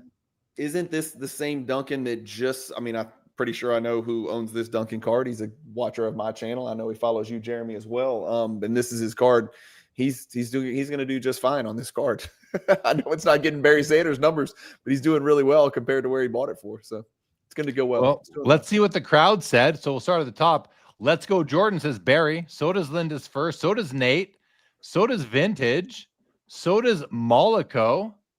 Josh Johnson says, and the Barry's out of 15 and the Duncan's out of 10. That doesn't really bother me at all that the Sanders is out of 15. These cards are there really 15 floating around? I can't see there being all 15 of them, but are there on the same token, are there 10 Duncans floating around? I'm still all about the Barry. Splenda says, yes, the Duncan is a rookie. Laura's taking the Barry. GTA wants to know how many berries are graded. Bob Boozle is saying bulky Barry Sanders. Don't be bulky Sanders for bulky from Perfect Strangers. Don't be ridiculous. I'm on to you, Boozle. I'm on to you there. NL says Barry would have set the rushing record into the stratosphere if he hadn't retired. Give me the Barry. Molico says Lady from Shark Tank is the high bidder. Mr. LAGN says they look better in person. Nate Flesher, the condition of the Barry is crazy, so clean. I agree with that comment. Look to be that way. Molico's taking the Duncan all day if they're both PSA 8, so he's being driven by the slab. Josh Johnson says the Duncan is a PSA 5 most likely, seeing it says in a BGS 8 right now. Yep. Molico has a hot take. Greens are ugly unless the team color. Come on. Vintage says Barry has more passionate collector base. I think that's true. That's 100% true. Yep. Okay. No more votes on that, but it looks like Barry is the winner from the chat, while Duncan is the winner on this panel. Let's go on to the next page of cards now, guys. And look at that. Right in the middle, we got a 24-karat Brilliance, Allen Iverson out of 24, a PSA 8. And on the bookends, a couple of NT RPAs. We've got Caitlin Clark on the right out of 49 and Justin Herbert on the left out of 99.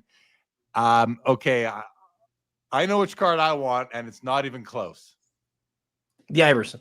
Yeah, Yeah, 100%. 100%. Love that Iverson card. Which one are you taking, Brian? The Iverson by far. It's not even close. I know. And Adam? Yeah, this one's a runaway. All right, let's have a look. Oh, okay. So I have to ask the question here because I know, Brian, you were a little fixated on the Interlake earlier in the night. You love the auto on that, on the oversized card, but you can't really tell. We got a nice MJ auto in the middle it's a buyback from, it's a 94 buyback issued in 2000. It's out of 23. It's a PSA 6. It's a 16 grand. And we got the Kobe Jambalaya at 24,250. I'm taking Jamba. I'm taking the Kobe here. Personally, I'm going to sacrifice both Jordan autos to get the Kobe Jambalaya. How are you guys feeling about this row? Adam? I'm going to take the Interlake, even though it breaks the no oversized card thing. I love the point that autograph is just huge. I love that you're breaking a rule. I love that. You can set a rule for yourself, guys, in collecting, but you can also break your rule anytime you want. Yeah. Brian? I'm taking the Interlake and shipping it to you as a gift, and it's going to screw up your collection. It's going to be your only oversized slab you got in your collection. That's my gift to you for bringing me on the channel. Guys, you heard it right here. I am about to acquire the Interlake auto courtesy of my good friend at Cajun Cardboard, Mr. Brian Dennison. Thank you, Brian. I'm really happy to I will accept that gift, and I will make an exception to my rule as well. Who's taking the Jordan in the middle? Neither of you? No, you like the Interlake. Okay, good. Next row, we've got the Jacob Mizorowski. Oh, Lord. This guy is he looks like he's 15. I think he's like 20. and he is lighting it up with his arm. The guy's a great pitcher. We've got the Paolo Banchero looky Rogoman is what I was about to say. The looky Rogoman, the rookie logo man, 101 patch, no auto on this card at 46,000, and another Caitlin Clark NT royalty auto patch out of 49. This is a tough one for me because I would just pass on this row altogether. Nothing appeals to me here, guys. Would you pick any of these cards, Brian? I would rather take 2 from the prior row than take 1 from this row. I plead the 5th again. I've heard about the Mizrowski guy. I know he's a phenom, man, and we're getting some crossover. Some of the great Jordan collectors in our world with the initials SS, who live up in Wisconsin, have kind of transitioned over into baseball, and they're collecting this Mizrowski kid. I haven't had a chance to watch him play, but none of these fit my collecting style, and the amount of risk, built into that Paolo Banchero card just gives me anxiety right now. Adam? Is the Caitlin like the base NT? If it is, and it's the only PSA 10, that is kind of a huge deal. I think it is the base. I think it's just a 49. I might take that because it would be cool to have one Caitlin Clark card, but I also might take the Paolo because he probably doesn't have more than 1 or 2 game used Logoman rookie cards, and that's a game used Logoman rookie. Some people aren't going to care about that, but I think it's pretty cool. I'll take the Paolo. You're right. You talked me into it. I'll take him. I'll take the $50,000. Brian's not taking a Caitlin Clark for anything. He's going to pass on it every time. No. If I had to buy one of these for these prices, I'm taking the Mizrowski. I think I have them. Okay, there you go. Yes, me too. If I had to. I will too. If I had to. All right, here we go. A couple of Kaboom. Brian's taking the Angel. He's just going to call it right now. I am literally not speaking right now. I will get in trouble. I am not going to talk. I can't take. There's only one card on this row I can even talk about, and so I love the. So you like the Luka Kaboom? That's cool. I'll stay positive. I love that Jordan card in the middle. Wait, why aren't you a fan of the Luka Kaboom? That's a huge card. Yeah, I just stopped watching cartoons when I was like 11, and so. But you've got like 16 kids. So haven't you watched cartoons with them along the way? Aren't you still don't you have a kid on the way? No, they're doing push-ups and sit-ups, man. I'm training Spartans. I'm not letting them watch cartoons, man. The Smurfs is not on TV. They're watching Tony Horton. They're doing P90X. These kids are going to be special. Hey, in all seriousness, we can't skip past the Luka too much because look at that population, and it is a rookie year card. So it's a rookie year Luka from maybe the insert of the era. A lot of people think that. And there's how many? I can't see. My eyes are bad. Is that 8, 10? It's little. Yeah, I talked about this. I couldn't believe it either. I did a little. I gave the people what they want and did a video on these Kabooms. And this Luka rookie Kaboom is the real deal. And again, the picture of Luka on this card, the only happier picture I've ever seen is that avatar of Josh Johnson when that comment, when you pull a Josh Johnson comment, that's the happiest person I've ever seen. This Luka is the second happiest person I've ever seen. There he is. Look at Josh and then look at Luka, and you tell me those are not the 2 happiest people on this Thursday night here, guys. Let's put them beside there. There we go. That's as close as I can get them together right there. It's the same person. It's the same person. Yeah, Brian, you're on fire, man. You're absolutely on fire. Josh is so happy. It makes me think he might be the high bidder on this card. Yeah, I'm sure he is.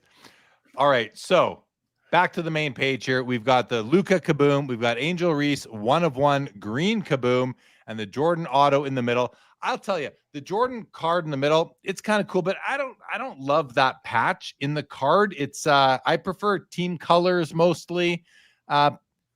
But I'm not a Kaboom guy either. But I will tell you, of all the Kabooms I've seen, I don't mind that Luka Kaboom. I think it's actually pretty nice, and it's a good picture of him. So I think in this row, I'm still taking the Jordan. I'm still taking the Jordan.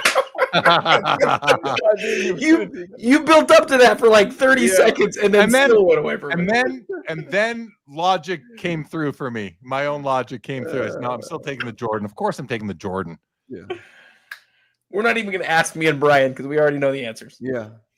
This is a fun row. I mean, you got a Jordan auto with Mem. I don't love the looks of this card, though. It doesn't.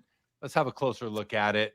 This is This is from Exquisite 06. 06. Probably my least favorite Exquisite design I've seen. I don't love this design at all. Yeah, I mean, it's just a weird picture. The ball's half missing or 3/4 missing. You don't get anything under his waist there. I just don't like the looks of the aesthetic, but I do like that you're getting game used Jordan pieces of memorabilia and an on-card auto.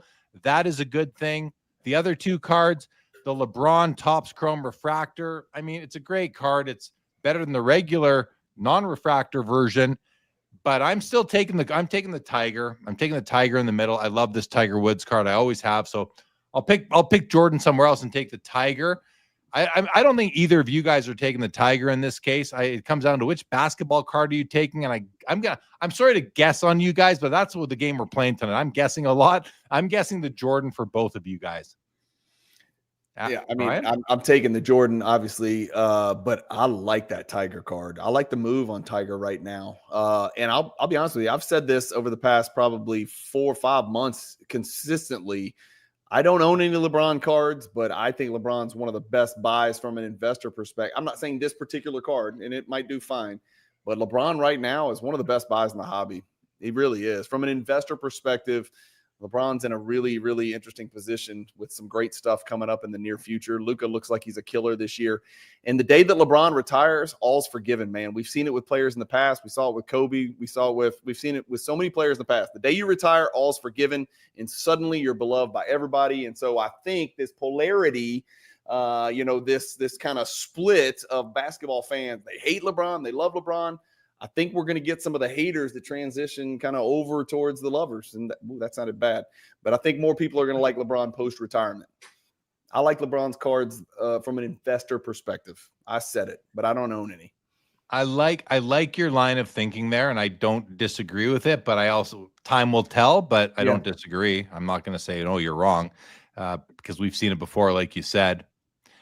All right, here's a fun little row here. You've got Mr. Paul Skeens in the middle with a ridiculous pirate patch on card auto. MJ and Dr. J on the left, MJ and Kobe on the right. All pretty cool cards. The MJ Irving also has Kobe and LeBron on the back. Oh, it does. Okay. So that's, yeah, but look at the price on the Skeens card. $110,000, guys. The Skeens is just unreal. It's such a cool card. It is a very cool card. So are we all taking it because it's 110 grand, or I'm not taking it because I've got to take one of those other two, but like that's a freaking awesome card. I love that card. Let's have a look at the back of this one. Yeah, I mean, look at you got Kobe and LeBron on the back. Nice gold auto. Pen autos, beautiful autos. What I don't like about this card is this 4-star logo here. Kind of throws me off, but not going to kill it for me. The back is fine, even though you got all the disclosure on there. Yeah, I'm not taking the Skeens either. I'd take it to flip it right away just to put 110K in my pocket. But if I'm collecting for myself long term, I'm taking the quad auto. Where are you guys at? I'm on the quad for sure. Yeah, I mean, you're talking about, one of the game's greatest ambassadors, the game's greatest player, and then the second and another top 10 all time. I mean, come on, that quad auto is filthy. I'm taking that. Although that Skeens card, that might be the coolest patch I've ever seen in my life. It's a pirate eye patch. It's a patch. Yeah, that's right. It's an eye patch. Exactly. It's pretty cool. Well, Kirk Stivers agrees. He's taking the quad auto. So is Let's Go Jordan. I think a few other people were as well. Okie dokie. This one is very interesting to me because I own this Shaq. I forget if mine's also an 8.5 or if mine's a 9. I better check, but I'm curious to see what this one sells for tonight because I own the card. So obviously interested. And that would be the card I would take. I love the card, but the Steph in the middle is a close second for me, actually. Yes, even above the Kobe auto, because I've never owned any Steph cards, and Joe Perot's always telling me I got to get a Steph card one of these days, and I don't know if I will, but I love the essential credentials. I love the Shaq. I got to see what grade mine is in now just to be sure. But where are you guys at on this row? Adam, I don't know about you, but how rich is a person who doesn't know what grade their Shaq credentials is? I mean, Jeremy must be the richest friend that we have. He can't even remember, whether it was a 9.5 quad or what, but no, I'm just messing with you. I echo what you said, Jeremy. I don't own any Steph Curry cards, and I sort of regret never jumping on it because the dude's done everything right. His whole career, every single thing right, on the court, off the court, the way he plays, being a teammate, dealing with Durant, dealing with Draymond, for God's sakes, for all those years. Give me the Steph Curry card. And I know it's a, kind of a flagship ho-hum kind of deal, but give me the Steph Curry card, man. So here's your random fact for you. The Steph Curry Chrome is 4 times rarer graded. It's 4 times rarer than the LeBron Refractor is. The LeBron Refractor, there's 4 times as many as the regular Chrome Steph. I think I'm going with that one too, but the Shaq is tempting, and it's for a random reason. It's because there's a guy who's hoarding these, and I think he has like 13 copies of the card. It's Christian, isn't it? Isn't it med student? Yep. I think he's got 13 copies of it. So there's not, 74, you can bet half of those were probably gone at this point. Christian's got like a third of the cards that are probably in existence. It's kind of crazy. It's one hell of a picture when he posts it. I've seen it. I wonder if he's the high bidder. He very well might be. We should probably stop talking. He'll send us some threatening messages, Well, I had the slab wrong. Mine's a PSA 8, so I didn't even have I didn't even remember the slab it was in. Actually, I should have known. I do love the card, and I do look at it, but I look at the card mostly when I flip through my stuff and kind of bypass the grade altogether. But I love it. I'm taking the Shaq again. Although since I already have one, I'll take the Steph. But if I didn't, I just want to call out and say thank you to KCH, who says I appreciate Jeremy's aesthetic sensibilities and how he sees cards. Appreciate that. And now look what you caused here, Brian. More hockey cards, please. Look what you've done. Look what you've done. If you guys only knew the actual situation, you would not be making comments like that.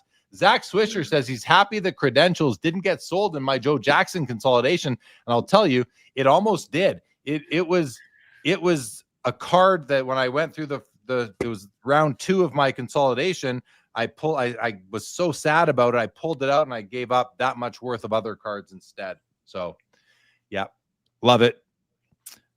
All right, here we go. We've got the Flair Showcase Legacy Jeter 1 of 1, kind of struggling at $15,000. How is that not 80 grand? I don't know, because there's several legacies and layers and rows and sections and all these things. I don't follow it that closely, except for what I see here. I'm surprised it's only 15,000. We've got the Jason Kidd Logoman Auto 1 of 1. It's pretty cool, from 2017 NT at 23,750, and the PSA 10 Duncan Go Nuts Michael Jordan. Which card are we taking here, guys? Adam? Yeah, I'm taking the Jeter here. First ever 1 of 1s for baseball. And if I remember right, I looked this up at one point, I think the other 2 have never been graded. So this is the only graded 1 of 1 of Derek Jeter from the first year of 1 of 1s. I think it's crazy that it's only a 15. I don't understand that. Like, if you just said guess the price, I would say that's a $50,000 card. Yep. I don't understand it. But I'm taking the J Kidd. You're taking the Kid over the Duncan Go Nuts, yeah? Yeah. I mean, I got a 9.5 that's clear, and there's a lot of Duncan Go Nuts. There's only one of those J Kidd cards. Even if you add up all of his logo, man, there's still, what is there, 8, 10, something like that. So yeah. Give me the J Kidd, man. I love it. I love the design on that year too. That 07 looks really awesome with those horizontal stripes in the background. It's pretty cool. Nice looking. I agree. I like the aesthetic. I do. And you know what? I was going to go with the Jordan Duncan Go Nuts to replace the copy I used to own, but I am going to go with Adam and move my way over to the other side and take the Jeter 1 of 1. And it's based on things you both said. Brian, you said there's lots of Duncan Go Nuts, and Adam, you said it's the first 1 of 1 Jeter. The fact that it's the only one graded doesn't move me, but that's where I'm going on this one. Yeah. Okay, let's go to page 6. Are we going to do this or that, Adam? Let's do it. Okay, let's see what we got this time for this or that, guys. Did we do this one yet? No, we didn't. With Kobe versus Kobe. Usually I'll take a horizontal card and put it horizontal, but I wanted to match these two up.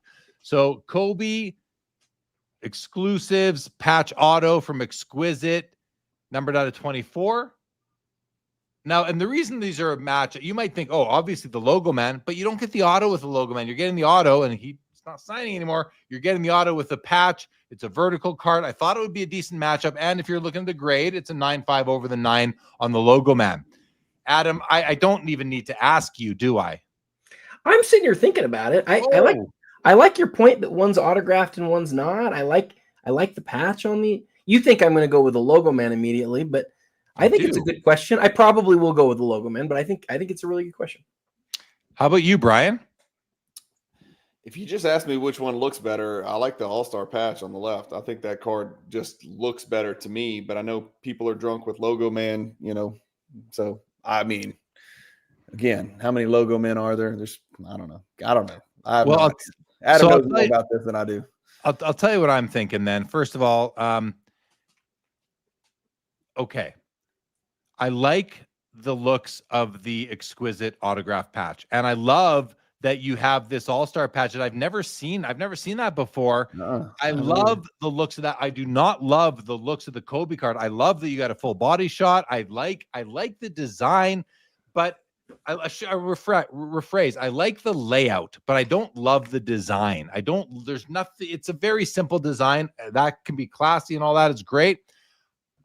If I'm paying what these are selling for right now, I'm taking the auto patch. I am. And right now, just so you guys see, and when I match these up, they were a lot closer in price, but right now, Logo Man's at 145 and the patch auto's at 70, so half the price. So I'm going to take the patch auto and go buy something else because I like the auto, especially on a guy like Kobe. I like having an auto. I don't own a Kobe auto, so I would go that way. That's the way I would go. What about the chat? What are you guys thinking? Let's see. Okay, we already have some comments in here. Mollico is taking the logo man. Bob Boozle says, I love the design, but I prefer the... So he's taking the auto. NL is taking the logo man. So is Turner. Splenda's taking the exquisite with me and you, Adam, it seems like. So is Lord Gate. Andy's saying whatever is left, whichever one... Oh, the left one. He's taking the logo man. Oh, wait, he's talking about from my thing. Yeah, he's... Yeah, I had this one. I had the auto patch on the left. LAGN, McDonald's All-American game, maybe. Linda's taking the auto card. So is Mr. LAGN. Molko says, I don't like when the patch is different from the photo. That's fair. I see that. TCG's taking Logo Man as well. Looks like Logo Man's the clear winner on this one, guys. Adam, where did you land on, as a final decision? Yeah, I land on the Logo Man. Remember we were talking about earlier how there's 2 copies, but one of them's a tag. Yeah. I think that's kind of a cool thing to know that one of them's a real Logo Man versus the other one's a tag. And the other thing that you miss on this without getting it in hand is the Logo Man has holofoil around the window, whereas although is a flat image, the exquisite card I think is a far nicer looking card. It doesn't have any holofoil, so I think in hand the Logo Man might appeal more. Oh, it's a great comment. I didn't realize that or even consider how they would look differently in hand. Okay, on to the next page, guys. We now have that Duncan Go Nuts BGS 10 Jordan. We have a Logo Man Auto D Wade from 2015 Immaculate, and then the Marvin Harrison PMG Green out of 15 PSA 8. These are all amazing cards right here. I think we can agree on. I don't know what we can agree on or can't agree on, but I'm going to say I think we can agree on that. I think they're all great cards. Harrison is a great wide receiver, one of the best of all time, probably top 10. I'm going to start with you guys on this one because I got to think about it a little bit. I think I know which way I'm leaning. Adam, you're leaning in. What are you thinking? Well, you can guess probably with me, but I really like the Dwayne Wade a lot. There's a couple of years of Immaculate that are just such well-made cards, and I think 2015 is one of them. I think I've always liked Wade's autograph. The old one I kind of like, but the new one I think is a really nice one. The holofoil. The only thing that's a little bit funny is his foot's gone. It's like the autograph comes right in where his foot's not part of the card anymore. That sort of stood out to me as being something that I don't love. I'd rather have all of Wade there instead of that little bit more autograph space. But aesthetically, this card is just, I think it's awesome. And it's only one of 4 Wade Immaculate Logoman autos ever made. I'm just going to say, the fact that the foot is missing, I respect the comment. to me, I don't know if I even would have noticed it really if you didn't mention it. Like it's not, and I'm just thinking about so many cards where there's so much more of the player's body missing than just a foot. You know what I mean? So but it would be better if it was there. I completely hear you on that. This, to be clear, this is maybe the card in the whole auction that I was most likely to bid on. I love this card. I absolutely love it. I'm just sort of picking nits a little bit, but what do you think about the rest of the card aesthetically? Like I like it. Foils. You think it's nice? You think it's amazing? What do you think? Beautiful. I love the design. I prefer immaculate to NT design wise all day across the board. I don't understand why NT is the status it is at. I think this is a way nicer aesthetic and design. So now for me, I mean, I have no nostalgic connection to D Wade. I just don't. I have no attachment to him whatsoever. That said, I think I'm still going to take it. In this case, I don't have any connection to Marvin Harrison. I do to MJ, but I think I'm going with the D Wade, which is very uncharacteristic of me. I would usually go. I think most people would peg me for taking the Duncan Go Nuts. What about you, Brian? Which way are you going on this row? I don't see how anybody could not take the Wade. He's top 5 shooting guard of all time. It's a logo man, 1 of 1. I'm with you, Jeremy. I like immaculate probably more than National Treasures if you throw price out the window. I don't think it's even a comparison. Marvin Harrison's great. PMGs are great. I just don't care about football. And if I'm choosing between the 2 basketball cards, can get a Duncan Go Nuts in the next weekly auction on Fanatics. Give me the Dwayne Wade. You're not. Can I get a Brian top 5 shooting guard ranking of all time real quick? I'd love to. We can go Jordan, Kobe, and then Jerry West, depending on whether you consider him a shooting guard. And then it gets very complicated. But Wade's in there. It gets complicated depending on how you assign positions to players. Right now we have players that just. I don't know what they are. Like, what's Doncic? What's LeBron? I don't know. It's really tough. I think Wade's safely in the conversation as the top 5. Am I wrong? No, I have him 3. Yeah, you can make the argument. I mean, some people would say Jerry West was a point guard, so I just and West is really tough because I mean you can absolutely put him at 3. I don't have any issue with it at all. But then it's like, where do you put Harden? Where do you put Iverson? Like, how do you think about that? So you put him behind those 2 for sure. What about this row, you guys? I look at it and nothing jumps out at me. I mean, the Kobe auto is cool. It's a nice image, but that slab is just like, I guess I can crack it out of the slab. In that case, I'm taking the Kobe auto. I feel the same. I love the Kobe auto if it's not in that slab, but I don't like it being in that giant slab. I take the LeBron. All right. Rodman, Lamine, and Kobe. Wow, this is a tough one because those tough. 2 bookend cards. I mean, the Kobe patch is beautiful. I want to look at that auto. I'm hoping it's kind of faded so that I don't want to pick it and I can just pick the Rodman red and have my 3rd ever PMG red. Nope. But no, that auto's strong. The patch is beautiful. Number 6 of 100, 8 of 10. The weakness is surface at a 7.5. That's a great card. 04, exquisite. The Rodman is a PSA 6. Take a look. Maybe there's something here that I can't stand condition-wise, but probably not because I don't mind that chipping along the top or the left side. No, this is like the perfect PMG. I love it. I love it. Gosh, but how do you not take that Kobe? Brian's taking the Rodman, I think. Aren't you, Brian? Taking the Rodman, man. Yeah, I'm taking the Rodman. I'm like you, Jeremy. I'm really split between those 2. I'd flip a coin. Those are tough, Jeremy. These are 2 tough ones. And that Yamal is a 1-of-1, but I just don't dig Topsy Museum. I just don't really like that product. But the 1-of-1 Yamal would get you a long way in that soccer world, man. I'm telling you. Did you make your pick, Brian? I'll take the Rodman. I'm taking the Rodman. Maybe it was Adam. Did you make yours? I'll go with Kobe just to be different. I do think those 2 are a toss up. The Kobe in hand, that 04 exquisite. I've said it a million times. It's one of the nicest sets ever. It's beautiful. I don't know how I don't take Kobe, but right now I feel my heart is leaning Rodman, but my head is leaning Kobe. I'm gonna go with my heart. I'm gonna go with Rodman on this one, and just like I'm going with Rodman himself is also picking Dennis Rodman. Rodman picks Rodman over Yamal. Rodman collects Yamal, y'all. I know. Okay. I love it. Zach Swisher says the Rodman was in my range tonight, but decided to pass for now. Hey, I got to meet Zach Swisher or see him again at the National. Always good to see you, Mr. Z Swish. Always go with your heart, Jeremy, says Bob Boozle. Thanks, Bob. I appreciate that, bud. Always good to have Mr. Boozle in the chat. All right. Oh, boy. See, this is a tough row, too. You got the Brett Favre 1-of-1 legacy masterpiece. And this is my favorite of all the legacy row, that whole family of cards. Is this design is my favorite. On the far right, Reggie Miller, PMG champ out of 50. And in the middle, LeBron James, Bowman Chrome Refractor rookie out of 300, which is a really cool card as well. This is a tough row, guys.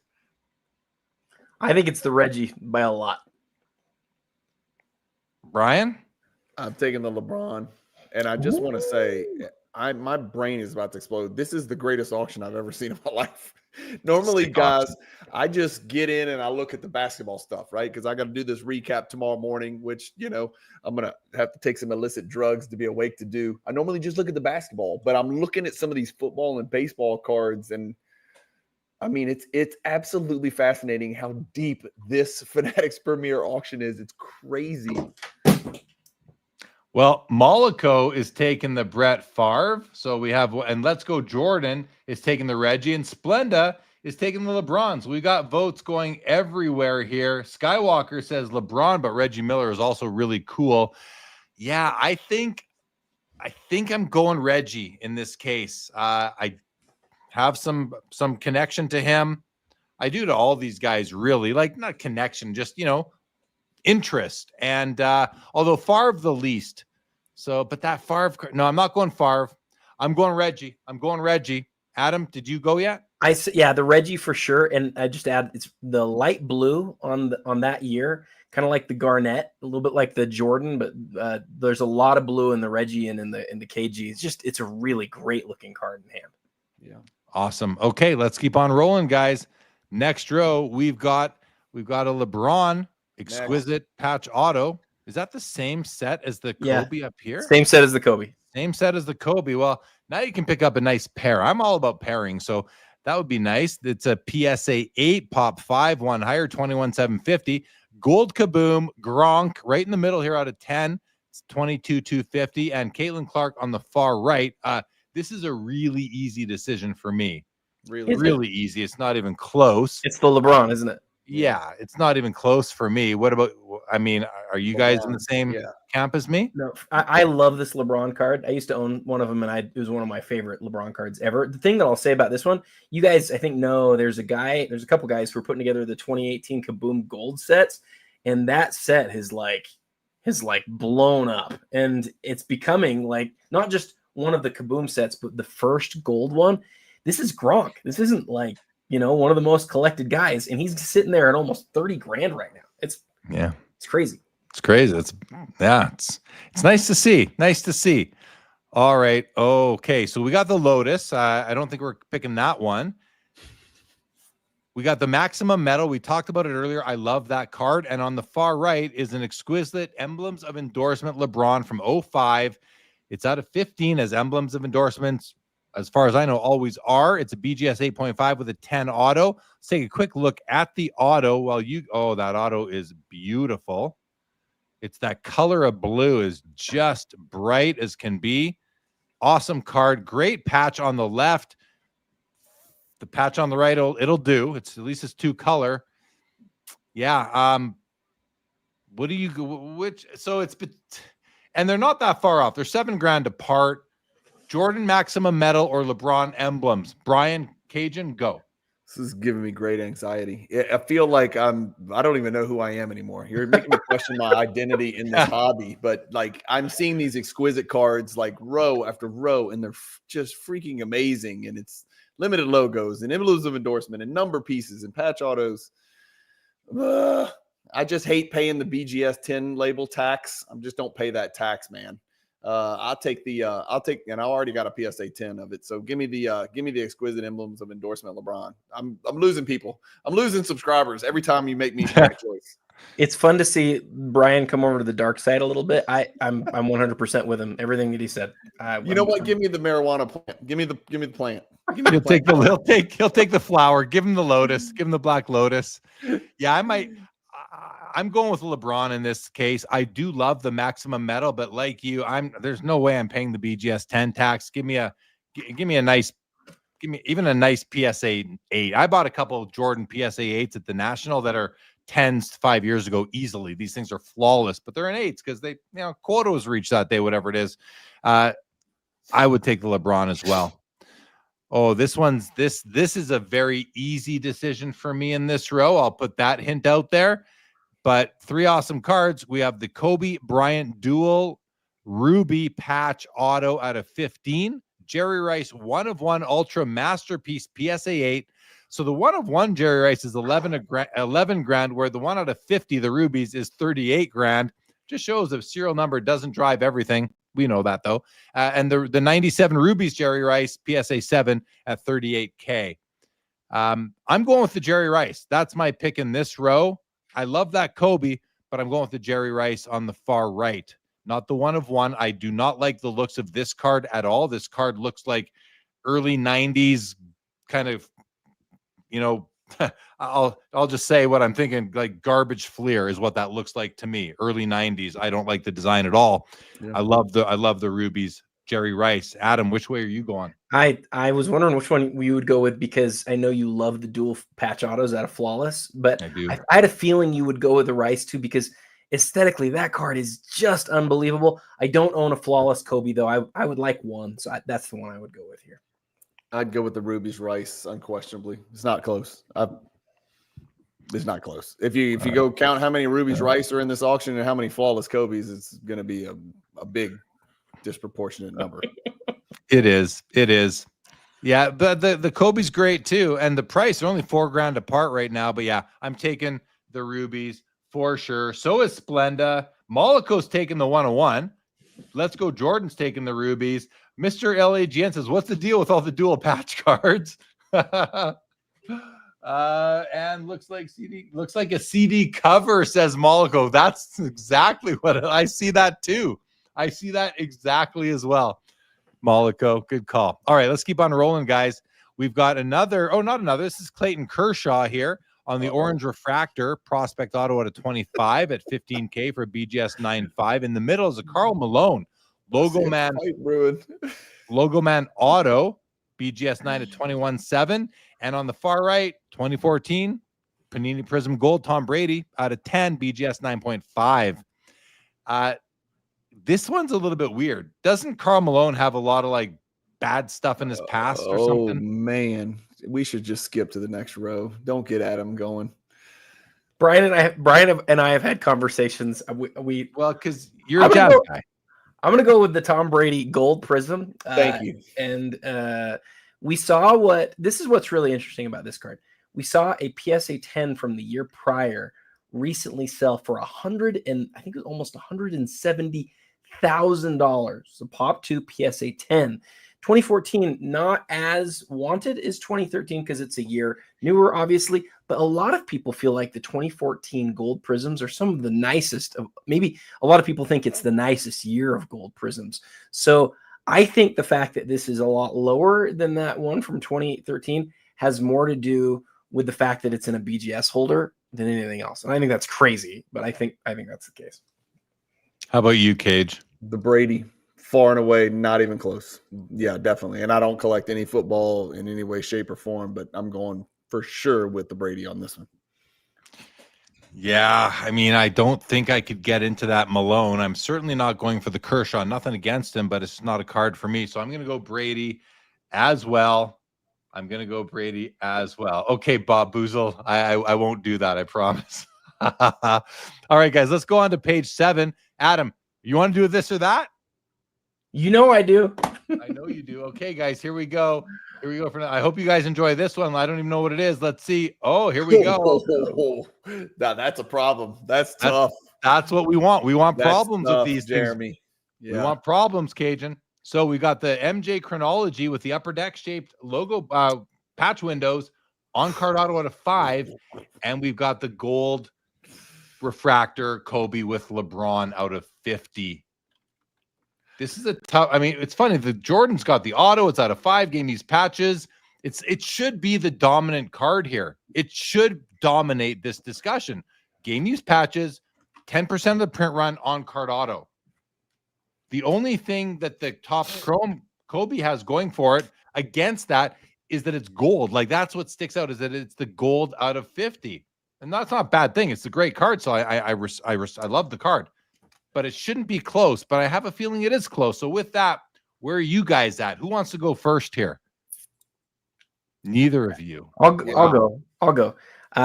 So I'm probably going to be different than you guys. I'm pretty clearly here. The Kobe, it's a pop 7. It's certainly one of the most recognizable cards of the whole era. I would love to have the Jordan. It's an amazing, amazing card, but like that Kobe's pretty high up the list. That's a huge, huge card. I would definitely go with it. Brian? As a collector, I'm taking the Jordan. As an investor, I'm taking the Kobe and LeBron. And it's not a Kobe, it's a Kobe and LeBron. And that's kind of, like Adam alluded to the first time we looked at that card. It's just, it makes it very, very unique and highly sought after. As an investor, I'm taking the Kobe LeBron. As a collector, I'm certainly going to take the just badass Jordan chronology. I mean, that's a really awesome card. Well, have a look at the prices right now, you guys. Sorry, wrong page. $70K on the Jordan, $130 on the Kobe. So double the price, just about double the price. And with BP, it's even closer. So I'm taking this card here. I'm taking the Jordan. If I'd rather spend 70 on this than 130 on this at today's prices. And if I'm just picking them blind without seeing what they're selling for, I am still taking the Jordan card. I have to, because I don't have a Jordan auto patch. I'm taking that card. I'm taking that card. Let's see what the chat said. We had a bunch of answers here from the chat. So, okay. Oh boy, we got lots here. MJ all the way says Phoenix Rising. So does GT. So does Mollico. So does LGJ. So does Boozle. So does Phoenix. So does Splenda. So does Mr. LAGN. So does Ken Summoner. My God, everyone. Oh, Linda's first is taking the refractor. I love refractors. No contest, says Mr. LAGN. He's taking MJ. Phoenix Succulent Auto. Kobe LeBron for GT. Kobe for Turner. MJ for Rodman. Says patch auto plus low parallel. Yeah, that's exactly what I was saying. Plus great eye appeal or eye candy. MJ all day. I'm with you, Rodman. Splenda says, give me MJ for that price all day. He's always buying Zinn and Miller Lite, Splenda. Always buying those products, aren't you? Rodman says, get the MJ and find the Kobe and a PSA 9. There you go. That's how I would do it as well. Exactly. And Ken Sumner says, yeah, Jordan. He says, I'd take the Jordan at 140 versus the Kobe at 70 even, if you turn the prices around. There you go. All right, let's take that off the screen, guys. And let's go to the next page of the auction. Hey, Brian, how are you doing for time? You want to stick around still?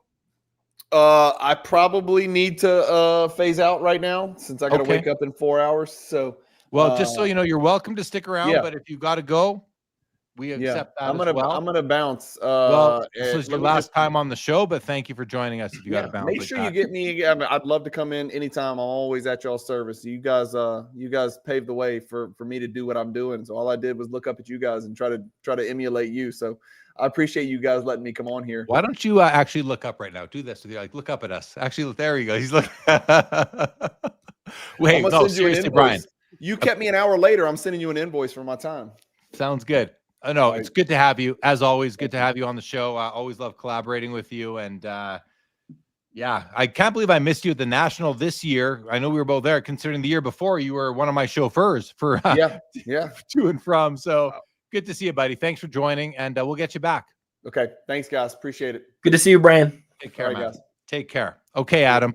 Hey, before we move on from that last vote real quick, here's my question for you. if you're to rank the most recognizable Topps Chrome basketball cards ever, how many do you list before you get to the 2008 Kobe Bryant? Maybe one. There's more than one. I mean, if you think about it for a second, there's more than one. I need to look at your ballot for the top 25 most of them aren't from the 2000s is the thing. Like, it's the Kobe 96, right? For sure. Kobe 96, 2003 LeBron, 2009 Steph. I think it's fourth. I think it's the fourth most recognizable basketball Chrome card ever. And there's 7 PSA 10s. Like, that's a huge card, man. That's a huge card. I just feel like I see that card so much, even more than the Steph. No, maybe in other parallels. What was your question? Maybe in other. Well, I was saying, like, what's most recognizable. Yeah, so LeBron, well, I don't know, it's hard to rank, but I guess I got to put LeBron and Kobe ahead, I guess, for sure. And Steph, so okay, 4, I'll agree with you. Yeah, because they're all very recognizable. Okay, here's the next row. We have a Juan Soto out of 50. We got the Kobe chronology, beautiful card, numbered out of 15 at 18,000.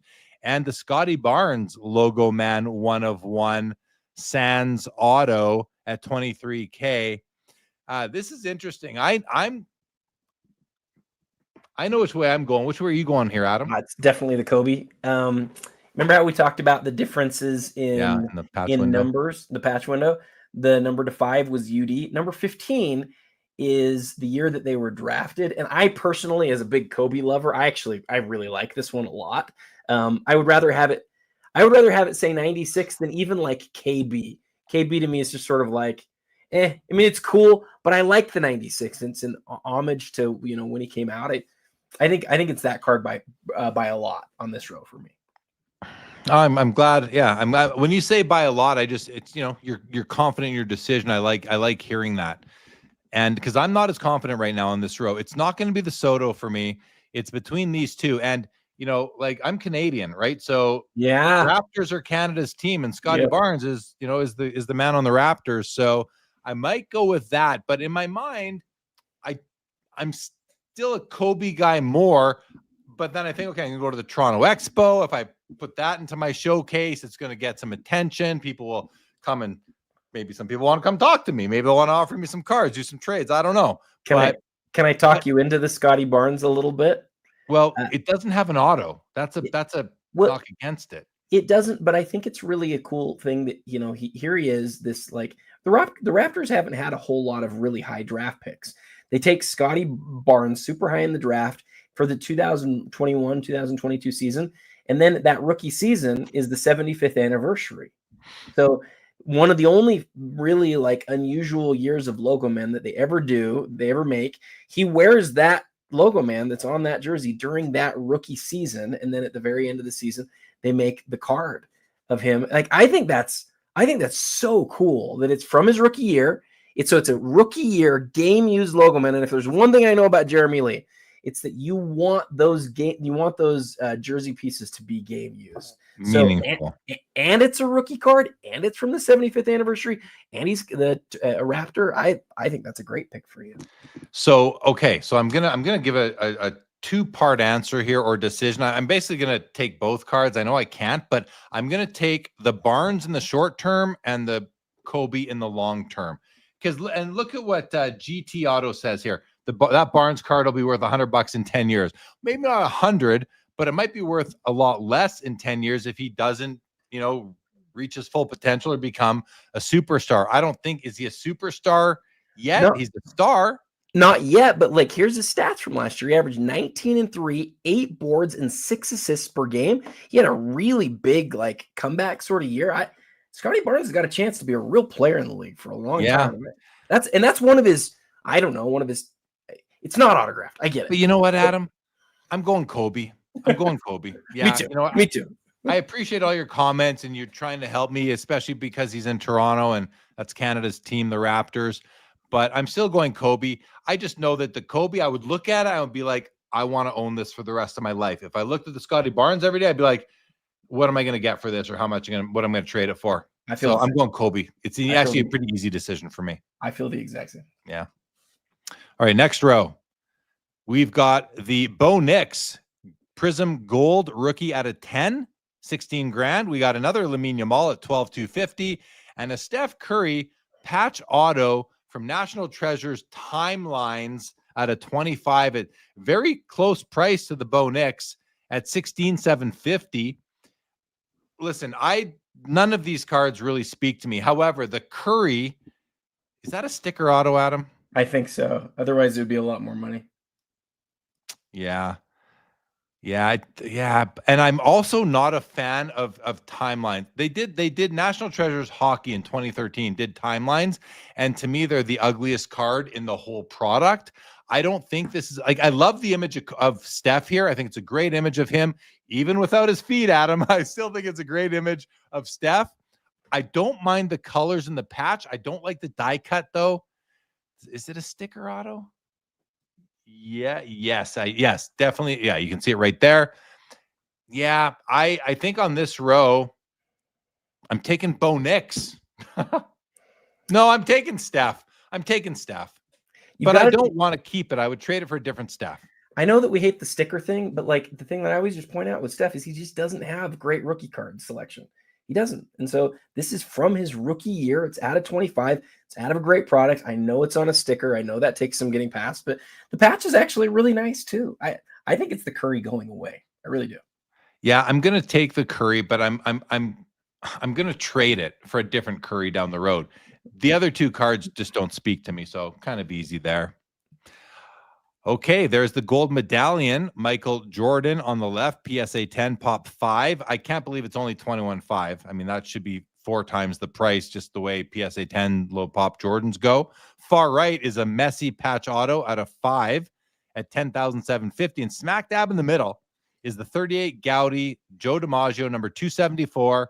It is the second of 2 cards of his in the set. The other one does not have all those doodles in the background. I am partial to the cleaner version of this card. I own a copy of the number 250, which is the cleaner one. I still love this card too, though. It wasn't an easy choice for me to decide. This is at $18,000. I'm talking now because I'm trying to decide in the back of my mind which card I would choose from this row. Yeah, let's go to you, Adam. I am too. I'm doing the exact same thing. I think, I mentioned earlier, like how much harder the golds are. We kind of skip past it because there's a lot going on, but here's your stat for you. There are almost twice as many Michael Jordan golds that have been graded than platinums, but the gem rate and the 9 rate is there's actually 50% as many as there are in platinum. So the gem rate's 25%. Gold is so much tougher. I know all 3 of them are tough, but gold is really, really tough. And I know you don't like conditional rarity, but I like it on a card like this. I think it matters. And so I think I'm going to go with the Jordan, but it was tough for me too. Okay, well, I'm not going to go with the Jordan because you're right. I do not. Condition rarity isn't my thing.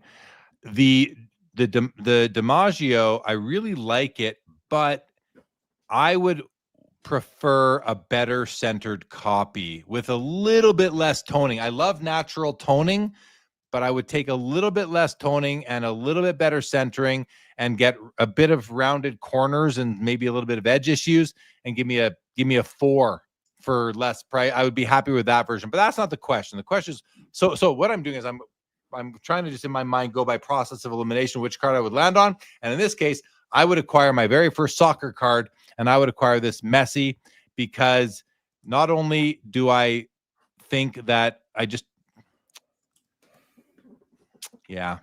going to, this is kind of, maybe it's a weird reason. Maybe it's the best reason in the world. But my little guy is 6 years old and he plays soccer and his friends at school play soccer and we play soccer in our backyard here. And he runs around telling me that he's Messi and I'm Ronaldo. He can't. Okay. I'm Daddy. I'm Messi. You can be Ronaldo. Okay, fine. He can pronounce his R's, but he calls him Ronaldo. So, for my little guy, I'm going to take the Messi in this case and put a Messi card in our family collection, let's say. So it's either the worst reason in the world or maybe it's actually the best reason in the world. Yeah, that's where I'm at. All right. Wait, what's this? Chris Hayes says, "Oh, Jeremy just making stuff up." What did I make up there, Chris Hayes? What am I making up? Tell me what Chris- I'm making up, please. Chris says he has a 97 gold MJ PSA 10, which means he owns one of the other 7 of that card. What are the odds of that? That's crazy. I've got the 97 MJ PSA 10, and I laugh at the condition premium there too. Interesting. Yeah, I don't know. There's only 8 of them in the world. I mean, that's crazy that he has that. Oh, you're saying I'm making because of my son? No, I think it's a legitimate reason to add it. No, is that not a legitimate reason, Chris? Oh, he says 97. He says 97. That makes more sense. Yeah, okay. So we're having 2 conversations with him right now. I think we're having 2 conversations with him right now. One on the gold and one on my reasons on the Messi. I'm good with my reasons on the Messi. I think it's okay. But the other thing is that it's also Messi. It's not a bad guy to pick up a card of. Okay, next row. We've got the Opulence NBA Finals booklet, Kevin Durant, Logoman patch, 1 of 1 at $70,000. It's going to be hard for me to exercise my no oversized card rule on this row. We've got the Red Wave Paul Skeens in the middle out of 5, and on the right, Josh Allen NT RPA out of 99 in the BGS 9 holder. Now, is this game used on the KD here, Adam? Yeah, here's your story on this one, Jeremy. This is a crazy card. This is from Durant's first year where he won a championship. It's from the finals. He won the MVP of the finals. It's sort of crazy that they even cut the jersey up, but this is straight up the best piece of the whole jersey. I don't remember the last time a KD sold for 70 grand. This is a huge, huge card. And it's also an oversized card. So you and I both, it's sort of, it's not one of our things, but like, I can't believe they cut this jersey up. It's crazy. It's an amazing piece of history right there, right? It's an amazing card. It's actually one of the nicer booklets I've seen. It looks like it's 2 cards beside each other, which for what that doesn't mean anything, but I don't mind the looks. I like the picture of him. I like the card on the left. I like the card on the right. Together, these 2 cards form a booklet. You got the Logoman too, Adam, with the that's pretty special. It's at 70 grand. These other 2 cards are a lot cheaper. But I'm not going to break my rule here for this row just because of that. I'm going to take the Josh Allen NT RPA. Would not be my favorite acquisition of all time. I'll tell you that much. You hurt my heart there. That KD is, it's something. It is something. It is something. But I'm not buying it, so you can buy it, Adam. That's true. Splenda says the one KD shown is a damn booklet. I'm sick, but I hate booklets. Yeah, right. We're thinking alike on that one, Splenda. All right, next row. Taking the Brady. I broke my rule twice tonight, by the way. I don't know if you noticed. I'm going oversized all over the place. Hey, we're allowed to break our own rules. There are rules. We can break them. All right. Contenders, Tom Brady rookie auto, BGS 8, 10 auto. Well, obviously we're taking that one. It's the only choice. It's the only choice. This is interesting. On the far right, you've got the E98 Honus Wagner Black Swamp find in an SGC 9. It's from 1910. The card's 115 years old. It's a 17.5. The card in the middle is also a 17.5. Jalen Hurts, Nike patch, NTRPA out of 2. And on the left is the Jordan Essential Credentials out of 77. BGS 9.5, 12K. I know what I'm doing here, Adam, and it's a real easy decision for me. And it might surprise some people. The Jordan? The Jordan is correct. You are indeed correct. I said it might. Why do you think I said it might surprise some people? Because they don't know you as well as I do. No, I don't know. It's not playing days, and you like vintage stuff too. So people think you're going to go with the vintage, but I know you love credentials. I know you love credentials. And I love this year of credentials. I love this. I love the looks of it. I love all credentials, really, but so I'm going to be consistent and say I love them all. I do love this one. But the reason why I'm not taking the Honus Wagner, the reason why this is not the card for me is, I'll just tell you, this card, it did not live a life. This card is 115 years old and it's still a baby. It's never, I feel like it's too good. Yep. I am not giving any accusation of trim or nothing like that, or bleach, nothing.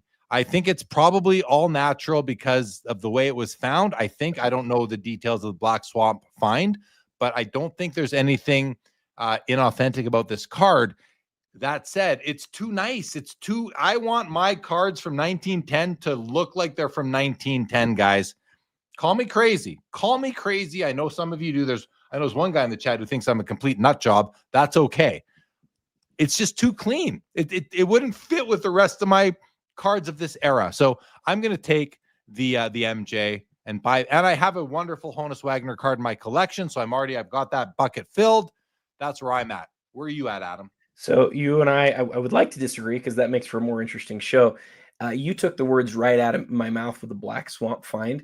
It's really interesting because if you were to say, tell me this most unbelievable story where like these perfect cards were all sort of kept and like tell me about that. Like the fact that it's from this set that I don't know as well, this 1910 E98 set, maybe is also part of the story here. Like, what if a T206, like what if a big lot of T206s was found the same way that the Black Swamp find was had? Then I might feel a little bit different. But we've seen so many of the Black Swamp cards that, and they're all like perfect. And that to me, like you say, it just it hasn't lived the life. I just don't like it. I want it to have lived a life. I want to know the set. I don't really know that. I really don't know it. And so I'm actually the exact same as you on this one. I'm going to take the Jordan. Yeah. I don't love it like you do. I don't love the Jordan like you do. I think it's a great card, but you love it way more than I do. Okay, fair. Yeah, I just think it's beautiful. And I love the orange acetate. Yeah, I like it.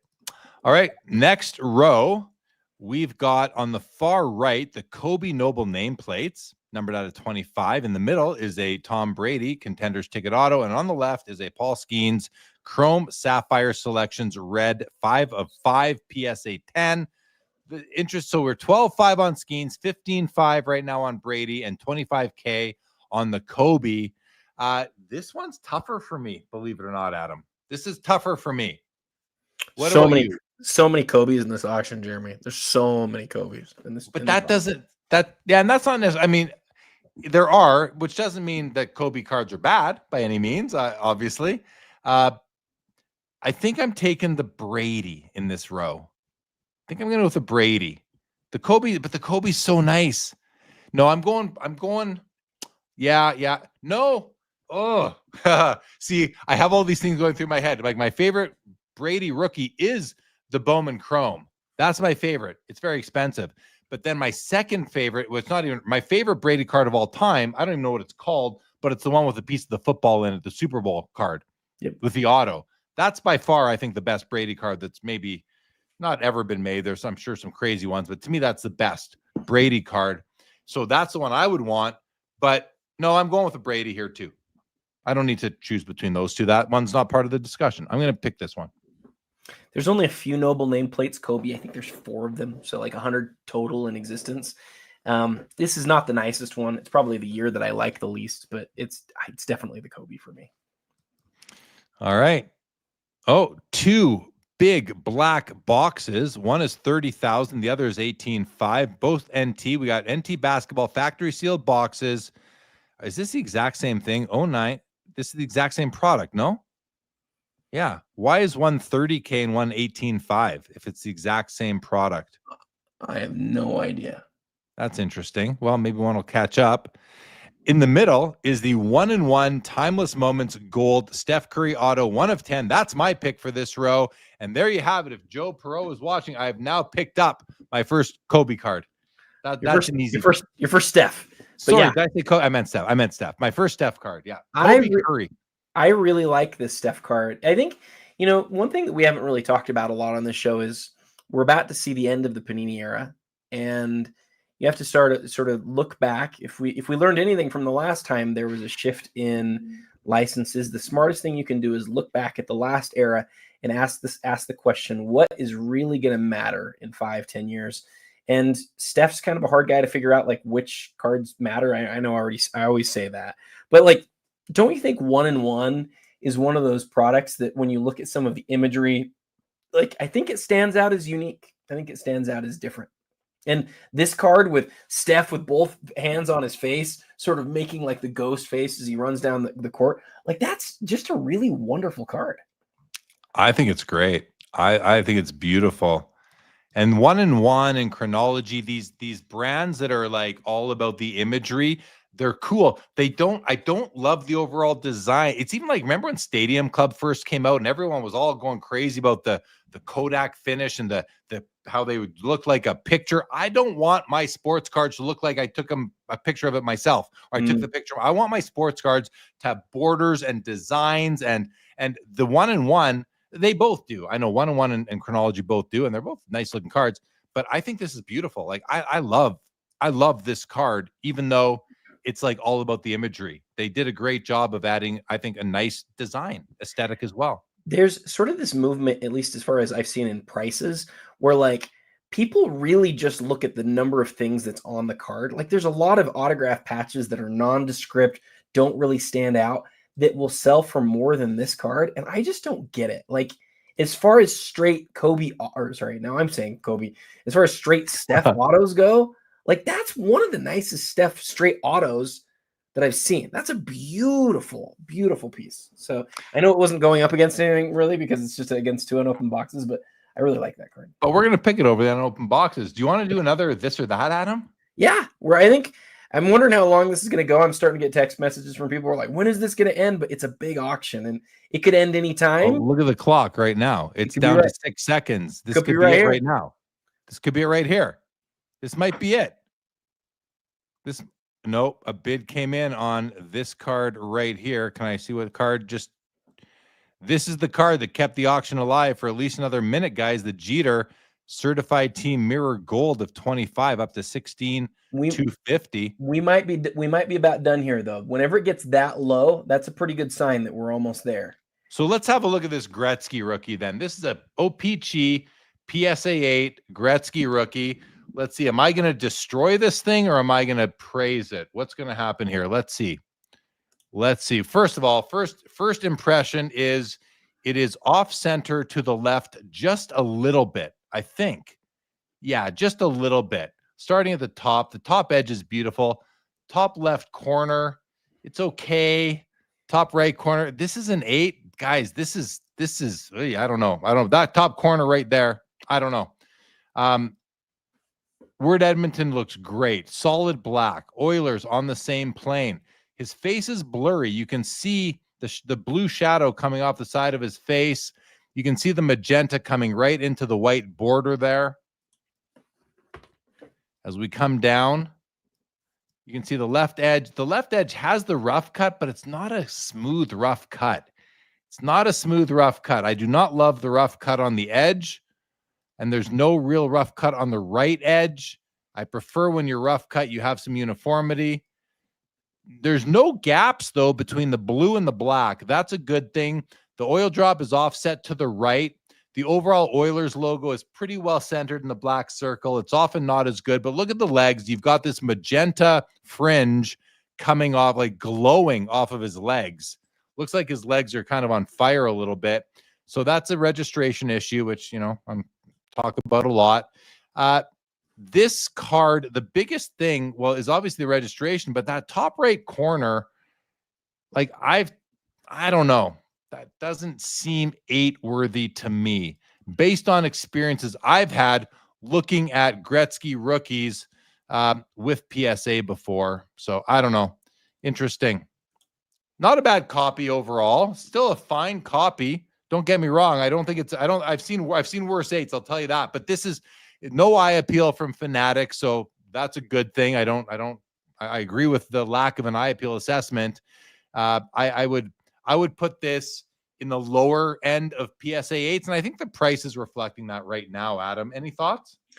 I'm just looking at whenever Bob Boozle puts up a TLTL news alert, I just die laughing on the inside. I don't know why I think it's so funny, but Boozle, I didn't flamethrow it, but I wasn't super kind either. Sorry. No, you did a really good job of breaking it down. I always sort of wonder how the oil drop can end up. It almost seems like not totally in line with like where the other registration, like the magenta plate is, but I think on this one it sort of makes sense. It seems like everything red is just sort of shifted to the right. Would you agree with that? Yeah, that's exactly. And you see it here in the oil drop, right? The oil drop is the best indicator. If the oil drop is, and especially the redness of the oil drop, if it is off to the right, then you're going to see the red off the legs here. and you're I don't know, you're not seeing it in the face, but you've got all sorts of issues with with Gretzky himself. His silhouette is all full of issues. And then look at this. I mean, you're taken up 25% of the white border is now red. It shouldn't be. Imagine if this thicker white border was 25% red, it would be an eyesore. It's, you don't notice it as much when you zoom out, but when you look at these things, you notice it. What's your Gretzky OPC rookie ownership look like right now? I think I have 1, 2, 5. I own 5 Gretzky. One is autographed. One is an early autograph, and 4 non-autos. So you like the early autograph then? Well, my early Gretzky auto, my card was obtained by the guy who was the cameraman for Hockey Night in Canada, which is a staple. I bought it from the cameraman's estate when he passed away. I bought a bunch of cards from he got autos from every player in the NHL from the late 60s to the early 90s. Happened to be one of the first people to get to purchase from his estate. And so I feel like there's a good chance that it's a rookie year auto, Mike Gretzky, if not probably second year, because this guy was in every locker room. What's it signed in? Pardon me? What's it signed in? Ballpoint. Is it really? Dude, yeah. I want to see that. Can you send me a picture of that? I'll show you guys. I'll show you right now what it is. I think it's an amazing card. There's an argument that it's, the best autographed Gretzky rookie that exists just because of what it is. Unfortunately, I'm not finding it in my. Yeah, I found it. Maybe it's not ballpoint actually.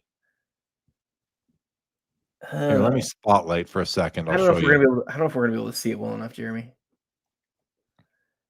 Yeah, I can't. I think you're right though. I think it's in marker. I think it is in marker too, actually. Which is still, it's still awesome. But I got pretty excited when you said ballpoint. That would have been. Yeah, it looks like a ballpoint auto because it's got that old style that he autoed in early in his career. Well, we've already talked enough about this tonight, but I really do think time, and this, I don't have any reason to say this. I don't have anything in my collection that reflects this, but I think time is going to be really kind to those old autographs. And especially these guys who change their auto in really subtle ways over the years. And you see it all the time, especially as they sign a ton more. Can you see anything different in your Gretzky's design? What do you mean? Like the design of his autograph? Is he signing? Oh, yeah. It's totally different. This is totally different than what it is now. I freaking love that, dude. I love Look at that oil drop placement right there. Wonderful. Yeah. What do you like? What do you like more? Your 4 that I know you'll never sell, or that autograph?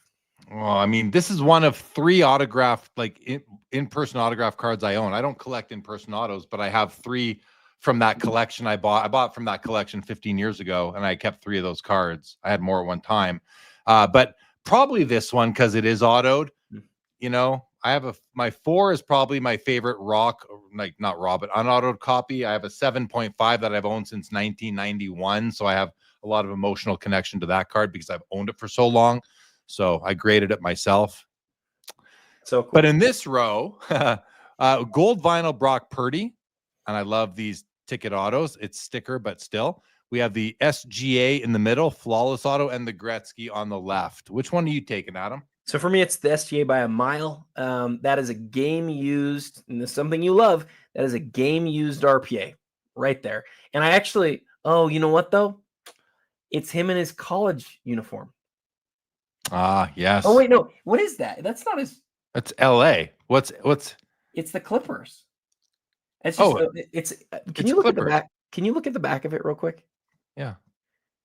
Yeah, I've never seen that. Clippers. I've never seen that alternate Clippers jersey. I don't like that. I wish it wasn't the alternate jersey, but it is an NBA. But it's Clippers though, right? That's okay. I thought it was college for a second. I'm going, that's not the Clippers jersey. It doesn't look like a Clippers jersey, but it is. So yeah. No, that to me, that's as good as any other Clippers jersey when it comes to a card. Like as long as it's a pro jersey, I'm good. I have some exceptions, but I love the card. 13.5 on that one. I think I'm going. The sticker auto on the Purdy is just a no-go for me, and you can buy Gretzky's anytime. So I'm going SGA as well. and I love game used, and I love it's a RP out of 10. All right, next row. Oh, another tough one because Karl Malone's the Essential Credentials out of 19. Chet Holmgren, RPA out of 99. And a Downtown Drake May 1/1 black, PSA 9. Oh, this one's tough, Adam. I have no interest in the Drake May for me. So it comes down to Chet or Malone. And I think I can go Chet in this case. It's you feel weird buying Malone, sort of. Chet has a career ahead of him, has a championship now too.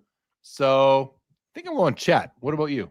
Mailman easily. This is his second best card other than 1/1s. It's just PMG green and then this. And again, and I know, I'm from Utah and Karl Malone played here for 19 years. And so, people will not like what I have to say about it, but people really condemn him for something that he did when he was a teenager. And I know that that's a bad thing and I don't excuse it in any way, but I also am not going to throw stones at people because I'm not a perfect person. So you're a very forgiving person. I'm certainly a very forgiving person. That's what I believe. That's who I am. So yeah, no, that's fine. I've never seen him alone ever hit the auction. This is the very first time, but his reputation for what he did again as a teenager is something that at this point has made his cards just like they're not worth nearly. I have a question for you. Sure. How do his contemporaries feel about him? How does the basketball community, player wise, how does his fraternity feel about him? Like all the guys he played with and against, how do they feel about Karl Malone? I think it's like the Scarlet Letter, right? Like sometimes you'll see, you remember reading that book when you were young. Sometimes people get something put on them and people are terrified to even go anywhere near the guy. His teammates all super loyal, love him. He missed like 3 games due to injury in like 18 years here. And so we always just thought he was this workhorse that he said things where he'd be like, oh man, why are you such a prima donna? Like all players, but like he worked his guts out. He never missed games. He was the second leading scorer for a really long time. And some of his contemporaries, guys like Charles Barkley, have sort of been good to him. But as the world has turned on him again for things that he did when he was a teenager, a lot of people have also turned on him in that process. Okay. Let's go to the next row. We've got the Drake May gold vinyl out of 5, PSA 8. Nice looking card. Actually, I prefer it to the other Drake May that we saw. We've got the Novak Djokovic Topps Royalty Ambassador Platinum 1/1 PSA 9, and the Michael Jordan BAMs at a 250. Adam, where are you going on this row? It's just shocking how much that one's down. Didn't Brian say the last one that sold was 29 grand? That's crazy. I have the Slam BAMs, Jordan. I'd love to get a BAMs to go with it. That'd be really cool. So I would definitely do the Jordan. Yeah, I'm going to take the Novak Djokovic in this case. Yeah. Really? It is a really pretty card. I'll give you that. I mean, it's a 1/1 too. There's the BAMs, I think, like, no offense to anybody, I think this card's hideous. I think it's there's nothing nice about it. I just think it's ugly. I love it. I'll tell you what I love about it. I do love it. We both know that you've got about 5 times the share of aesthetics in your brain that I have. I don't care about aesthetics the way that you do. But like I just see this card and I remember that in 1998 hoops was $1.75 to $2 a pack. And somehow somebody opened enough boxes that they pulled a BAMS Michael Jordan out of a $2 pack, and it was worth probably $50 at the time. And now here we are 27 years later, and it's just an absolute like you don't hardly ever see it, even though there's 250 of them. It's a wonderful card, but I get what you're saying. Like it's got foil board. It is actually pretty in person. It is, but the flat image doesn't. I get that wouldn't do something for you. I get that. Yeah, I've seen them in person as well, and I will say they are nicer in person than they are flat like this. But I just not a fan.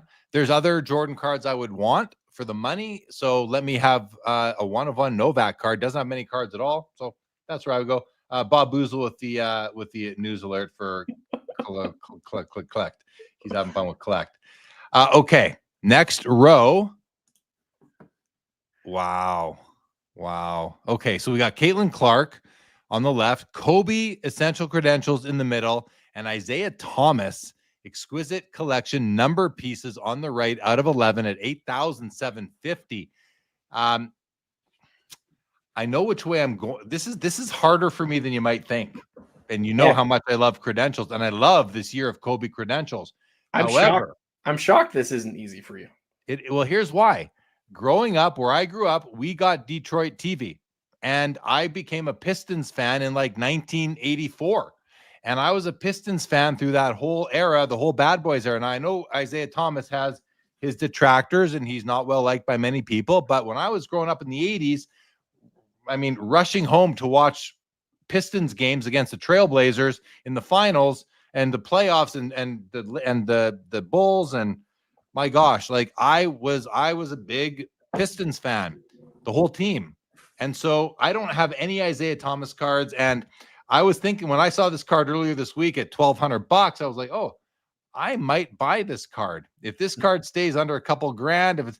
But now it's 15,000 Canadian with everything. Yeah. I'm not going to buy it, but if I could only own one of these cards, and this is, it's still tough for me after everything I just said. I still might go Kobe, but this isn't easy for me. I'm not sure yet. I got to think about it. Let me hear what you're going to say, and maybe it'll help me make my mind. So I'll tell you a quick story, and I will make it quick. I owned the Yao Ming of this year of Exquisites number pieces, which was also numbered to 11. Granted, Yao's a lot more collected than Isaiah. I get it. But I traded it, Jeremy, for a quad auto of Michael Jordan, Kobe Bryant, LeBron James, and Kevin Garnett that I kept for a long time, and a Dwayne Wade card that I have in my collection today that's probably a $30,000 to $50,000 card. The reason for that, obviously, Yao's, again, far more collected, but really rare cards from Exquisites number pieces like this, where Isaiah's jersey is 11, they just do not pop up. I'm actually surprised this isn't quite a bit higher. And we saw the emblems of endorsement from 2008 sell recently for a lot more than this. I would way rather have this card. I would way rather have this card, even though that one's a little bit rare at 10 to 11. I just think this is a far superior card than that. Sorry, which card were you talking about? The Isaiah. The Isaiah. So I thought, okay, sorry, I was reading comments. I just lost you for a second there. Okay. Yeah, I think I'm going with Isaiah. If I have to pick between that and the Kobe, I think I'm going with Isaiah, but I don't know. That's a tough choice because I love the Kobe too. I love that year. Oh my God. I don't know. The Kobe being numbered out of 81 is pretty serendipitous, given the 81 is sort of a Kobe number at this point. It's when you hear the number 81 and Kobe, they're sort of synonymous. And at this point, when it was made, nobody knew that Kobe Bryant would score 81 points against the Toronto Raptors 8 years later. So I think that's pretty cool. It is pretty cool. You know, if I were to buy the Isaiah Thomas, I have no other cards to put it with. Like I have a couple exquisite basketball cards, but they're not auto patches. So it wouldn't go with that. But I do have other essential credentials I could put that Kobe with. I think I have 2 from this year with this design.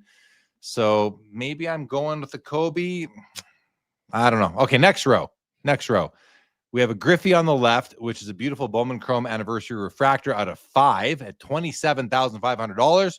We have a Justin Herbert NFL Shield in the middle, one of 1 at $17K, and a Messi Auto out of 5 on the right at $17. I think that's a stick. Yeah, it's definitely a sticker auto. I'm going Griffey in this case, Adam. How about you? Yeah, definitely Griffey. I think this card is really an example of how important brand is, not just rarity. To give people an idea, this card was made the same year as like the Essential Credentials, the one that we just saw recently sell for over $200,000, and there's twice as many of that Essential Credentials. But here, this one sits at $30-something thousand, even though there's half as many. Yeah. But show me another 1998 card of Ken Griffey Jr. that's this rare, Jeremy. No, that's a rare thing. Yeah, I think it's a sick card. I'm going with that one all day long. In this row, Panini Deca Black. I don't even know, is it Stefan or Steven? I should know that too. I think it's Stefan. Stefan Castle, rookie 1 of 1, PSA 10 at 15.5. Is it? I haven't even heard of this guy. I think he won Rookie of the Year last year. Well, that's my bad. I should have heard about him. No, in the middle, we've got the Bryce Harper, and on the left, the Panini Prism complete set of 2012 in PSA 10s, 300 cards, it looks like, at $20,000. I'm going to take the Castle because he won Rookie of the Year. It's a 101 black. Give me that one, Adam.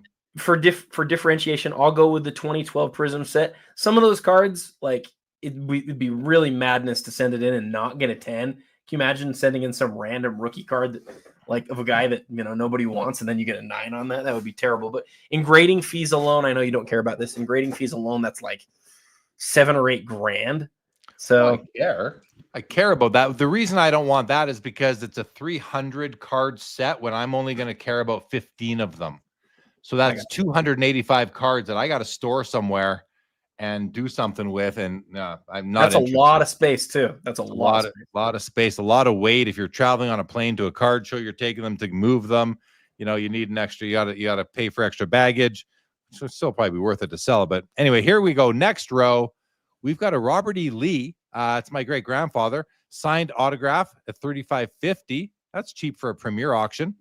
We've got another Lamine Yamal on the left and Kobe in the middle. I'm going to cough and mute myself. Adam, go ahead and talk. 100% taking the Kobe here. I've always wanted a Row Zero rookie refractor. It says that there's a missing Legacy Collection holofoil piece. That is definitely not an ideal thing, but it's still numbered out of 150, and it's still one of the big 3 Kobe rookies. So I'm going with that one. Me too. I'll take Kobe in this row as well. Let's go to page 9. Ellie De La Cruz, patch auto out of 1. That's also known as a 1 of 1, everybody. At $16,250, we've got a buyback Kobe auto patch at $3,850. It's a PSA 6. It's numbered 5 of 5. And we've got a Michael Jordan Fleer Retro Primetime, Skybox Primetime out of 15. Is that like a acetate card or something like that? Yeah, it's like totally see-through acetate. And then it has, if it's like the originals, which I think it is, it's got like a little bit of holofoil. Which one are you taking here? Aesthetically, man, I love that Ellie De La Cruz. That's a sweet card. So you're taking that one? No, I would take the Jordan probably. Yeah, I think I'm taking Kobe in this one. All right. We've got a Lamine Yamal field level gold select out of 10 at $17K. A Jordan auto from Chronology at $13K out of 25. It's a PSA authentic. And we've got a Michael Jordan UD Black Legends patch auto. Let's see how well we can see that autograph on that patch there. Not so well. So that's a deal breaker for me. If so I'm going to take the Jordan in the middle. At least I can take a different Jordan. How about you? Same. I don't think the Jordan patch auto is actually a game jersey. I think it's just a piece of fabric they had him sign on, and to me that's a deal breaker. But that Jordan in the middle is a really pretty card. It is cool, and the Lamine Yamal is pretty cool too. Actually, I like the looks of that one. Thrill Seekers MJ BGS 10 at 21K. LeBron Ultimate Auto 13.5, and a Fleer Autographics Gold Tom Brady Rookie Year card out of 50 at 11,750. Adam, what are we doing on this row? I think the Brady's the steal here. It's not only is it the autographics from his rookie year, he doesn't have very many autographs during his rookie year. This is one of his rarest ones. This one's out of 50. There's a few different versions of this one, but I don't know if it's because it's in the old SGC case. I don't know, but 2 out of 50 on that card with that autograph, I think that's a steal. Well, so he's not in his Patriots uniform. He wasn't even drafted. Wasn't he drafted by like Atlanta or something like that? I don't know about that. I thought he was drafted by the Patriots, but I think there's 3 different variations of this card. They're all in the Michigan uniform. Someone let us know. He wasn't drafted by the Patriots, was he? I don't think he was. But in any event, I'm going to go Thrill Seekers here, Adam. Yeah, grab myself a nice. Nah, it's a BGS 10. Oh, are we over? I think it's over. It's not over. It's not over. Okay, let's go to the next row. Tim Duncan, 97 rubies in the middle. Kobe exquisite auto patch out of 100 on the left. And that's it in this row for sports cards. I love the Kobe, Adam. I think I'm going Kobe here. Yeah, you're going Duncan, aren't you? It's a rookie Duncan too. No, I like the Duncan a lot. I think I've sort of soured on rubies just a little bit, just because there's enough fakes out there. I like the Kobe. I'm gonna go with Kobe. He was drafted by. Thank you, everybody. Thank you, Moloko. Thank you, Reg. I don't know what I was thinking of then. My bad. Yeah, I think I'm sorry. What did you go with? Kobe. Kobe. Yeah, I think I'm gonna go Kobe 2 in this row. Okay, what do we got here? We have a Jeter out of 25. We saw that card earlier. We got the Randy Moss credentials out of 55 and the Carmelo numbers patch out of 15. Is that one of your sneaky cards in the auction, this Carmelo, Adam? I like it a lot because it's as rare as it is. It's funny. I see the Isaiah at 11 and I see the Carmelo at 15, and I just feel like those are worlds apart. And I know it's only a quantity of difference of 4, but I really like the Carmelo because it's a rookie year card. So yeah, I would take the Carmelo here. Oh, sorry. Just so yeah, that is what I was thinking about, Chris. That's right. I watched the Brett Favre doc a few weeks ago. It was him drafted by Atlanta. I had that confused. It had nothing to do with that with Canadians, though, Chris. Nothing to do with that. Yeah, Moloko. That's what I was thinking of. I'm gonna go Randy Moss on this one, Adam. I knew you would. Yep, I'm going Moss on this row. Oh, maybe this was that's Jeter. That's the Griffey. Griffey at 38K, Jeter at 19,750 for the same card, basically. In this row, LeBron or Dwight Howard, James Wood in the middle with the Pad Parasha or I'm going Griffey here, even though you got the LeBron. I'm going Griffey on this row for the one out of 25. That's a crazy card. Yeah, the fact that it's to 25 from all the way back in 97, I don't even know. I mean, I didn't even know this thing existed that far back. I'm probably going to take that one too. Okay, this isn't as tough as I thought. I thought that was LeBron on the left, but no, that's D Wade. I know this is one of your cards of the night that you were watching. You mentioned one of your reels. Beautiful card, the D Wade. We have the downtown LeBron on the far right, BGS black, so that's an immediate no for me. I'm going with that Tom Brady jersey in the middle. I love Ultimate Collection. I love game used patches, and I think it's a beautiful design, big patch. I'm going to go with that one, but I understand the arguments or the reasons to go with the D Wade, Adam. How about you? I might go with the Brady too, honestly. I love that year of 04 Ultimate. The reason that I had that one in my top 10 countdown is I just asked the question, what would you rather have, this or the Logoman auto? And I think historically that would have been a good question. You can see right now it's not a good question. The Logoman auto is just absolutely trumped it. Okay, yeah. There's the Ray Allen Logoman 101. 41.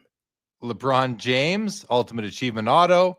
And a Shohei Ohtani Optic Gold rookie auto out of 10, sitting at only $8,000. What's wrong with that card? Man, people just do not like it when things aren't licensed. Oh, that's what it is. Okay. But man, that's incredible, right? Like, it's that auto's horrible. The auto is like, but still, listen, if you slap, I don't mind the odd streak, but this thing is all streak. If you slap tops on this with that autograph and it's tops chrome, or if let's say it's Bowman chrome, if it's Bowman chrome, it's a $500,000 card. You know, you know how I often say that I love autos on tops and Bowman because they stick. Panini didn't figure it out. Panini, this should not be like this unless it's faded over time, but it doesn't really look like it is. It looks like who knows? Maybe it was a bad marker. Who knows? Yeah, Shohei's auto is pretty hit and miss. I think he's gotten pretty quick with it. I think we've seen other ones that look as bad. Yeah, okay, fair enough. I won't blame Panini, but this auto is a deal breaker for me. This would not be welcome in my collection at all. I love Optic. I love Rated Rookie. I prefer it to Prism personally. So, but non-licensed and a weak auto probably explains it. So for me, it's easy. I'm going Ray Allen. He's one of my favorite basketball players of all time. I'm going with that's a no-brainer for me. Where are you at?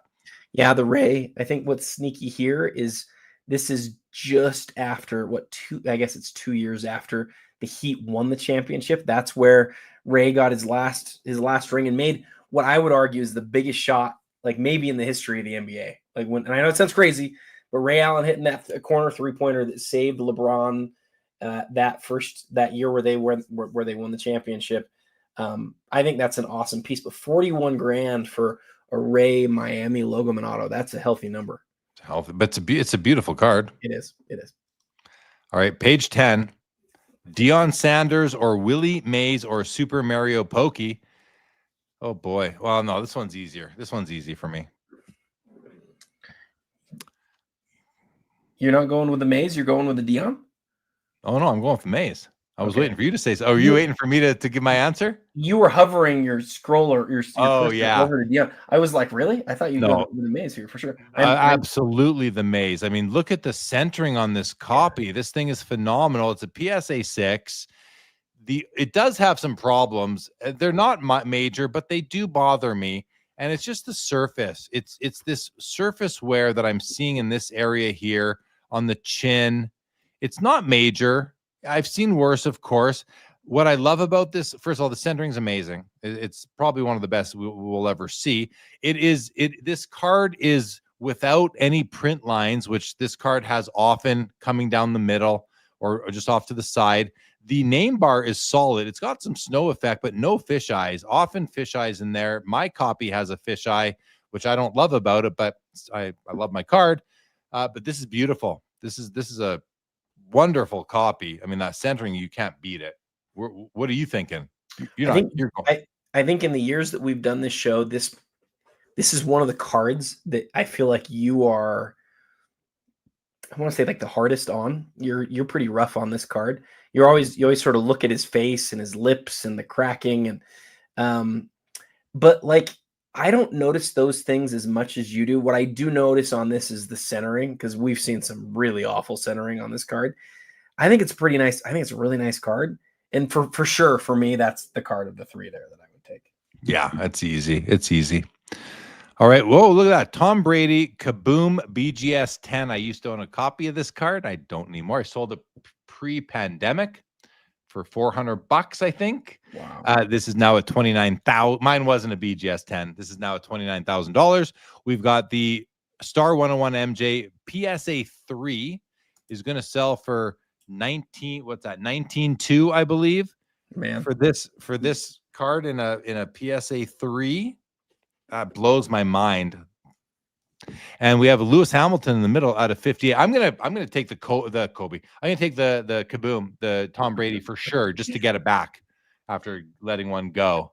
I would love to have this MJ in my collection, because I don't want to pay a crazy amount of money for a Jordan star, and the stuff that even looks decent these days is way too much money. I get what you're saying. It's way higher than it's been in the past, but it's still a 3. It's not an authentic. I know it's beat to crap, but there are more beat up ones. So I would just really like to have a copy in my collection. So I would take the Jordan.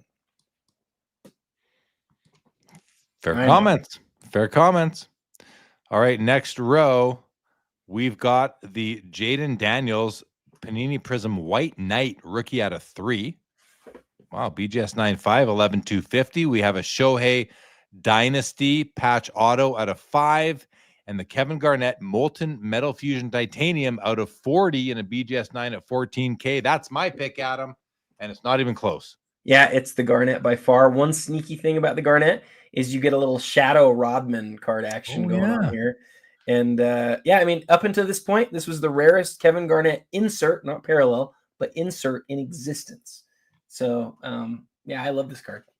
Yeah, just clean up that slab a little bit, because you see all these scuffs on it. BGS slabs are just the lowest quality in terms of not staying clear, I guess. It's too bad. But that's my pick for sure. We're going to take the Jordan Floor card here, I believe, aren't we? Yep. Yep. Next row, a couple of Jordan autos. I'm not crazy. Like, I don't like printing plates. Don't dislike them, but I don't like them.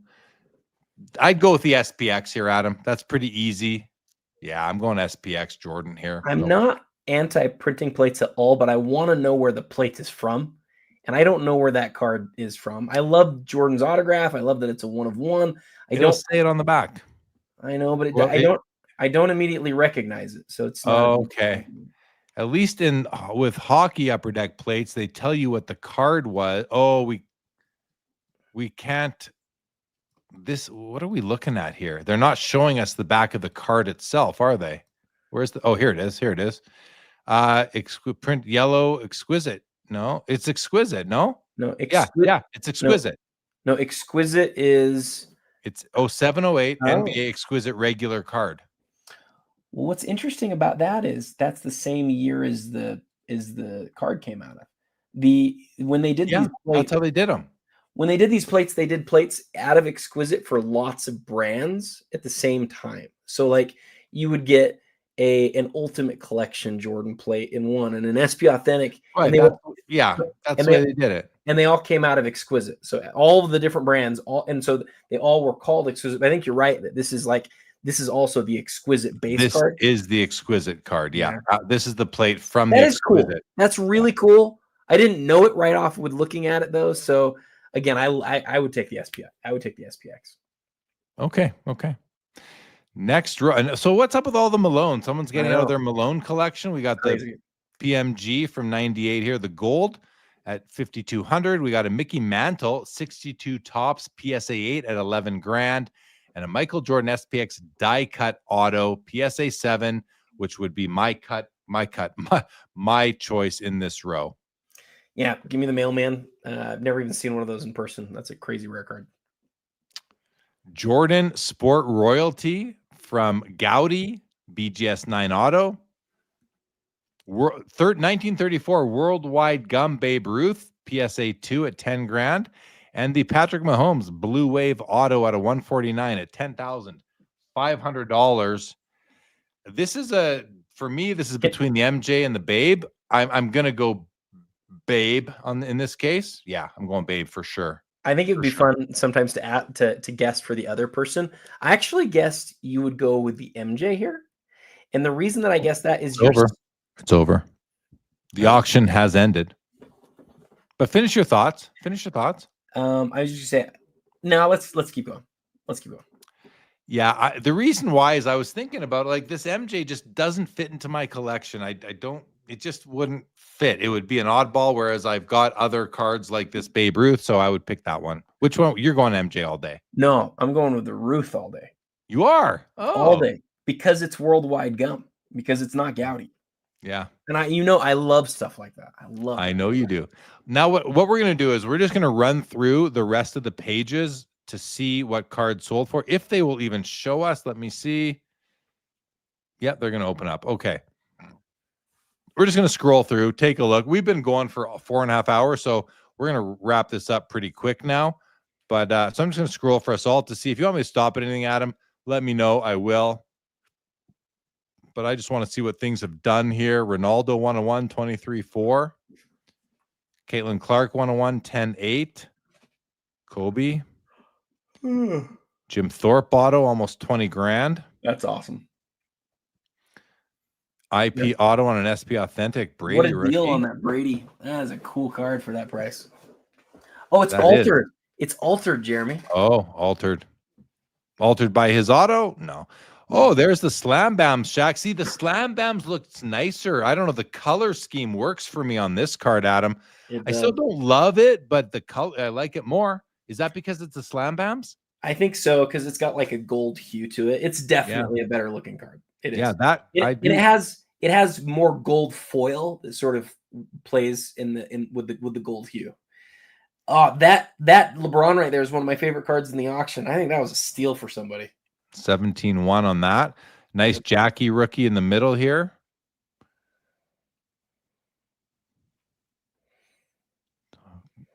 Kaka, never. This is a nice looking card. I like the blue. I don't know if I like all the why it says Wemby 100 times, but I like the blue. Shohei Superfrag. That's a neat design. There's a Kobe autographed. That I think that's also, is that not the exquisite card as well? Just looks like it's the same as the, yeah, it's the exquisite auto plate. Bet you they're from the same seller. Probably, exactly. Tiki Barber, Gem Master 101, 18.3. Curtis Martin, 26.4. Kevin Garnett, Rubies, 6,300. 2 pages left to run through here. Nice Jerry Rice, dual patch auto, 22. Curtis Martin 101, 24K. Brock Purdy, $1,740 in a that should not have been in this auction. Barry Sanders out of 20, 8,700. Seems cheap. I love the merino. Look at the color match on the merino, Adam, and that rubies. Just beautiful. Yeah, that's pretty. That is beautiful. Yeah, PSA 8 too. Ronaldo out of 10, select gold, does 26.4. Grand Hill, grand finale, $5,000. Oh, what's this 101 tag card? Curry, Thompson, and 2 others. Okay. Oh, that's cool. Actually, can you go back to that real quick? It's Draymond and Clay and Harrison Barnes. Oh, it's not Draymond. It's Iguodala and Harrison Barnes. Oh, it's from 2013. Before we knew what this team would become. That is pretty. That's actually a really interesting piece. No autographs, just jerseys, and still pulled $26,000. 26.4. Yeah. Emmett Smith, champ PMG, 13.8. 27K on the Jordan. Kobe Kaboom, 13.2. 2019, and it's a 9, and it still pulled $13,000. I mean, Kaboom's numbers at this point, Jeremy, are just low. Well, it's not just Kaboom, Just but I insane. hear you. The Mantle PSA Authentic Altered did 44.4. See, it's aesthetics, right? Great looking card. I think this is one of the very few cards that I would purchase in an altered state. Can you figure out where it's altered? Sometimes you can see recoloring on the blue. Is that a pen mark in the upper right? That's what I thought it might have been, but I don't think that would be an MK designate, an MK qualifier, right? I don't know. I'm not seeing it, but who knows? I don't know if PSA knows. If they can't put it on the slab, I don't think they know what it is. I think they just weren't feeling good about it, maybe. Does it say in the listing? Sometimes they'll say in the listing. Ooh, let's see.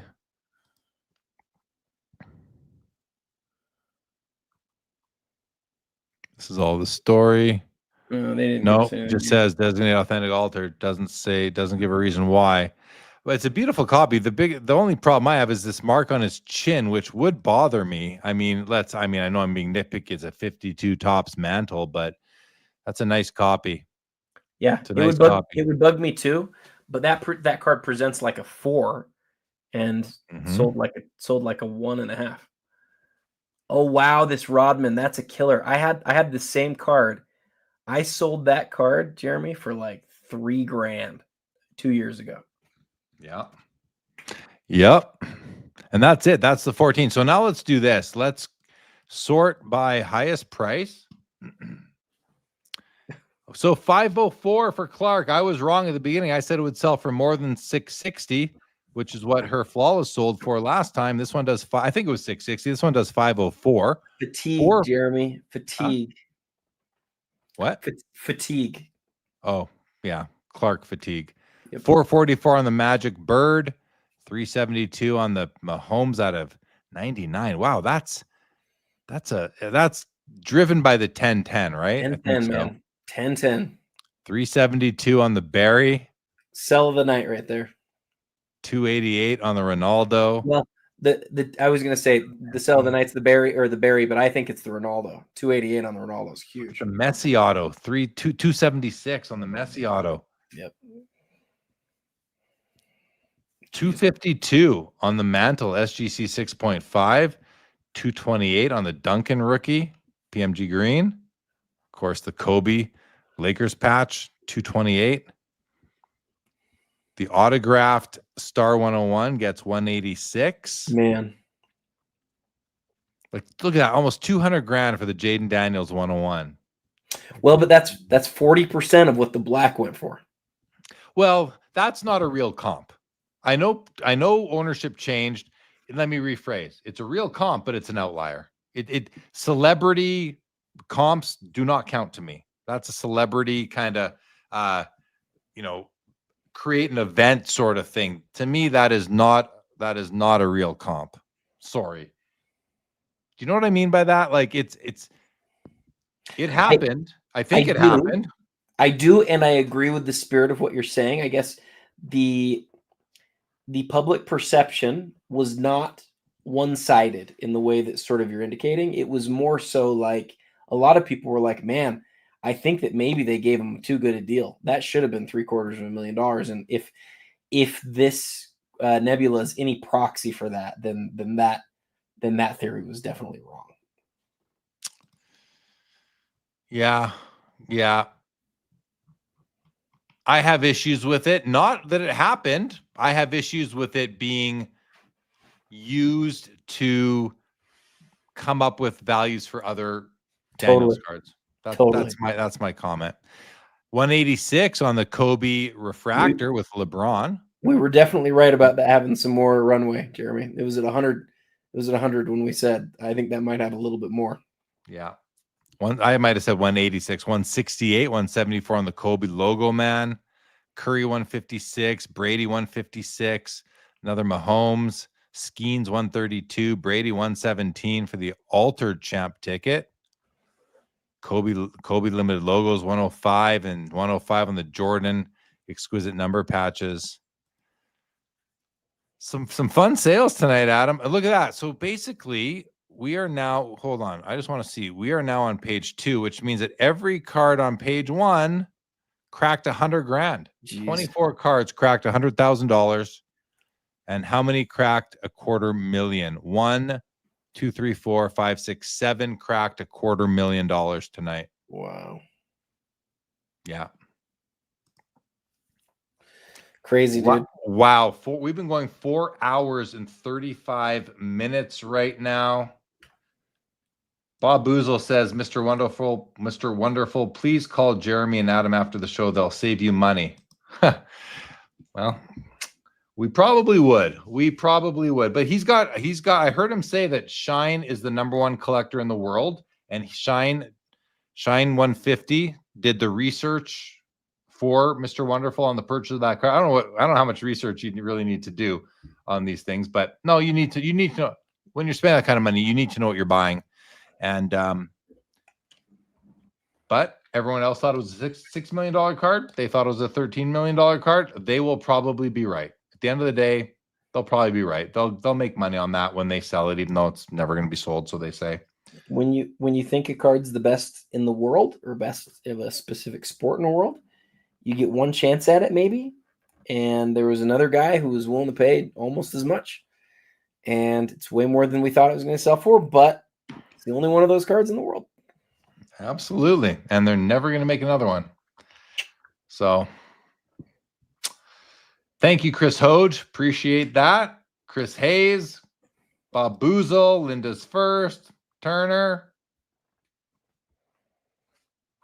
That's who's been with us for the last half hour or so. I'm still showing 218 people, but that is a lot of Twitter. So that's it, Adam. We're going to wrap this up. That was fun. It was good to have Cajun Cardboard on it with us for about an hour and a half or so. Adam, always good to have you. Chat, guys, thank you so much. Thank you. That's it. Yeah, good. All right. Any other comments? I think this was a really fun auction. Some stuff sold crazy well. Some stuff didn't sell as well as we thought it would. In the end, it's sort of as expected. But as always, dude, it's a pleasure to be with you. Love being with Brian. He's awesome. He's the best.